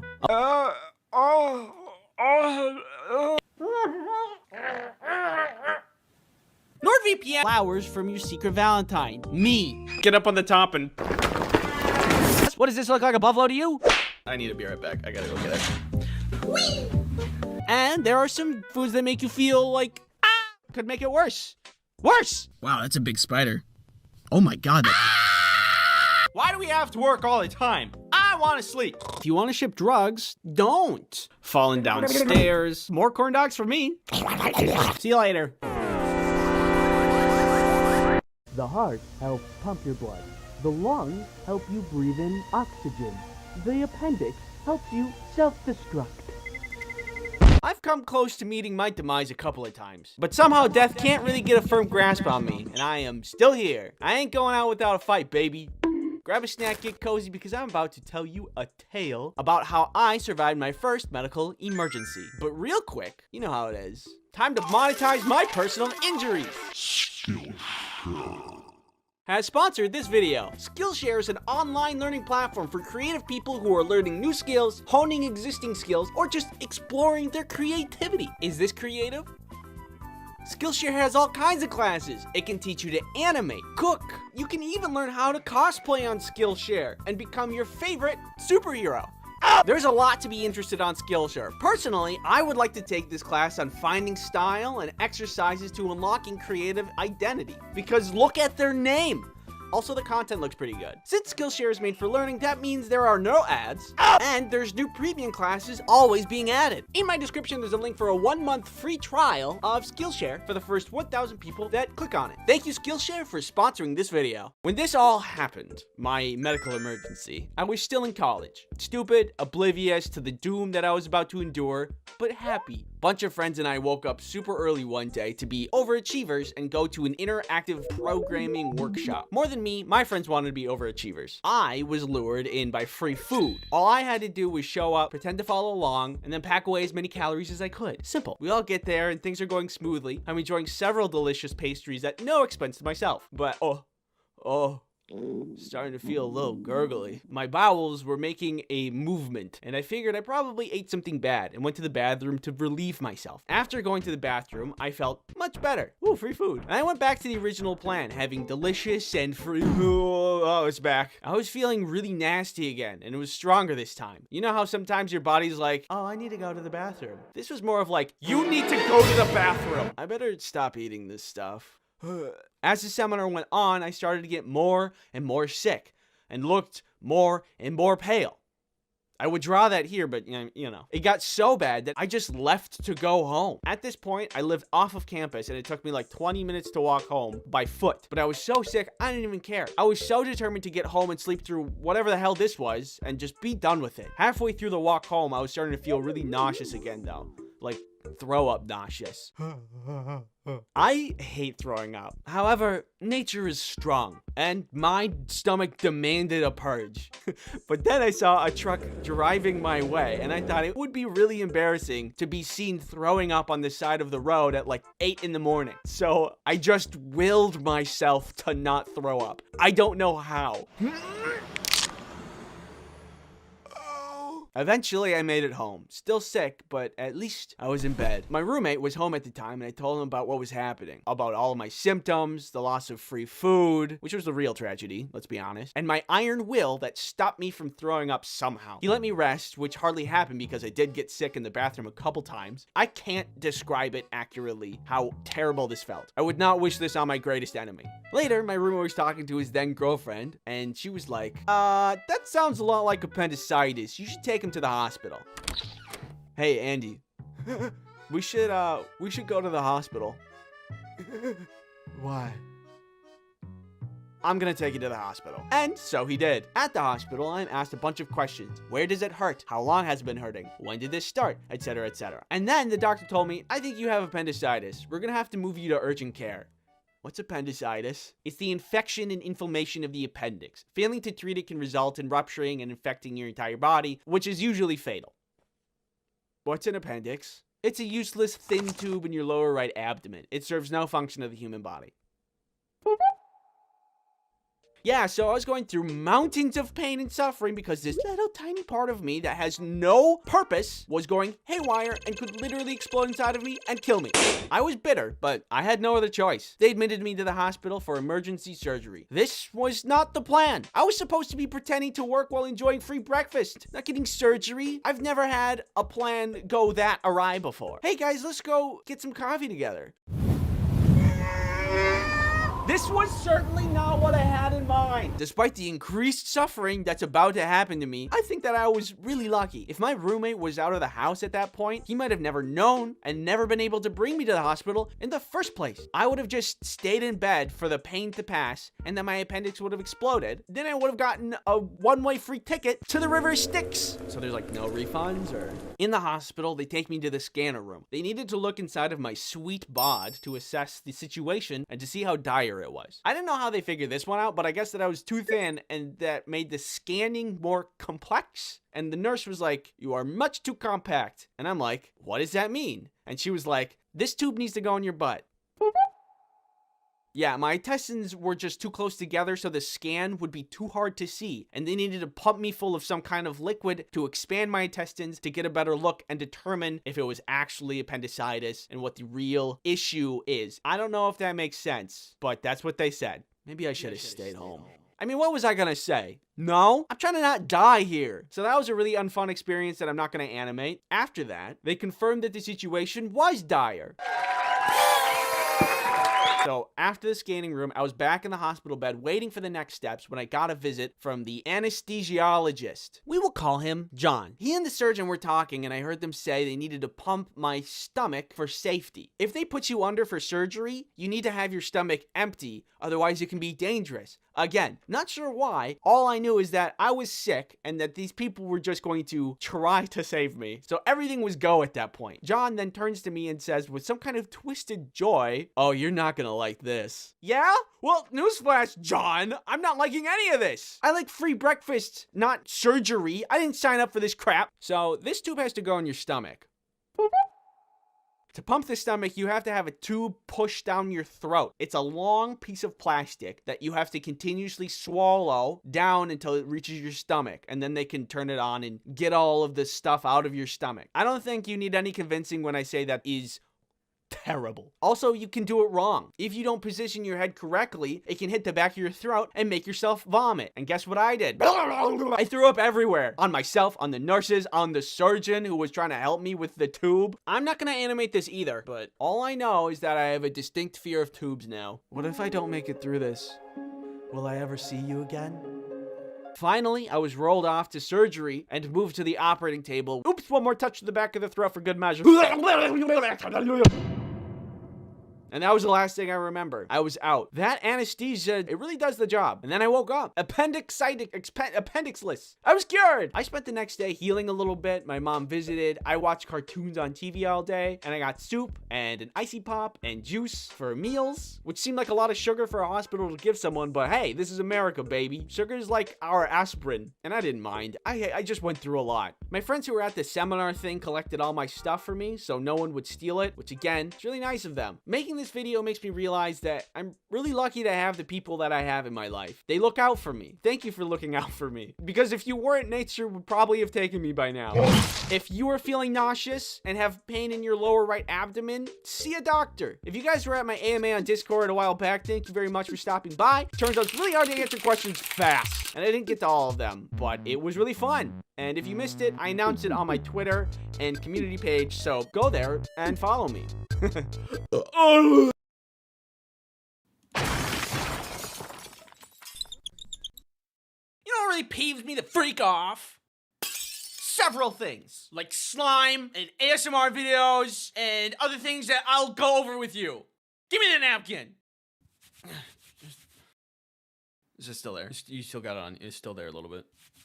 Did I get it? No, there's still some. Yeah. All good? Yep. Perfect. Pet peeves. The things that, no matter how mundane, peeve you off. They just peeve you. I consider myself a go with the flow kind of guy, but sometimes there's just a couple things that really peeve me off. I don't know if anybody else is with me on this because it seems to be a very popular thing, but one of the top things that gets my goat, slime. Kind of hurts my eyes a little bit. When I was younger, I got a gift, and because I am a boy, it's slime. You know, you get boys, gross bugs, bleh, make a bug from the thing.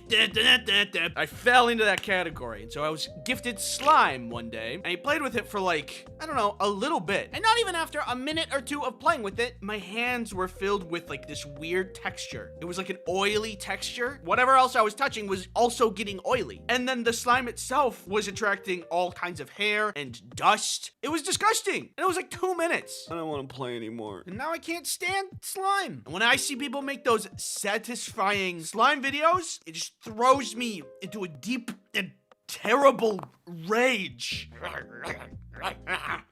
Anytime I see it, I just think of like sticky hair and oily texture. I don't know what's going on in my brain that makes me mad, but when I see it, it makes me mad. I get angry. I don't like slime. And besides, I'm more of a moon sand kind of guy anyway. Is it not just the better of the two? Would you rather play with soft, silky, beach-like sand or icky, oily, gross, sticky booger snot toy?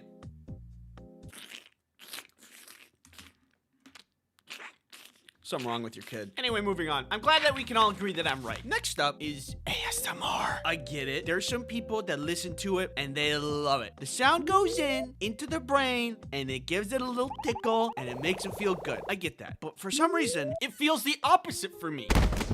Ow! Ow! Stop it! I think it's like a personal space thing. ASMR makes it feel like somebody's right up in my bubble. And I don't like that. I like my personal space. I like me a good amount of air between me and people. Don't touch me. If I'm on a plane and your legs are touching my legs, I won't say anything because I'm pretty non-confrontational, but I'll be upset about it. Next up on the list, a pet peeve I think everybody can agree on. This video is sponsored by NordVPN. Ew, why'd you do that? NordVPN is a virtual private network that keeps you safe online. Pretend for a moment that this fist is the internet. And you're pretty good there. But with NordVPN, you can protect yourself from malicious ads, nasty malware, and that ominous floating fist from earlier. Not to mention all those pesky trackers trying to collect your precious data. You can also install NordVPN on your phone, your tablet, Bob's phone, Bob, anywhere that you need additional protection. Use promo code Ice Cream Sandwich to get NordVPN's 2-year plan plus 4 additional months for free. It's risk-free with Nord's 30-day money-back guarantee. Thanks NordVPN for sponsoring this video. There's another thing that peeves me off that I'm tired of being quiet about, and something needs to be said. One moment. Look at these two burgers. Observe how easy it is to eat this regular-sized normal burger.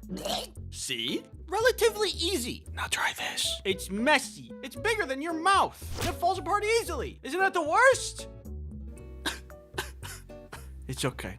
I've been there, buddy. I don't like food that I physically have to crush with my hands to be able to eat it. I think there should be a law that prohibits burgers from being bigger than the average human mouth size, which is about 2.2 inches, which is around the width of 3 human fingers. Take your fingers out of your mouth. Would you be excited to eat a hot dog that required you to unhinge your mouth to eat?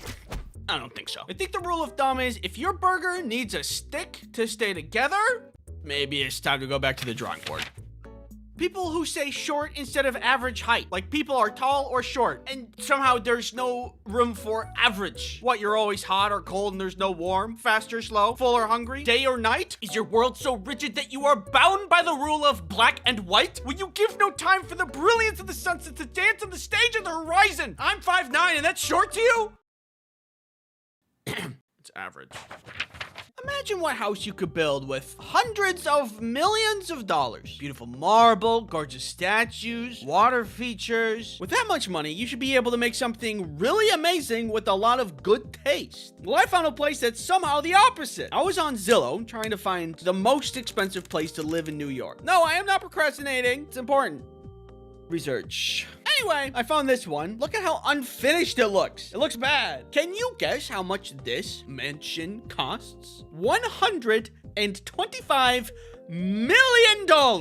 Isn't that insane? You know, like wood at Home Depot that's like not finished or part of any complete project? That's what this place looks like. It's like a table where you got all the parts but never finished them. I'm not mad that the house looks bad. I'm mad that the house looks this bad with so much money behind it. How can you be so rich and make such a bad interior? It's offensive. Let's put this into perspective. Rich people can buy crazy things like F1 fighter jets and racetracks and probably a scrying orb. But then they go and get this. It just doesn't add up, and it makes me pretty mad. Like, if you're gonna have a bad house, it should at least be cheap. It's like spending millions of dollars on a party on the moon, and then you bring out the dessert and it's yogurt. Just plain yogurt. Why ruin the $1 million party with yogurt? I can only assume whoever owns this house just wanted to feel something. They've experienced so much opulence and extravagance that this disgusting violent interior is the only thing that's made them feel anything in years. Next up, the Kraft mac and cheese boxes. Bring in Exhibit A. As you can see here, there is a nice perforated edge designed for the user to easily access the mac and cheese dust within. Perfect! It will make opening it so much easier. Except it doesn't! And every time I want a bowl of mac, I end up just crushing the box, and I feel stupid. Okay, here I go.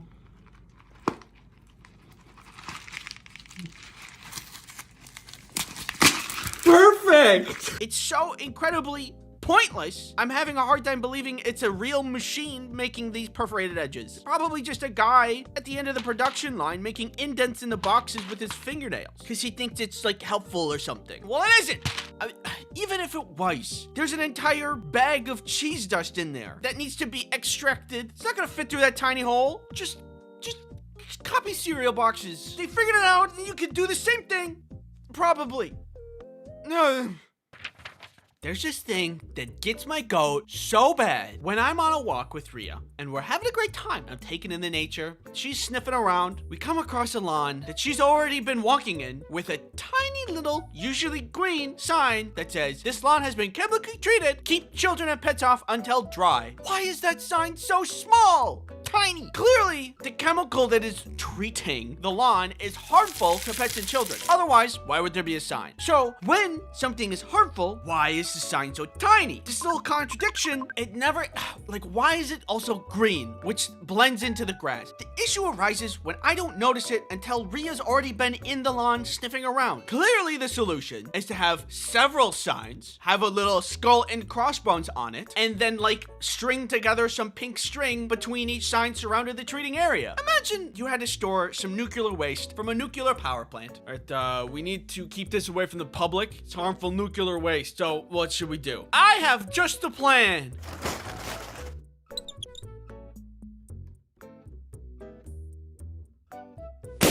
It's perfect. If I were to give you a vial of poison and say drink it, would you? Probably not. But then, if I said, oh, don't worry, it's only enough to kill small children and pets, would you feel safe drinking it then? Probably not. I just hate those signs. Thanks for watching, and don't forget to subscribe. If you don't subscribe, it'll make me mad. You won't like it when I'm mad. Now, little Timmy, you know better than to steal cookies from the cookie jar. You know, I never told you this, but if little children eat cookies before dinner time, they spoil their appetite. And bat wings will sprout from their eyeballs, and they will fly away into the sun where they will explode. Hot take of the day, I think lies, they're bad. If you lie to somebody, there stands a chance that you could really hurt them. Hey, buddy! Go over there. Don't worry, it's safe. Why would you do that? But sometimes kids can be unruly. And I'm not a parent, so I don't know what's considered good parenting and bad parenting. But sometimes as kids, to keep the peace, we were lied to. And I think about that sometimes. At least for the lies that I was told when I was a kid, I think it's mostly fair. But come here, I gotta show you something really quick. This video is sponsored by Opera Browser. Are you looking for a cool browser packed with features? Oh, wouldn't you know, Opera Browser is a browser that has features. Are you like me and have about 600 tabs open at any given time? No? Weird. Normal browsers would shred through computer resources like RAM, CPU, and battery. But Opera Browser is built different. Literally, it is built with features such as battery saving mode. So if you have 600 tabs open, which is very normal, it won't tank your battery, so you can do other important things on your computer for longer. And if your tabs are getting super cluttered from doing all kinds of important research, you can use workspaces to organize and simplify your browsing by switching context with one click at the top of your sidebar. Wonderful! Now you can get back to gaming without needing to worry about your browser. Opera Browser also allows you to customize your browser's experience with things like wallpapers and custom sounds. Thank you, Opera, for sponsoring this video. Normally, as stated before, lying bad, but I can empathize with parents if they need a little more order in the house. I look back on my childhood and I remember how I was lied to from time to time, and I think, yeah, that was warranted. Like one time when I was a kid, I was told if I keep making that face, it will stick that way. I remember at the time I was harassing my mom while she was making us dinner. Mom. You gotta be careful, because if you keep making that face, it'll stick that way. I didn't believe this lie, but I should have. I am very gullible and believe most things. I would say 45% of my working memory, misinformation. But either way, in my opinion, this lie is fine. I admittedly was being a walking headache, and this lie, it really isn't that damaging. Unlike some other folklore tales, like little German boys being told not to put your fingers in pie or else you're gonna be taken away by a monster. Oh my goodness! A long time ago, there was a time where backlit things didn't exist, or were at least very rare, and if you were in a car on a road trip and wanted to read some spooky goosebumps, you would need an overhead light. I remember lots of times on road trips I wanted to play Pokemon on my Game Boy, but I didn't have any backlit stuff. As many kids my age, I too wanted to be a Pokemon master, obliterate every enemy I could with my team. Okay, I'm ready to battle. To do any of this, I needed light. A simple thing to come by these days, but at that time, I had none. There's this thing I used to have that was like just a little spiral light that would connect to the Game Boy and just be like a lamp, a literal lamp shown on the screen. Can't remember if I just didn't have it at the time or it broke, but either way, I needed the top light. So I turned it on, and then my dad turns it off. Apparently, as my dad put it, it was illegal. I remember thinking, of course I can't turn that on now. If I did, then we would get pulled over, and then my dad would be put in jail, and then I would have to drive, and we all know how that would go. I'm a Pokemon master, not a NASCAR driver. Come on. I didn't have a job, so how am I supposed to post bail? Sorry, Dad. My only option was to wait and to look out the window and pretend little guys running around and dodging all the stuff that we're driving past. How's he doing that? But, as you may expect, if you look at the law, there's nothing in here about inner car lights on at night being illegal. My dad only said this because it was simply hard to see at night. Which is honestly fair. Even though I was fighting the biggest criminal organization in the history of mankind, Pokemon. I do know now it's harder to see when the inner lights are on. I didn't understand at the time how important visibility was. However, I would learn how very vital it is years later while I attempted to get my own license. Do you need sunglasses? No, I'm fine. Now I understand. Kids tend to pee in pools. It's just the way things are. I don't make the rules. This can become a problem when you try to teach a bunch of them how to swim. So when I was in swimming class, before we started at all, our swimming instructor told us, if you pee in the pool, it'll react with a chemical in the pool and turn it red. And so everyone will know that you peed in the pool and that you're a pool peer. Hey, this guy pees in pools. You give me that. Give me the pool noodle. Bad. And up to that point, I had been peeing in the pool. It used to be so vile. I'm sorry to admit that, but as a kid, I was just like, well, a fish can do it. Oh, dude! Ew! Come on, man! My kid's in this lake! It's very selfish to be in the pool. You ruin the pool for everyone. It's like everybody's having a soup, and everybody's really excited to eat the soup, and then you throw a bunch of spice in the soup, and you're just like, oh, no, that's just for me. Don't worry. Gonna mix that up a little bit. Now looking back, I'm glad that I was lied to because I stopped peeing in pools right away. Who knew lies could be so effective? On an unrelated note, did you know not subscribing to this channel in 24 hours gives you scurvy? Just saying. Okay, so when I was recording this earlier, I was gonna say a thing about how lifesavers are a candy that helps prevent kids from choking because of the little hole in the center. But did you know that's also a myth? I was told that the inventor designed the candy like that because his kid choked on candy, and he didn't want other kids to befall the same fate. And that's also why it's called lifesavers, because it's saving lives. Turns out that's wrong. He just wanted to make a candy that looked like lifesaver buoys. That's it. It's just kind of disappointing. Why not make candy of something cool? Like me. They say that cracking your knuckles ruins your hands. But I've been cracking my knuckles for years, and look at how they turned out. Does this look broken or mangled to you? Take a close look. Your skin is really soft. Could you stop? I was always so worried about cracking my knuckles because I would often hear people say, you're gonna get arthritis if you keep doing that. I don't want arthritis. I need my hands. But unfortunately, it became a habit, so I did it a ton. Then I started to crack my ankles, my elbows, my back, my sternum somehow, my neck. It was getting out of control. So I was worried about the future of my hands. But as I was worrying, research was being conducted about the correlation between arthritis and cracking your fingers. And they found no correlation, which means I don't have to better myself nor my bad habits. Yay! I think what was really going on here is maybe parents thought it was really nasty whenever their kids cracked their knuckles, which is fair. It's pretty gross. And then just told them they need to stop because of health reasons. But also, if you think about it, it just kind of makes sense. It doesn't seem like a healthy thing to do. Maybe one day my fingers will just fall off. Only time will tell. Anyway, lies are bad, but when I look back on it, maybe not all lies were bad. And maybe it was just people trying to guide me along a better path in life, which is kind of sweet. Thanks for watching, and don't forget to lie to everyone. Okay, bye! Hello. If this is your first time visiting this channel, I welcome you. Come inside. Come on, come here. Take a seat. Did you just lock the door? Nope, take a seat. But sit down in that chair. Put that rope around you. No, I'm just kidding. I'll do it for you. What? Looking at this channel so far, I can understand if you don't know what you're gonna get.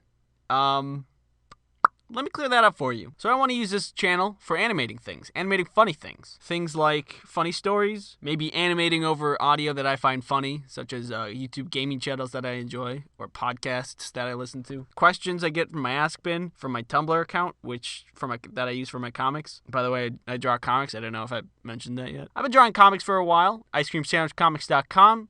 Put the link in the description for ya.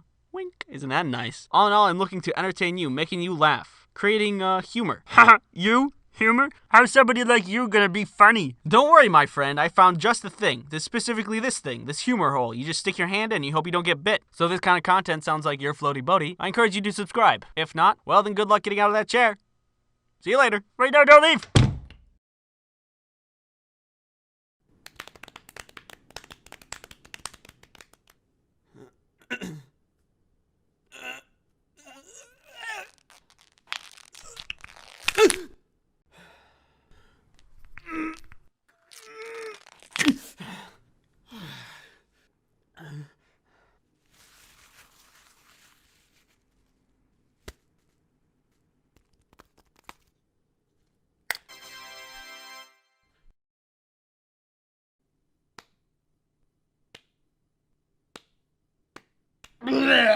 Like most kids growing up, I had a lot of help on my Halloween costumes. And I'm coming to realize that any costume that I wore and was good was made by my mom. You got the cowboy, a classic. Clown, another classic. An eldritch blood god from a different dimension named Daniel.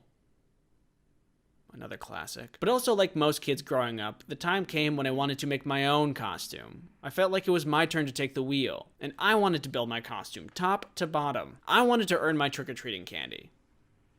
So naturally, I dressed up as a cardboard box. There were a lot of Halloweens that I took part in, and there were a lot of doors that I trick-or-treated at. And through all of those years, I think that my box costume takes the cake for worst costume.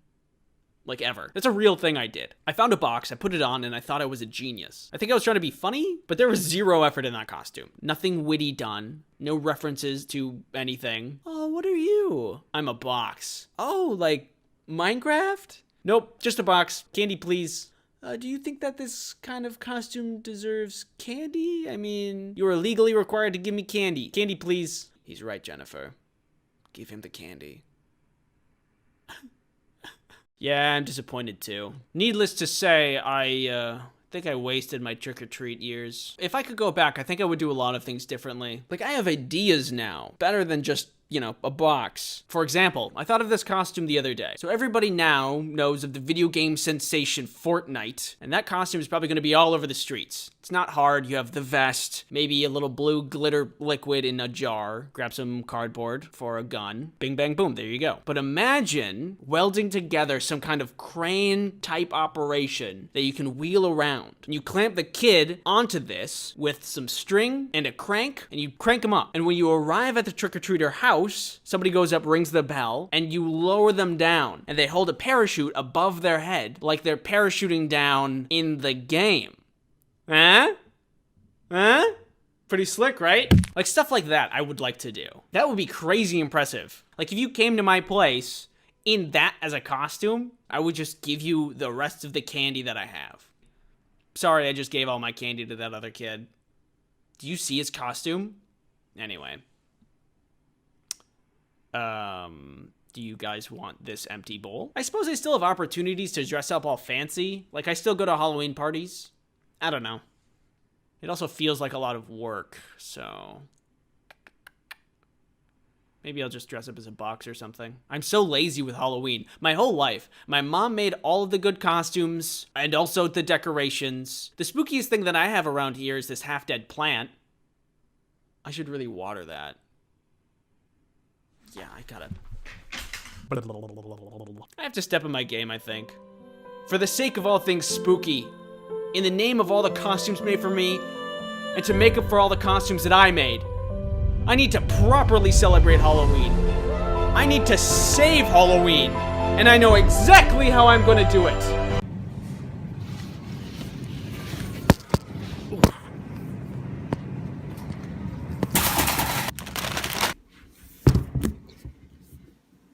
Here we go. This is it. I'm finally doing it. Here's our boy, ready to be decorated for the good of Halloween. I've seen this done a million times before, so I think that I know what I'm doing, and we can get started right away.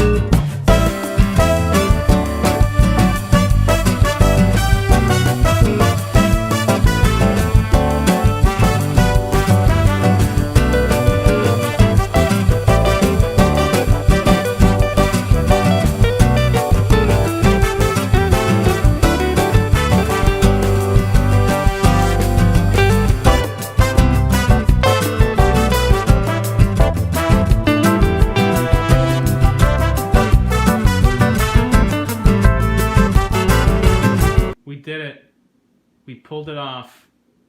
We made a huge mess. Thanks for watching my Halloween video. I have a Twitter. I have comics. I've got a sub button. Should we talk about the 200K subs thing? That was really sudden. I mean, like, you guys... Oh. Who's that? Oh, hello. Are you another sub? Oh, come on. Come on in. Come on in. Yeah, you guys really came out of nowhere. There's, like, tons of you now. I really appreciate you giving me the time of day and all that. Yeah. So, anyway, I should just put you with the rest of them. Hey, you ever heard of honey? Could you do that a little less seductive? Oh, sorry. I didn't mean to. Just read it normally. Have you ever been shopping online and thought to yourself, I wish I had a free online shopping tool that automatically finds the best promo codes and applies them to my cart?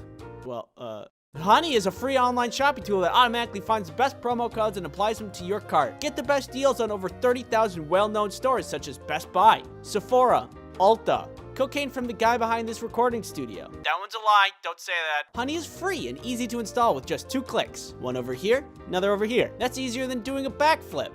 Don't try to do a backflip. You're gonna get hurt. No, I can do it.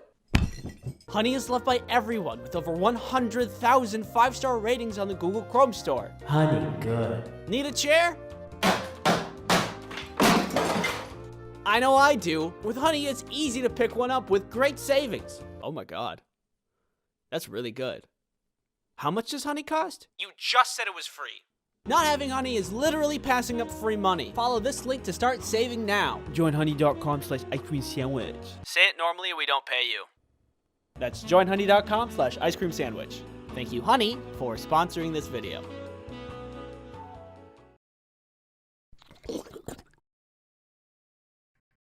You ever been on an obstacle course that's full of mud? Well, if you need anything to do on the weekend, I rank that 10 out of 10 on this ranking system I just made up. It's actually really fun. Kelly and I just went last week, and it is fun. Rewind 6 months ago. Kelly and I are talking. She's like, let's do a mud run. And I said, yeah, even though this isn't something I would normally want to do, because I don't like messy things. Like Nickelodeon slime. Yeah, woo! I love this. I love this. I'm having fun and loving this. It's so fun. But I did it anyway. Turns out doing stuff out of your comfort zone is fun. Because now look at me. I'm like a salesman at your doorstep trying to sell you mud runs. Mud. If you've never been in a mud run, this is what it's like. Apparently there's 2 kinds of mud runs. One that's competitive and people actually try to win. And the one that I went to, which is for casuals. You just go at your own pace. You could just walk. You could just sit in the mud. You could leave and go home. See you later. After the race starts, you see a lot of your run-of-the-mill obstacles. A wall. You gotta get over that. Monkey bars. A muddy pool of water full of mud and water. And pee-pee. And there was also a tire flip. But this one was on a hill, so it made flipping the tire really hard and dangerous. But it's a mud run. There's lawless land over here. It's lawless. It's without law. Kelly and I at this point were having a lot of fun, but thank God that this was a casual mud run because I could not do any of the upper body strength things. Like monkey bars. I could never do those when I was a kid. And that translated into now where I still couldn't do them. And it ruined my arms. I think I completed about 1 of the obstacles. Moving on. The rest of the race was mostly long paths of running with just a couple of wooden beams sprinkled around that you had to get over. Woo! Some of the running left the main money area and went into the woods, which I was a little worried about because there was lots of rocks and roots and it was really steep. I don't know. I've heard of stories where people just trip and they hit their head weird and then they stop living. I didn't want to fall and hit my head weird and then become part of the obstacle course. But hey, that's the name of the game. Baby, danger, obstacles, racing, mud. Thankfully, I didn't die. Kelly and I ran for a while, walked for a while. This part of the race was hard because I was tired. I find it really hard to run for a long time when you have 5 pounds of mud on each foot. Oh, to be young and full of energy. Also old and full of energy.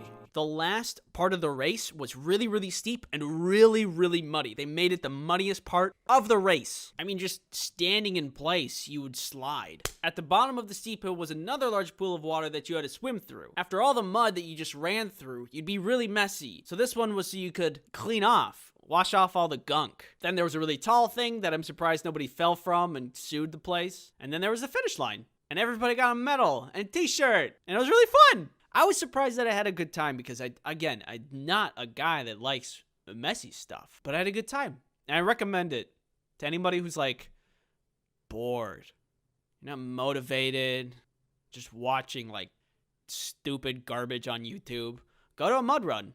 Yeah, try it out. You might like it. And Kelly and I treated ourselves to a race well completed with McDonald's. We did it. That's a winner's meal.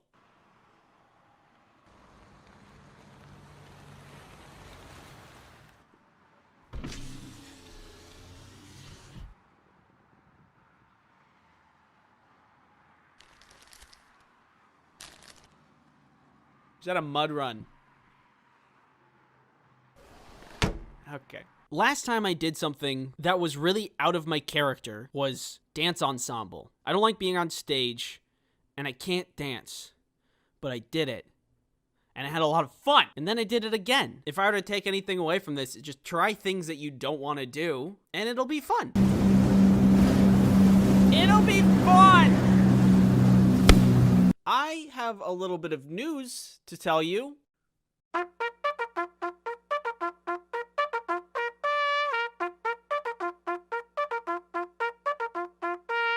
If you're thankful for 1 million people subscribing to your channel and you know it, clap your hands.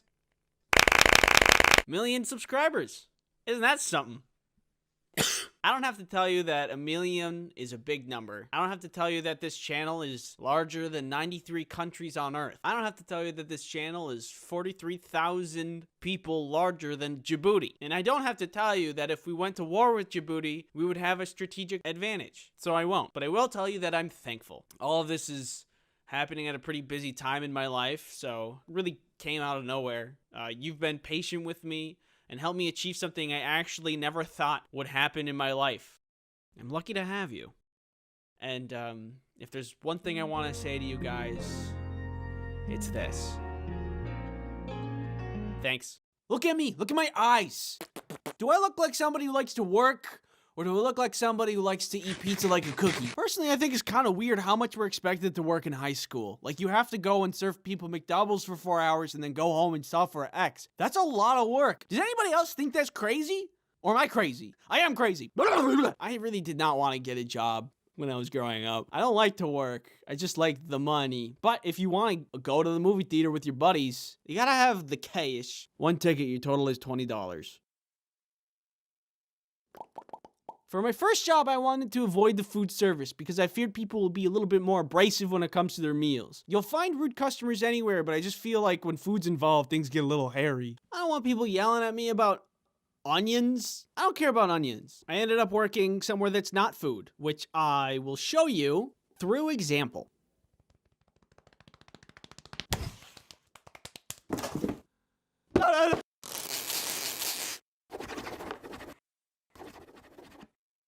That's right, my very first job was here at the UPS store. It was not really that great, just a regular job.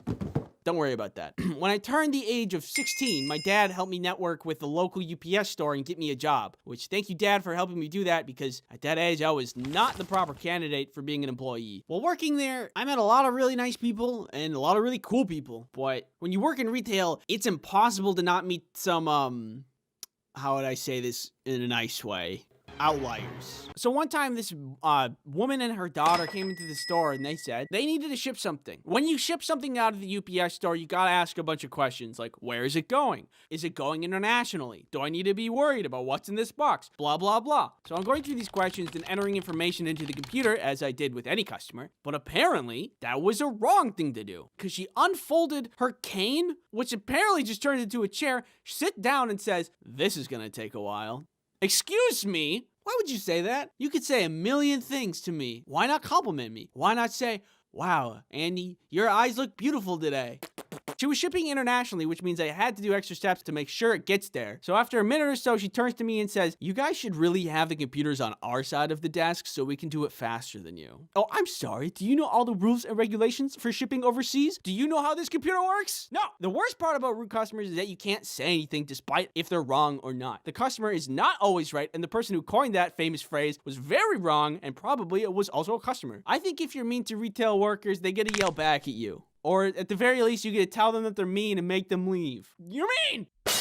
I've only ever encountered these kinds of people at work, and I've never seen them in the wild. But if I did, and I didn't have to keep my mouth shut because it didn't work there, then I'd go right up to them and say, "You're mean!" Anyway.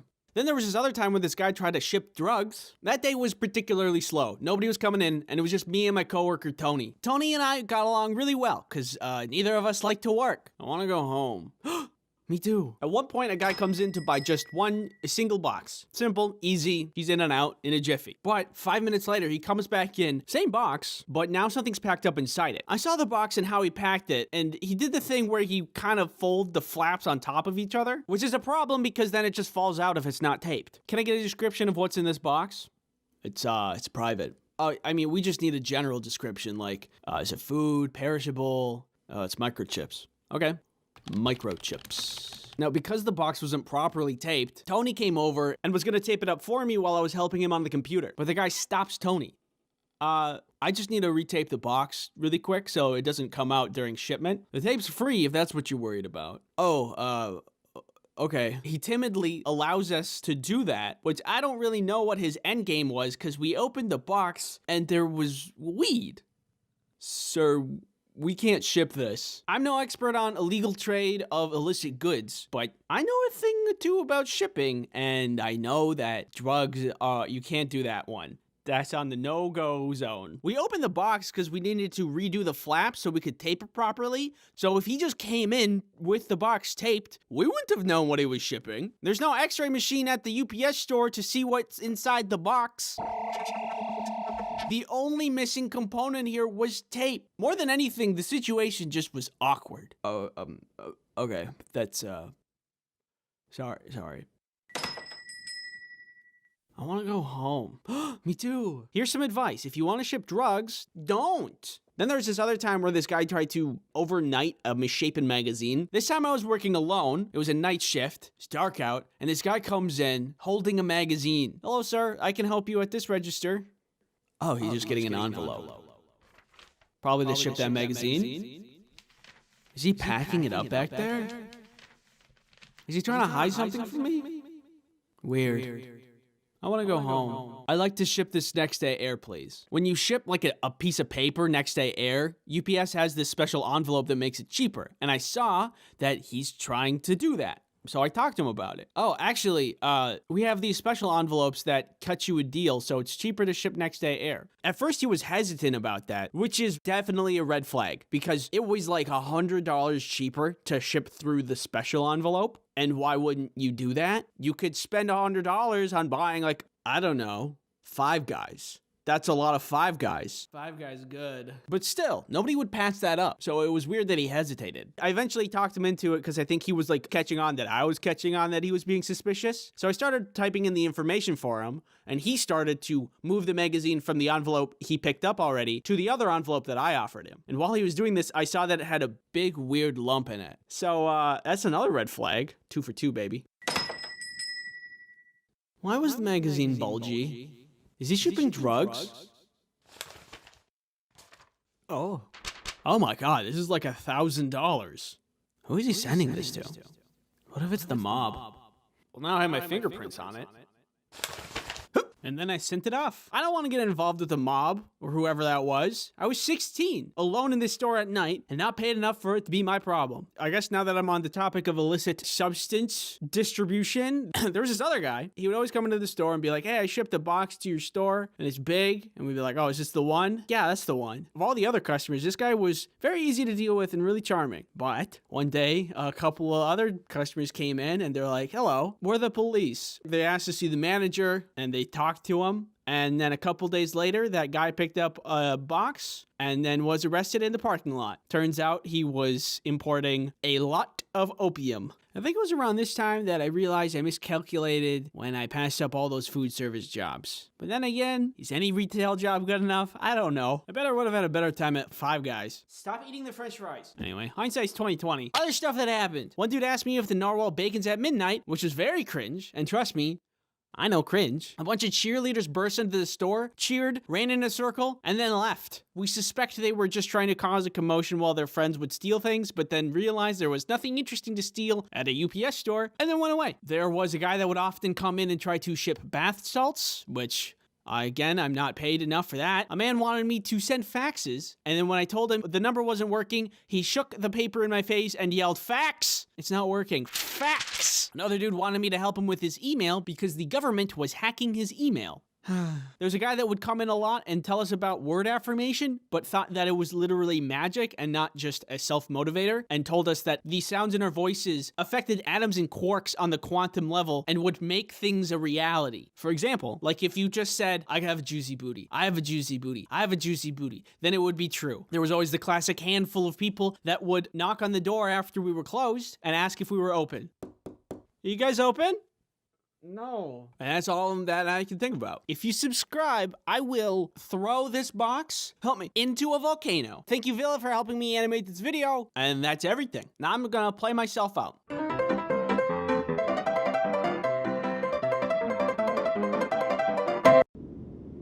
Wait a second. Is that Minnesota? It is! Out of my way. The Minnesota State Fair is happening, I think, depending on when this video is out.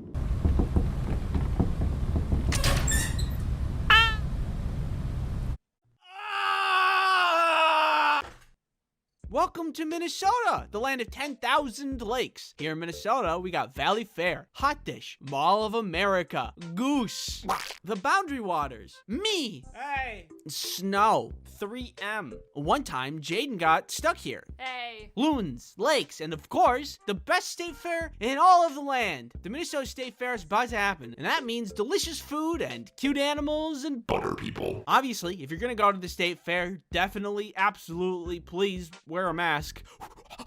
Especially since there's going to be a lot of people there, because Minnesota has the biggest state fair in the entire United States. Texas, for some reason, holds that title, as we can see on Wikipedia, but that's a lie. In reality, Minnesota has the biggest state fair. I don't know how Texas got that title. I mean, I get the meme. Everything's biggest in Texas. They're considered the biggest state fair because they're longer, which doesn't make any sense. That's like saying Timmy got the most Easter eggs on the Easter egg hunt because he got twice the amount of time. That's like cheating. And that's time, everybody. Stop hunting. Time's up. Timmy, though, you can keep going if you want. After you're done, we can count all the eggs to see who's the winner. State fair? More like state unfair. I love food at the state fair. There are some really good foods, and there are some foods that make you feel like, and I want to go through some of those with you. But first, this video is sponsored by Skillshare. Skillshare is an online learning platform for creative people who are learning new skills, honing existing skills, or just exploring their creativity. Skillshare has something for everyone. Look, back in the day, if you wanted to learn about woodburning art, you'd have to go to the library, and who's even literate these days? I know I'm not. Now you can just go online and take a class on woodburning without even leaving your home. It's amazing! Personally, I would like to take this class about indoor gardening by Ekta Chaudhary, because as it stands, I exist in an endless white void. And I think it could use a little decoration. Skillshare is made for learning, so that means there are no ads, and there's always new premium classes being added. In the description, there's a link for a 1-month free trial of Skillshare for the first 1,000 people that click on it. Thank you, Skillshare, for sponsoring this video. The state fair has lots of delicious things to admire. You got corn dogs, corn, fries, cheese curds, cookies, milk, butter people. But you can't eat those. I find that my favorite food is the normal food. There is, on the other end of the spectrum, not normal food. The normal food, like the cookies from Sweet Martha's Cookies, is one of the reasons the Minnesota State Fair is the best state fair. You can get an entire bucket of cookies. After the cookies, you gotta go to the milk stand for obvious reasons. The cheese curds are beautiful, gorgeous, pieces of art. You can get an entire bucket of fries at the fry stand, which is amazing. The best things at the state fair seem to come in buckets, I guess. Another reason people come to the state fair is the non-conventional foods that people come to try. One year, I was with my cousin and we tried the fabled Snickers candy bar on a stick, deep fried. I don't even know why I bought one, and I don't remember enjoying it, but I also don't remember disliking it. I ate it, and it tasted like if everything was a flavor, kind of like how chicken is a weirdly universal flavor. That's what I imagined this flavor was. Universal. I don't know, like, how do you explain that? Thank God I was young at the time when I ate it, so my body could take such a beating. I imagine anybody over the age of 80 would have had heart palpitations just by smelling the booth selling those things. I don't really like those kinds of foods. It's really not for everybody. But here's a sample of what's gonna be there this year that I want to slander. Buffalo chicken dough skit. It's like a biscuit donut thing, stuffed with shredded chicken, glazed with a sweet and spicy buffalo icing, with bacon bits on the top. Ew! Cucumber jalapeno limeade. Spicy lemonade. You know how lemonade is refreshing? Well, how about not that? Jumbo donut sundae. It's a sundae and a donut, but they put the sundae on the donut. Waffle burger, maple infused candied sweet crunchy waffles with a side of maple syrup. It sounds good until you realize there's a meat patty in there. Ew! But I also have to remind myself that's part of the draw of the state fair. I may be slandering all these foods, but I'm just one person whose favorite flavor of ice cream is vanilla. Other, more adventurous people come to the state fair purely because of the crazy foods. They either want to try it because it sounds good to them, or they want to try it because it sounds bad to them. Wow, that sounds like a terrible combination of things. I'll take 2, please. But hey, I mean, that's just more corn dogs for me.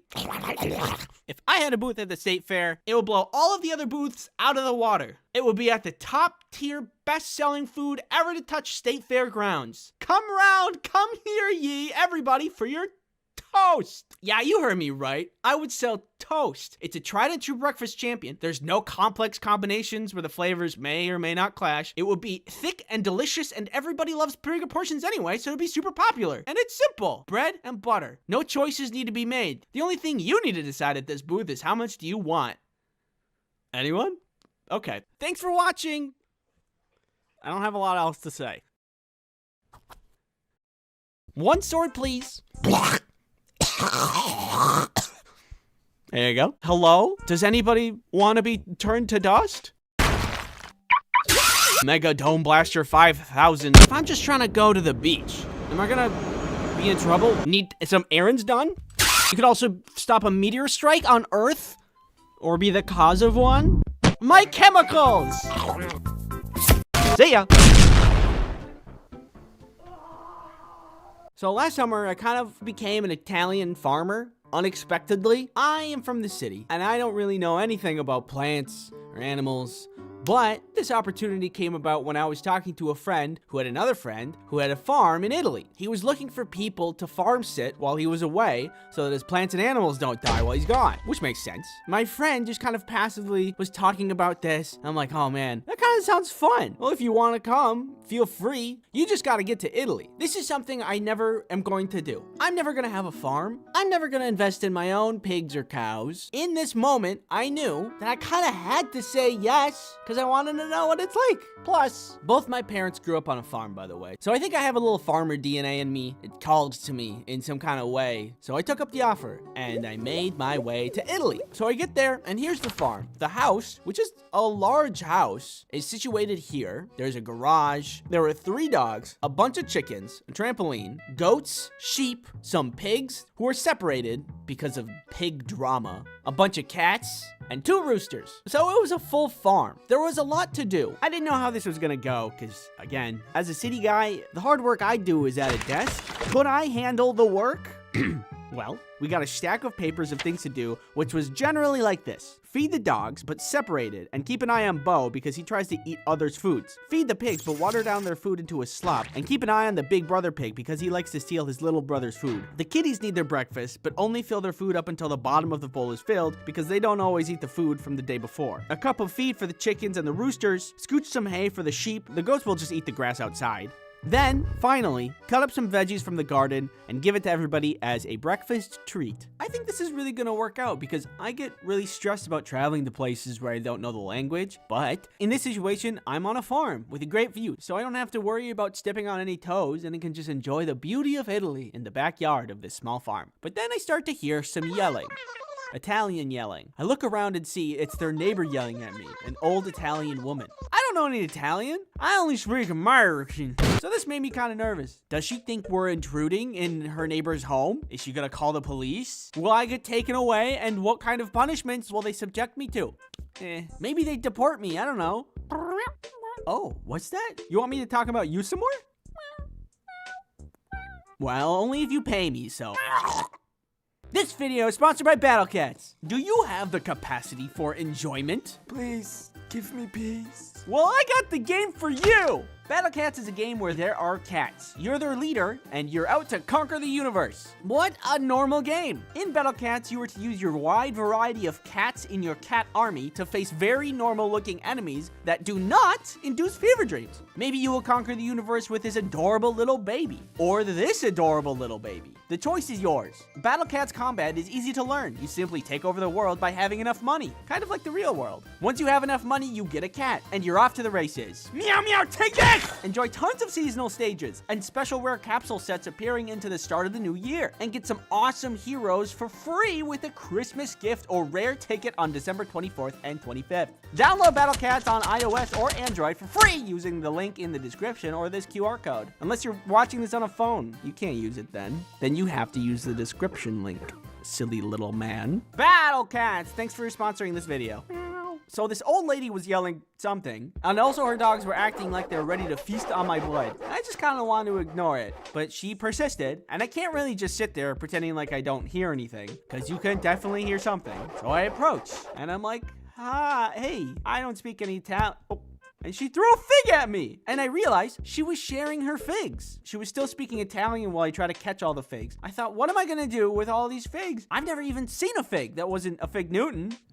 But we were on a farm in Italy. We could use this in a delicious charcuterie board. So I said thank you, and she said something in Italian, and her dog said something that will probably get me demonetized, and we went our separate ways. And we set up to make a charcuterie board. The fig charcuterie board night was part charcuterie, part panic. Using the figs that we just got, we set up a delicious spread, many cheeses and crackers. We were just about to enjoy, but then Grace said there's something in the chicken coop. We had access to their security camera around the farm so that we can keep an eye on things when it's nighttime. And Grace saw that on the camera there was a non-chicken shaped entity in the chicken coop. We didn't want to lose any of the chicken, so we ran out to make sure everything was okay and it wasn't a threat. And it wasn't a threat. It was a little baby owl. We were really freaked out that there was gonna be like a bloodbath that we'd have to deal with, but it was okay because the baby owl was just a little baby and he didn't want to hurt anybody. Probably, maybe. Do owls even eat chickens? I don't know. He didn't run at all, and he was actually really sweet and chill. So that was nice. We took him out of the chicken coop, and we put him in the barn loft where there was a bunch of hay, and he could be warm for the night. So I'm thankful that everything worked out, but the trip wasn't completely casualty-less. There was one day, while I'm working on the farm, I see what I thought was a cat in the distance. It's kind of a weird looking cat. This, I would later learn, was not a cat and was the cause of some actual chicken loss. When the night comes around, there's another checklist that we have to go through, and one of the tasks is counting the chickens. We counted the chickens, and there were not enough chickens. We looked for the chicken, and we could not find the chicken. Where was the chicken? We messaged the guy who actually owns the farm, and we're like, hey, we can't find one of the chickens, but the fence is completely closed in. Are we missing something? He mentions that there has been a fox roaming around, and somehow probably got. Poor guy.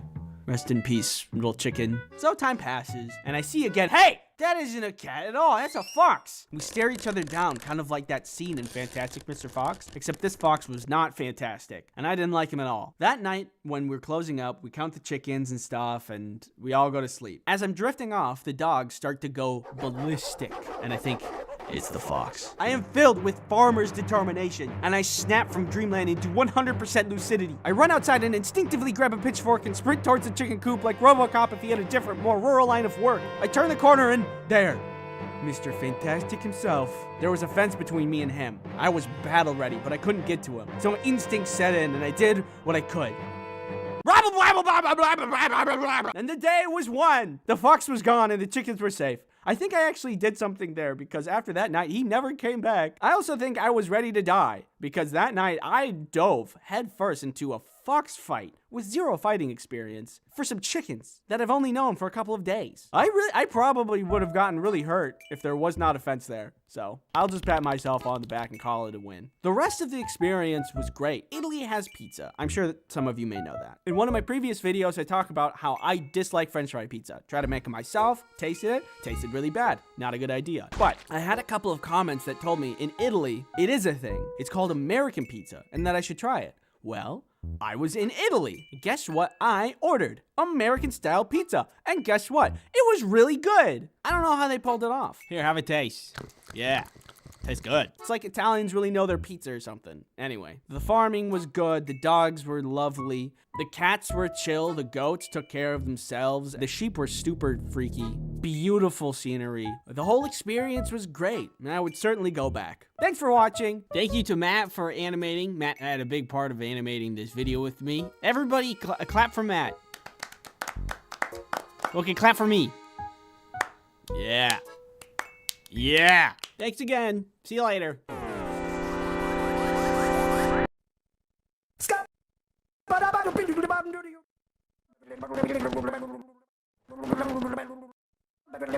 I'm online looking at the rate of bone fractures in the United States, and it says here on this very fancy website that approximately 6.8 million Americans break a bone each year. Considering the population of the United States is about 300 million, that gives us about roughly 2 out of every 10 Americans break their bones annually. And that means that 8 out of every 10 Americans don't break their bones annually. And I have never broken my bone. So that means, by the law of transitivity, I am 8 out of every 10 Americans. Millions of people in the United States alone are breaking their bones and having to deal with unimaginable pain. And I consider myself really lucky to have never had to go through that pain. That terrible, just horrible, terrible pain. But I have hurt myself. Not on purpose, but just because I'm being an idiot. Or because I'm near an idiot. That idiot is also usually me. I've stubbed toes, I got hit in the face with a shoe, fallen off of a skateboard, fallen downstairs. I've fallen down the stairs more than I'd like to admit. One time with an entire plate of spaghetti, but that was more of an emotional pain than a physical one. So, I've never broken a bone, but the worst pain I've had to deal with was in college on an inflatable obstacle course. I was spending the better part of an absolutely gorgeous day inside when I hear fun coming from outside my window. I go to see what it is, and I see all of these inflatable bouncy castles and obstacle courses outside on the mall, which is like the main area of the school. Near the end of the year, when finals happen, the school rents out this third-party entertainment company to blow up all of these obstacle courses and games for the students to play on so they can unwind for finals, which makes sense, and it's really nice. And it's a lot better than some half-hearted email about how not to let finals get to your head. This was, instead, a really nice thing for the school to do. It was actually really nice. They had bouncy castles, an obstacle course, and they had one that you had to do like this.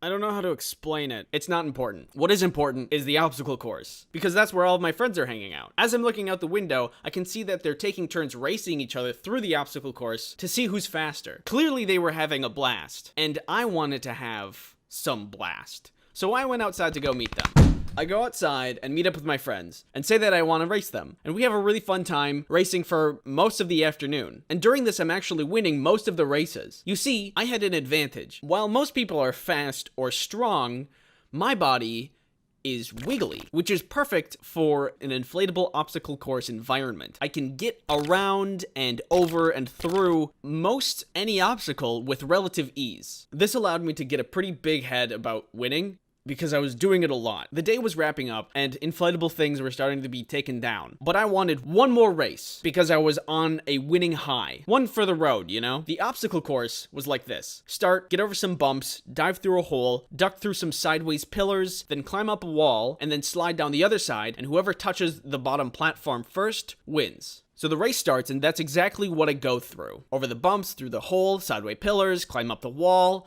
and at this point, I'm pretty far ahead of my roommate. With the extra time I've gained, I decided I was going to be flashy. So I prop myself up, And instead of sliding down, I...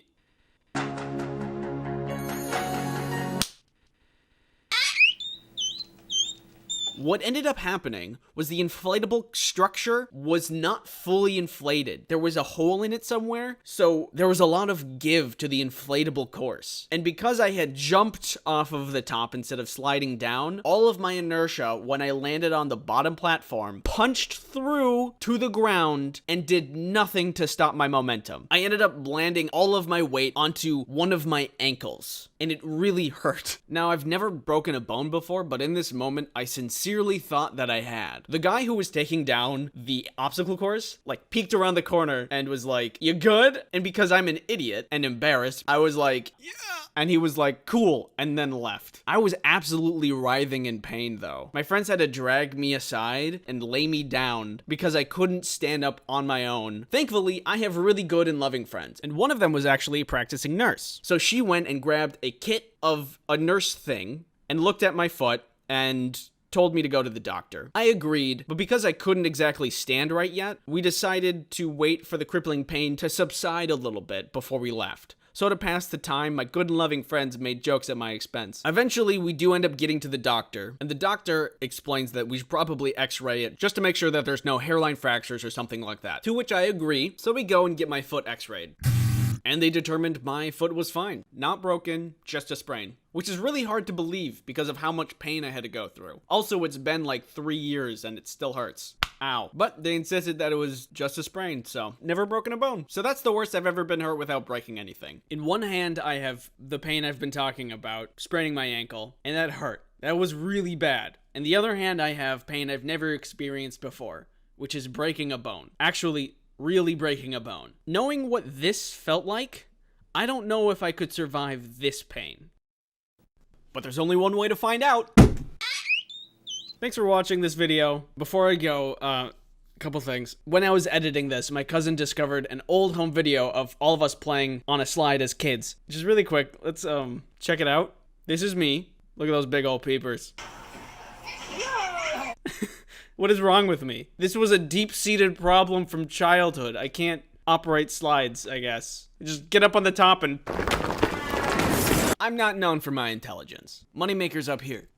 One more thing before I go. Dingo made a video a while ago with me in it, and I talk about another time I was hurt. You should check it out. The video is here. Also, while you're over there, subscribe to her channel. She's great. Yeah. You can also subscribe to my channel, and if you do, in the next 10 minutes... I will eat this entire other subscriber. Ooh, I love public transit. It's so easy. Here comes a bus right now. Hello. Hey, where are we going? We're going to space. How's that even possible? I'm not entirely sure. When are we gonna get there? We're here right now.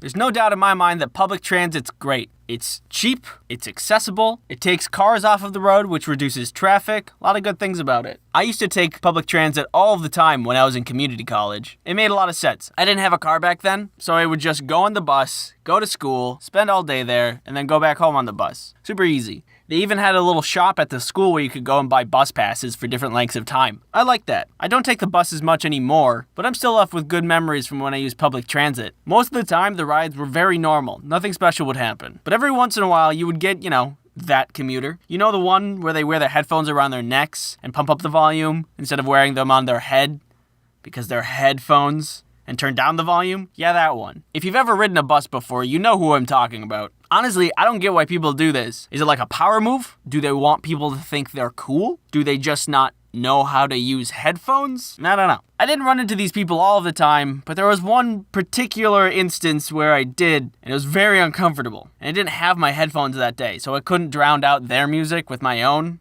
I just had to kind of deal with it. I'm pretty recluse, very shy, so I just kind of dealt with it. Really not the end of the world, but I noticed there was another lady who couldn't really deal with it as well. She kept shooting glances over at the guy, like her eyes were gonna make him stop. Like, stop it. Stop it, eyes. Those don't exist. It didn't work. Eventually, she mustered up enough courage to get him to stop by telling him to stop. But at that point, she had built up so much frustration that it came out really stern. and very aggressive. Like, would you turn that down, please? He actually did turn it down, but he must have been embarrassed about it or something, because after she had told him to turn it down, he immediately turned to me and started smack-talking her to me. No, don't do that. I get that you're embarrassed, or at least you're frustrated with the woman for so aggressively telling you to do something so simple, but don't pull me into it like we're homies, like we're buddies. Remember, I'm shy. I don't confront my problems. I just deal with it. Experiencing some concerning emotions? Bottle it up. That's not gonna be a problem later. Put that on the shelf. Problem solved. I was nearing my bus stop at this time, so I didn't want to start anything up, so I just kind of agreed with him, you know, like,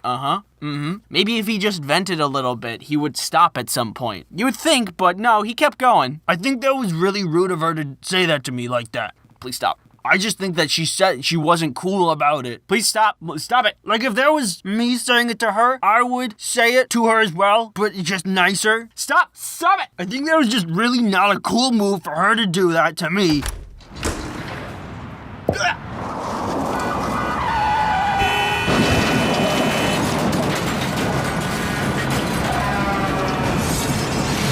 Eventually, my stop came and I just left. I just got up and went, never to speak of that awkward situation again, until I said it in this video. But that doesn't count. Buses aren't the only form of public transportation. I've experienced trains too. I went to France a couple years ago for a study abroad trip. That was a pretty cool experience. Wherever we needed to go in Paris, we would just take the metro and boom, you're there. You want to go to lunch? Metro. You want to go to the bar? Metro. You want to go to class? No. I'm sleeping. Please go away. At one point, my friends and I were heading down into the metro because we wanted to go back to our dorms. We heard through the tunnels that the train had actually already arrived at the platform. So we started booking it. We turn the corner and we see the train doors are still open. So we just gun it, like really go at it. Just by the skin of our teeth, we slide in and the doors close. We had been so focused on getting into the train that we didn't realize somebody had yelled something at us. And I didn't realize what that was until I looked around at the train car and it was completely empty. Nobody in sight. Oh, you guys, I think this train is done for today. Now looking back at the situation, I think it's pretty funny, but during that moment, I was very panicked. My friends found it very funny, but I didn't. I was on a whole nother level, encased in a mobile cart of fear and anguish. I don't know how trains work. I don't know where I am. I don't know French. What do you expect me to come to a country and know the language? The situation ended up being completely fine. I called my professor that was on the trip with us just to see what we should do. And at that point, a conductor came by to see if anybody was still on the train, which there was. Bonjour, je suis un enfant. Je m'appelle omelette du fromage. I'd given the phone to him. They discussed it out. She explained the situation. He was actually super nice about the whole thing. He started the train back up and just brought it to the platform we needed to go to. That was super nice of him. Just speaking of public transportation, France, they've got it down. If you wanted to go to another city, you could take a train. Anywhere in Paris, it was the metro. We talked about that before. Pay attention, come on. And it's just so easy. Back in the States a couple months ago, I was tired of driving in traffic for 20 minutes every day from home to work. So I looked up if there was a bus route I could take and do stuff on the bus while I was going to work instead. And there was. It was only just 2+ hours. I don't get how that works. Like, I get that the bus isn't a straight shot from point A to point B like it would be if you were driving a car, but over 2 hours longer? Come on, what's going on, United States? Here, if you need a little help, I got a solution for you, okay? You need something cheap, affordable, accessible to everybody, efficient, effective, trebuchet. No, wait, hear me out, all right? Operating, super easy, check it out. Step 1, aim the trebuchet at your destination. Step 2, step into trebuchet. Step 3, launch trebuchet. Is this safe? Maybe. So that's all I have on public transportation. Thank you for watching this video. If you haven't subscribed yet, feel free to do so. You can check out more stuff on my channel at this link. By the way, I got a couple of asks in my ask bin on Tumblr about fan art and if it's okay to make it. To which I respond, of course it's okay to make it. You don't need to ask my permission to make fan art. Oh, jeez. My foam fell down and I have fixed it. You don't need my permission to do anything. You can do whatever you want. Be an astronaut. No, but really, if you want to send me something, you can tweet it at me or send it to me on email. It doesn't even need to be fan art. You can just send me regular art. I'd love to see it. I've already gotten 2 and I love them both. Oh, and finally, Super Slimy Slime 48 asked if I could make a GIF out of the EDM guy in the pizza video. So I made 2. The links for those are in the description. That should be everything. All right, thanks again for watching. Bye-bye. Have you ever watched my channel and thought, this guy's kind of weird? Oh, jeez. Sometimes referred to as astrology for guys, the Myers-Briggs personality test categorizes you into one of 16 categories in the flavor of United States tax form. From that, you can determine your personality traits. And I recently took one. The questions were revealing, I think. You regularly make new friends. People are social creatures. Everyone likes finding somebody that they can call a friend. Someone you can call up and say, hey, do you want to see how many red vines we can eat in a minute? And then be there for you to get you an ambulance. If I find somebody that I'm making friends with, I'm happy. However, I am very introverted. But I'm an animation YouTuber, so I don't think anybody's surprised by that. Socializing will drain me a lot faster than most things, so it's just not something I seek out. Hi.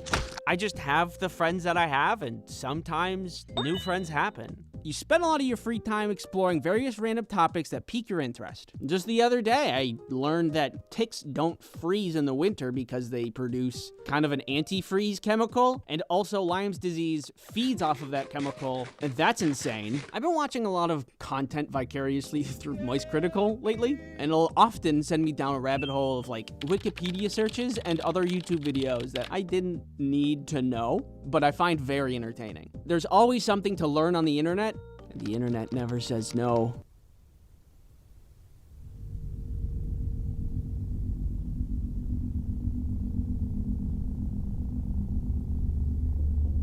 This video is sponsored by Keeps again! Keeps is a subscription service. Keeps delivers hair loss treatment to your door. Keeps does not make you explode. That was unrelated. Are you in need of hair chemical? Well, consider Keeps. Keeps is a hair treatment service that has doctor-recommended plans that are delivered straight to your door at about half the cost of a traditional pharmacy. Also, Keeps has an assortment of hair products, which includes an all-natural and award-winning thickening shampoo and conditioner system for strong and robust hair. Keeps has a network of medical advisors, prescribers, and specialists who can support you for whatever help you need for your hair treatment goals. Hello, Keeps? You guys have any extra hair? I'm collecting. So what do you mean when you say, stop calling? Hair loss stops with Keeps. To get 50% off on your first order, go to keeps.com/ice cream sandwich or click on the link in the description. That's keeps.com/ice cream sandwich. Keeps. It's a product. You usually stay calm, even under a lot of pressure. One time, Kelly and I were driving away from the city on this road that was starting to turn into a highway. Usually, highways don't have lefts, but because it was some kind of transition thing, there was this left lane this guy was using, and just as I started to close the distance between this guy and me, they failed to look behind them and change lanes directly into mine. But without a gasp or a flinch or anything, I applied the perfect amount of brake just in time so I could get out of the way and keep going down the highway. Perfectly, without flaw. But this other time, I was mixing a bunch of trail mix and I dropped a raisin on the floor, and Rhea, my beautiful and adorable dog, came and ate it, and she really liked it. I'm like, oh, you like raisins? And I gave her 5 more raisins. Later that night, I wake up to hear her vomiting in another room. I go and see that she's really acting very sick, and I get like some kind of divine thought pops into my head and just says, maybe it was the raisins. I'm like, no. It's a fruit. And then I Googled it. And for anybody that doesn't know, raisins are incredibly toxic to dogs to such an extent that 1 raisin can kill a dog. And I gave my dog 6. I begin calling the ASPCA, and I'm calling emergency vet lines trying to get to her appointment, which I eventually place. And this whole time I'm shaking and crying and not doing well. In the end, they treated her, and she's fine. Everybody did a great job except for me, and now she doesn't get raisins or all of these other things that are poisonous to dogs. So anyway, am I calm? Depending on the situation, I will either have an incredibly strong emotional reaction due to intense fear and guilt, or I'll activate like a sleeper agent and do whatever is necessary to succeed. So, I don't know. Seeing other people cry can easily make you feel like you want to cry. No. You're more inclined to follow your head than your heart. It's hard to follow what's not there.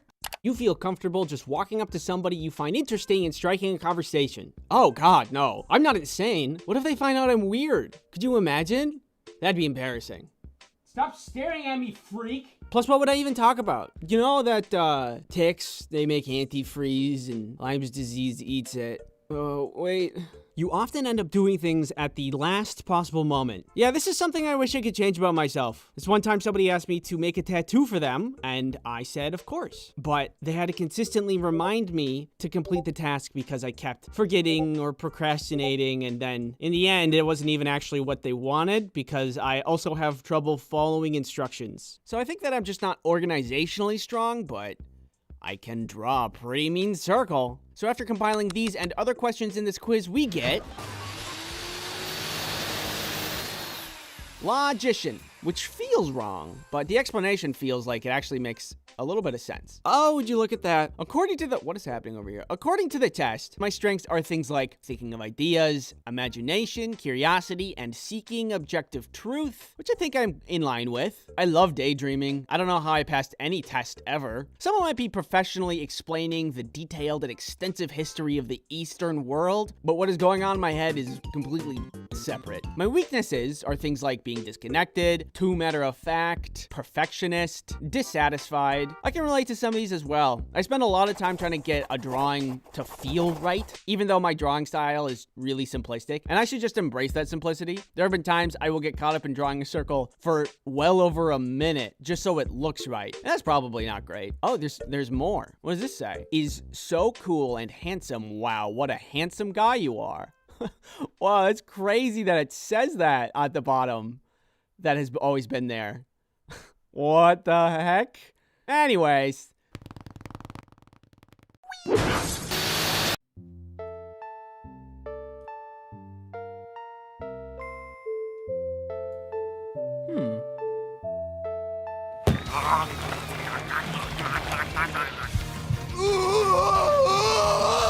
Which one of these would you choose? Given the opportunity, your arms can change into any shape or material. Make $100 for every mile you run, but it stops working when you stop running. And it resets every day. You can make $1 million in a day. You just gotta run 800 miles an hour.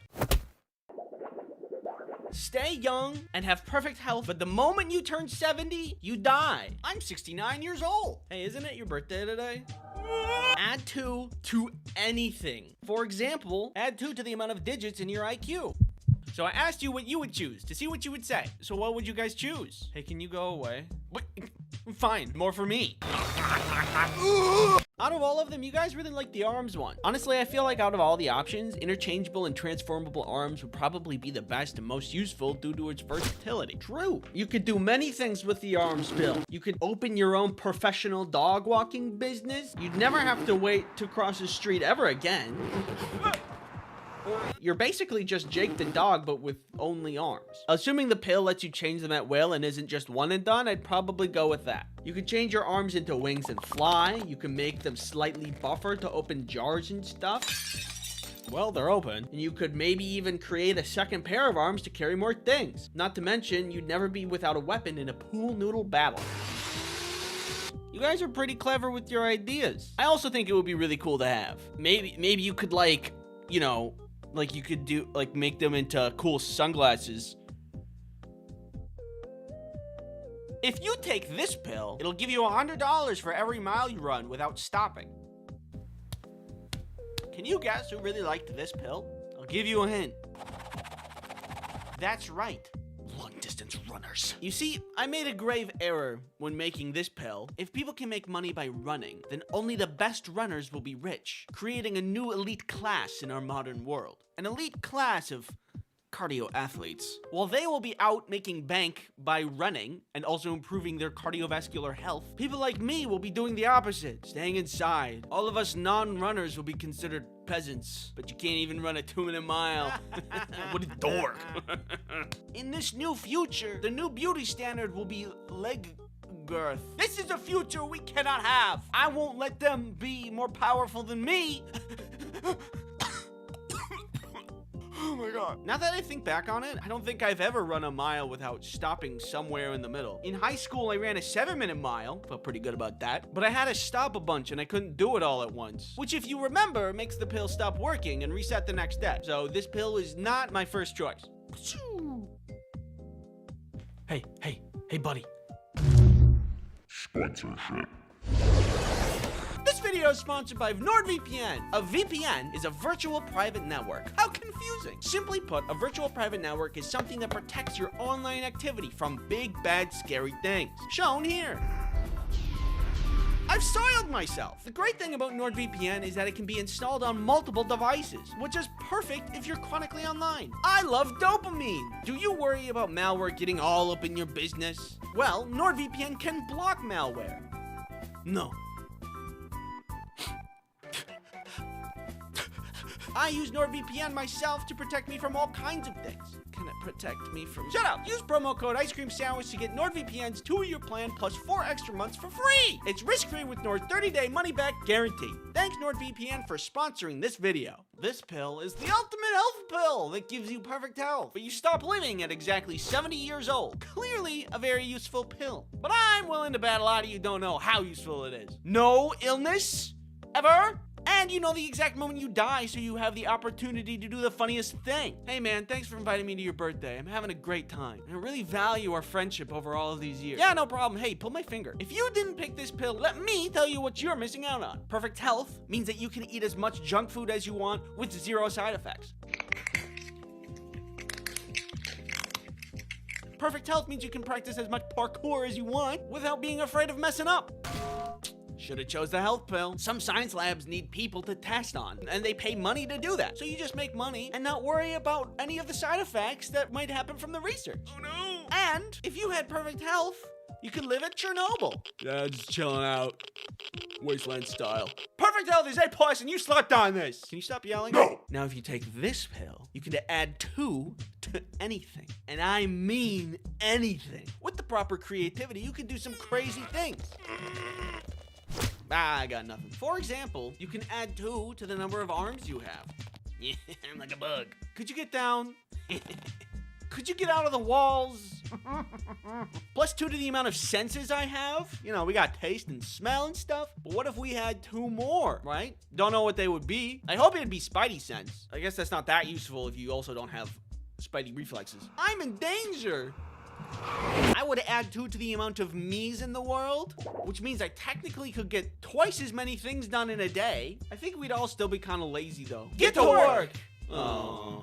Thank you for participating in my video, and thanks for watching. I hope you had a good time, and I hope you have a good day. And watch what I can do.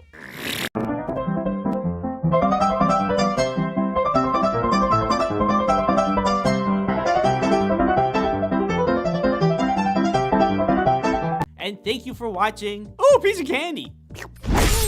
This is your brain, and this is your brain on ADHD. VPNs are a great way to achieve that. Your eyes look beautiful today. Caffeine does not work on me and just makes my heart rate go up. Get inside and I pull this lever and... Do I need to be worried about what's in this box? Depression-powered car. Whee! Kelly meet subscribers. Subscribers meet Kelly. So it turns out your boy has ADHD. Who would have guessed? Ooh, a squirrel. Ooh, a ladybug. Ooh, a piece of candy. Ah! 1, I am not a doctor, so always get a professional diagnosis if you suspect anything. And...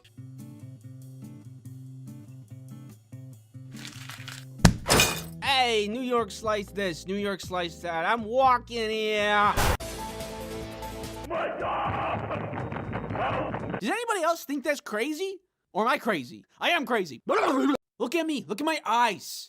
Michael Reeves terrorizing his friends. The smart people got together and were like, nah, I'm doing it anyway. Kelly's bag actually bursts open. Oh, God! Here's some advice. If you want to ship drugs, don't.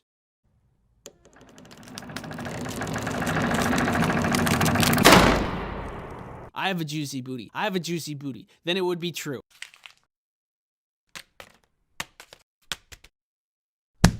I learned how to play the xylophone.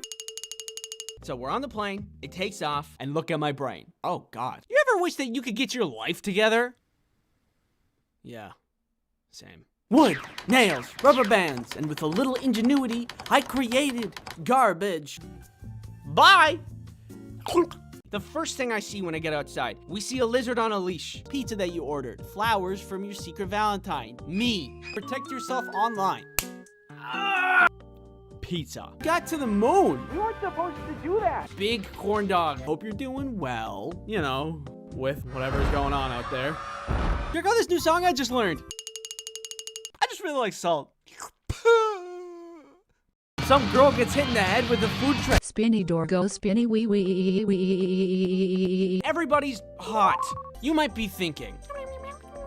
Doggy door. Dog. Perfect. With this dresser, you'll never be able to get a snap. The only thing that'll make me feel better is to smash that subscribe that makes your hair strong and robust. Perfect selfie. Oh yeah. Oh yeah, that's good. You could just generalize it and say that I was bad at the whole game. Society peaked when GameCube had tiny discs. Corn dog. Corn without the dog. What kind of horrible creatures are you harboring just above your very head? Hey. Well, what are you gonna do with that there, Brock? Nobody really wanted to eat pizza because what they really craved was violence. And I'm like, huh, that's probably the worst thing possible. The spookiest thing that I have around here is this half-dead plant. I should really water that. Yeah, I gotta. Imagine me, but small. Oh, what are you? I'm a box. and they have to look at it and see if something's wrong with that. And I come out, they say, okay, we're gonna look at these. Huh? Pretty slick, right? Butterflies in my stomach. Where's the justice? Is it here? No. Maybe here? Nope. I could be melting from the inside out. I think that I know what I'm doing, and we can get started right away.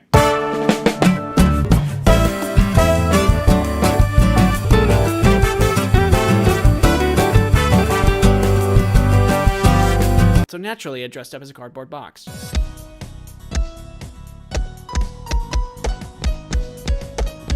The appendix helps you self-destruct.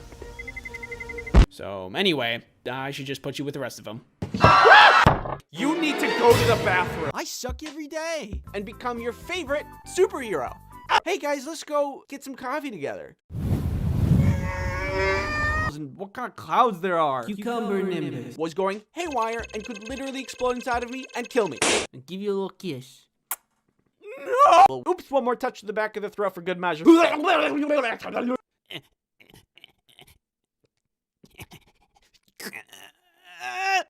You got this, Andy. Yes, thank you. Snacks, hanging with the boys, balls. Yo, catch! Stupid, oblivious to the doom that I was about to endure, but happy. Without a fight, baby.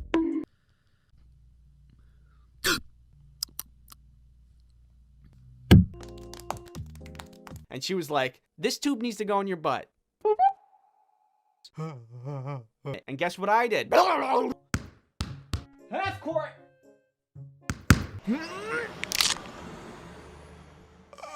I don't really watch sports. Dangerous. I have a family, a team for nature. My mom and dad. Woo! Yeah! I was all animal. Because now birds can eat them.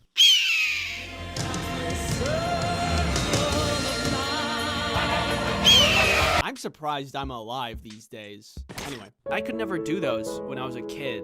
That translated into now, where I still couldn't do them. And it ruined my arms. You're gonna get hurt. No, I can do it. Hey. Mud. Wow, that's a big spider. Oh my god.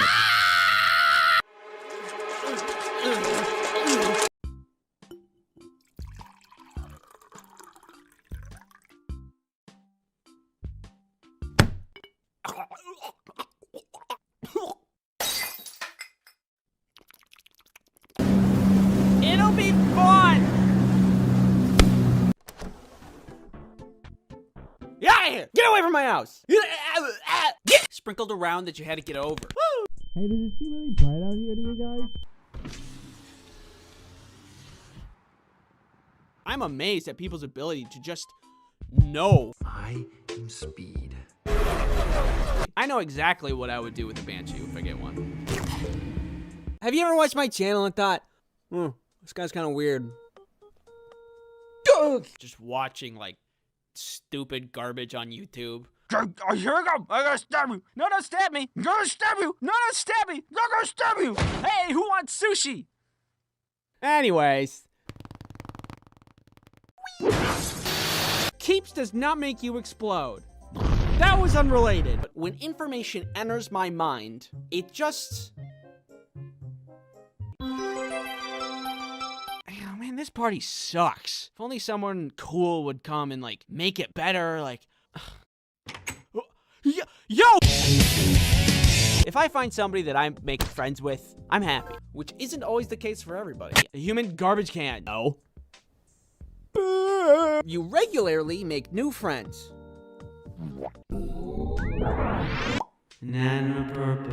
But there's no sponsorship segments in this video. Crazy. No. Very useful in a zombie apocalypse. Hi.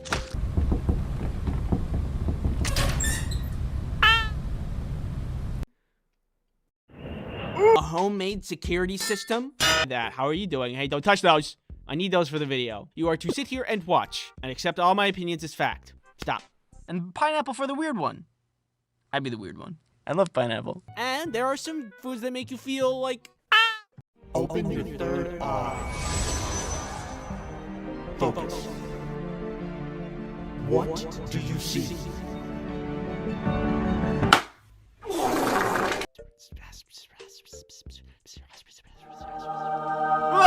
Butter people.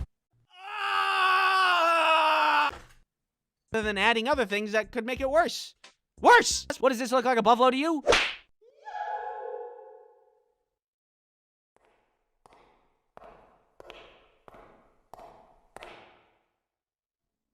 Hey.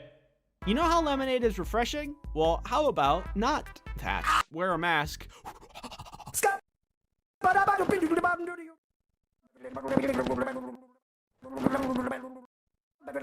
But hey, I mean, that's just more corn dogs for me.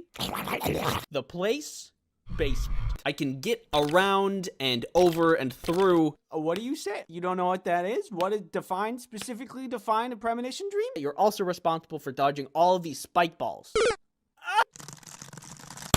Oops.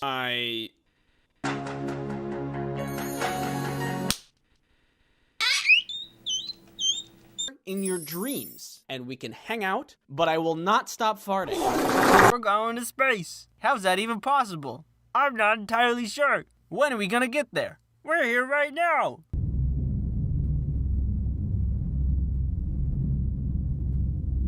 So I went outside to go meet them, but there's only one way to find out. My body is wiggly.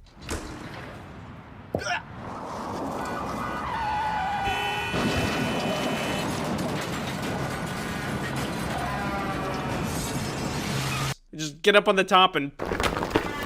Let me go and get my foot x-rayed. Falling downstairs. A Mega Dome Blaster 5000. Are you in need of an affordable hair loss treatment subscription service? No, I think I'm actually doing pretty good. Your friends, your family, your neighbor's dog. Launch trebuchet. Is this safe? Bonjour, je suis un enfant. Je m'appelle omelette du fromage. If I'm just trying to go to the beach, am I gonna be in trouble? What do you expect me to come to a country and know the language?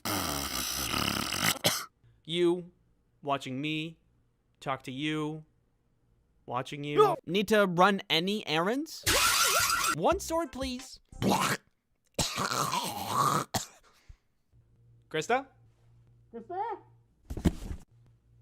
Can I come up there? No. Please? Minecraft in my bed.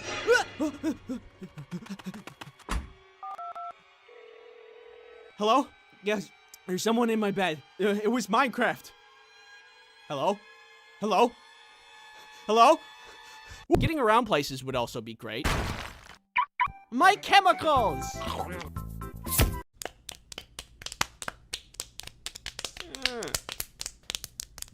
Stop. Is that supposed to be a pig? Why does the pig look like that? Congratulations. And now, I'm tall. Drink your milk. Actually lowers and raises on a platform. Pick up some stuff and come back with more of it. And that's amazing. Where's my can of whoop-ass? Survive the landing. Hey, what's going on? Rival. You mean? Look at the baby. I'm 30. I said, come on.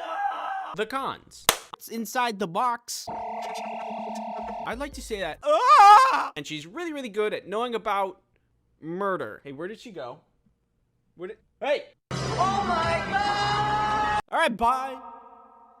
What is your favorite food?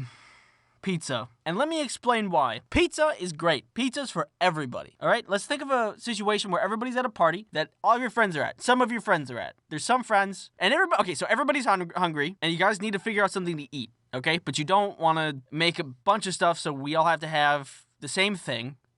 A similar meal that we can all share. What do? I bet you can guess, but hold on. Let's just run through it really quick. You guys want sushi? No, I don't really like seafood. Do you guys want chicken?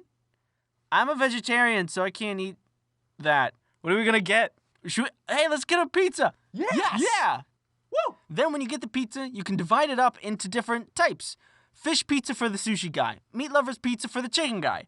Veggie and or cheese for the vegetarians. And pineapple for the weird one. I'd be the weird one. I love pineapple. It's good, sue me, whatever. Pizza's also super easy to make. Check it out. Bam, pizza dough. Bam, sauce. Bam, toppings. Bam, loving and kind words. I love you, pizza. You can do anything you can set your mind to. I love you. And then you cook it, and it's done. It's so fresh, so good. Think of it like music. I haven't met a single person who doesn't listen to music. Everybody loves music. They have their own style and their own flavor, but they love music. Similar to pizza. They have their own style or flavor, but I haven't met anybody that doesn't love pizza. This could be, attributed to the fact that I sit in a dark and enclosed off room for 99% of my time, but still, unless you're allergic to pizza, what's not to love? You know pizza stopped World War III once, right? I'm sick of Australia. Why are you sick of Australia? I'm gonna bomb it. I hate it. It's so... The kangaroos there are so gross. Kind of surprised you have the power to, bomb Australia. Kangaroos, their pouch, not fuzzy, not comfortable. It's actually, gross inside of the pouch. I don't like it. I'm gonna bomb it. Here we go. That's probably gonna start, the Third World War, and that's not a very good idea. I don't care what you think. I'm gonna bomb it anyway. I hate kangaroos, and I think the whole country should be blown up because the kangaroos' pouches are really gross. Hey, who wants pizza? Oh, I want pizza. Yeah, oh, sweet, pizza. Thank you so much for the pizza. Yeah, thank you for the pizza. Yeah, no problem. I love you guys. As a side note, pizza is good hot or cold.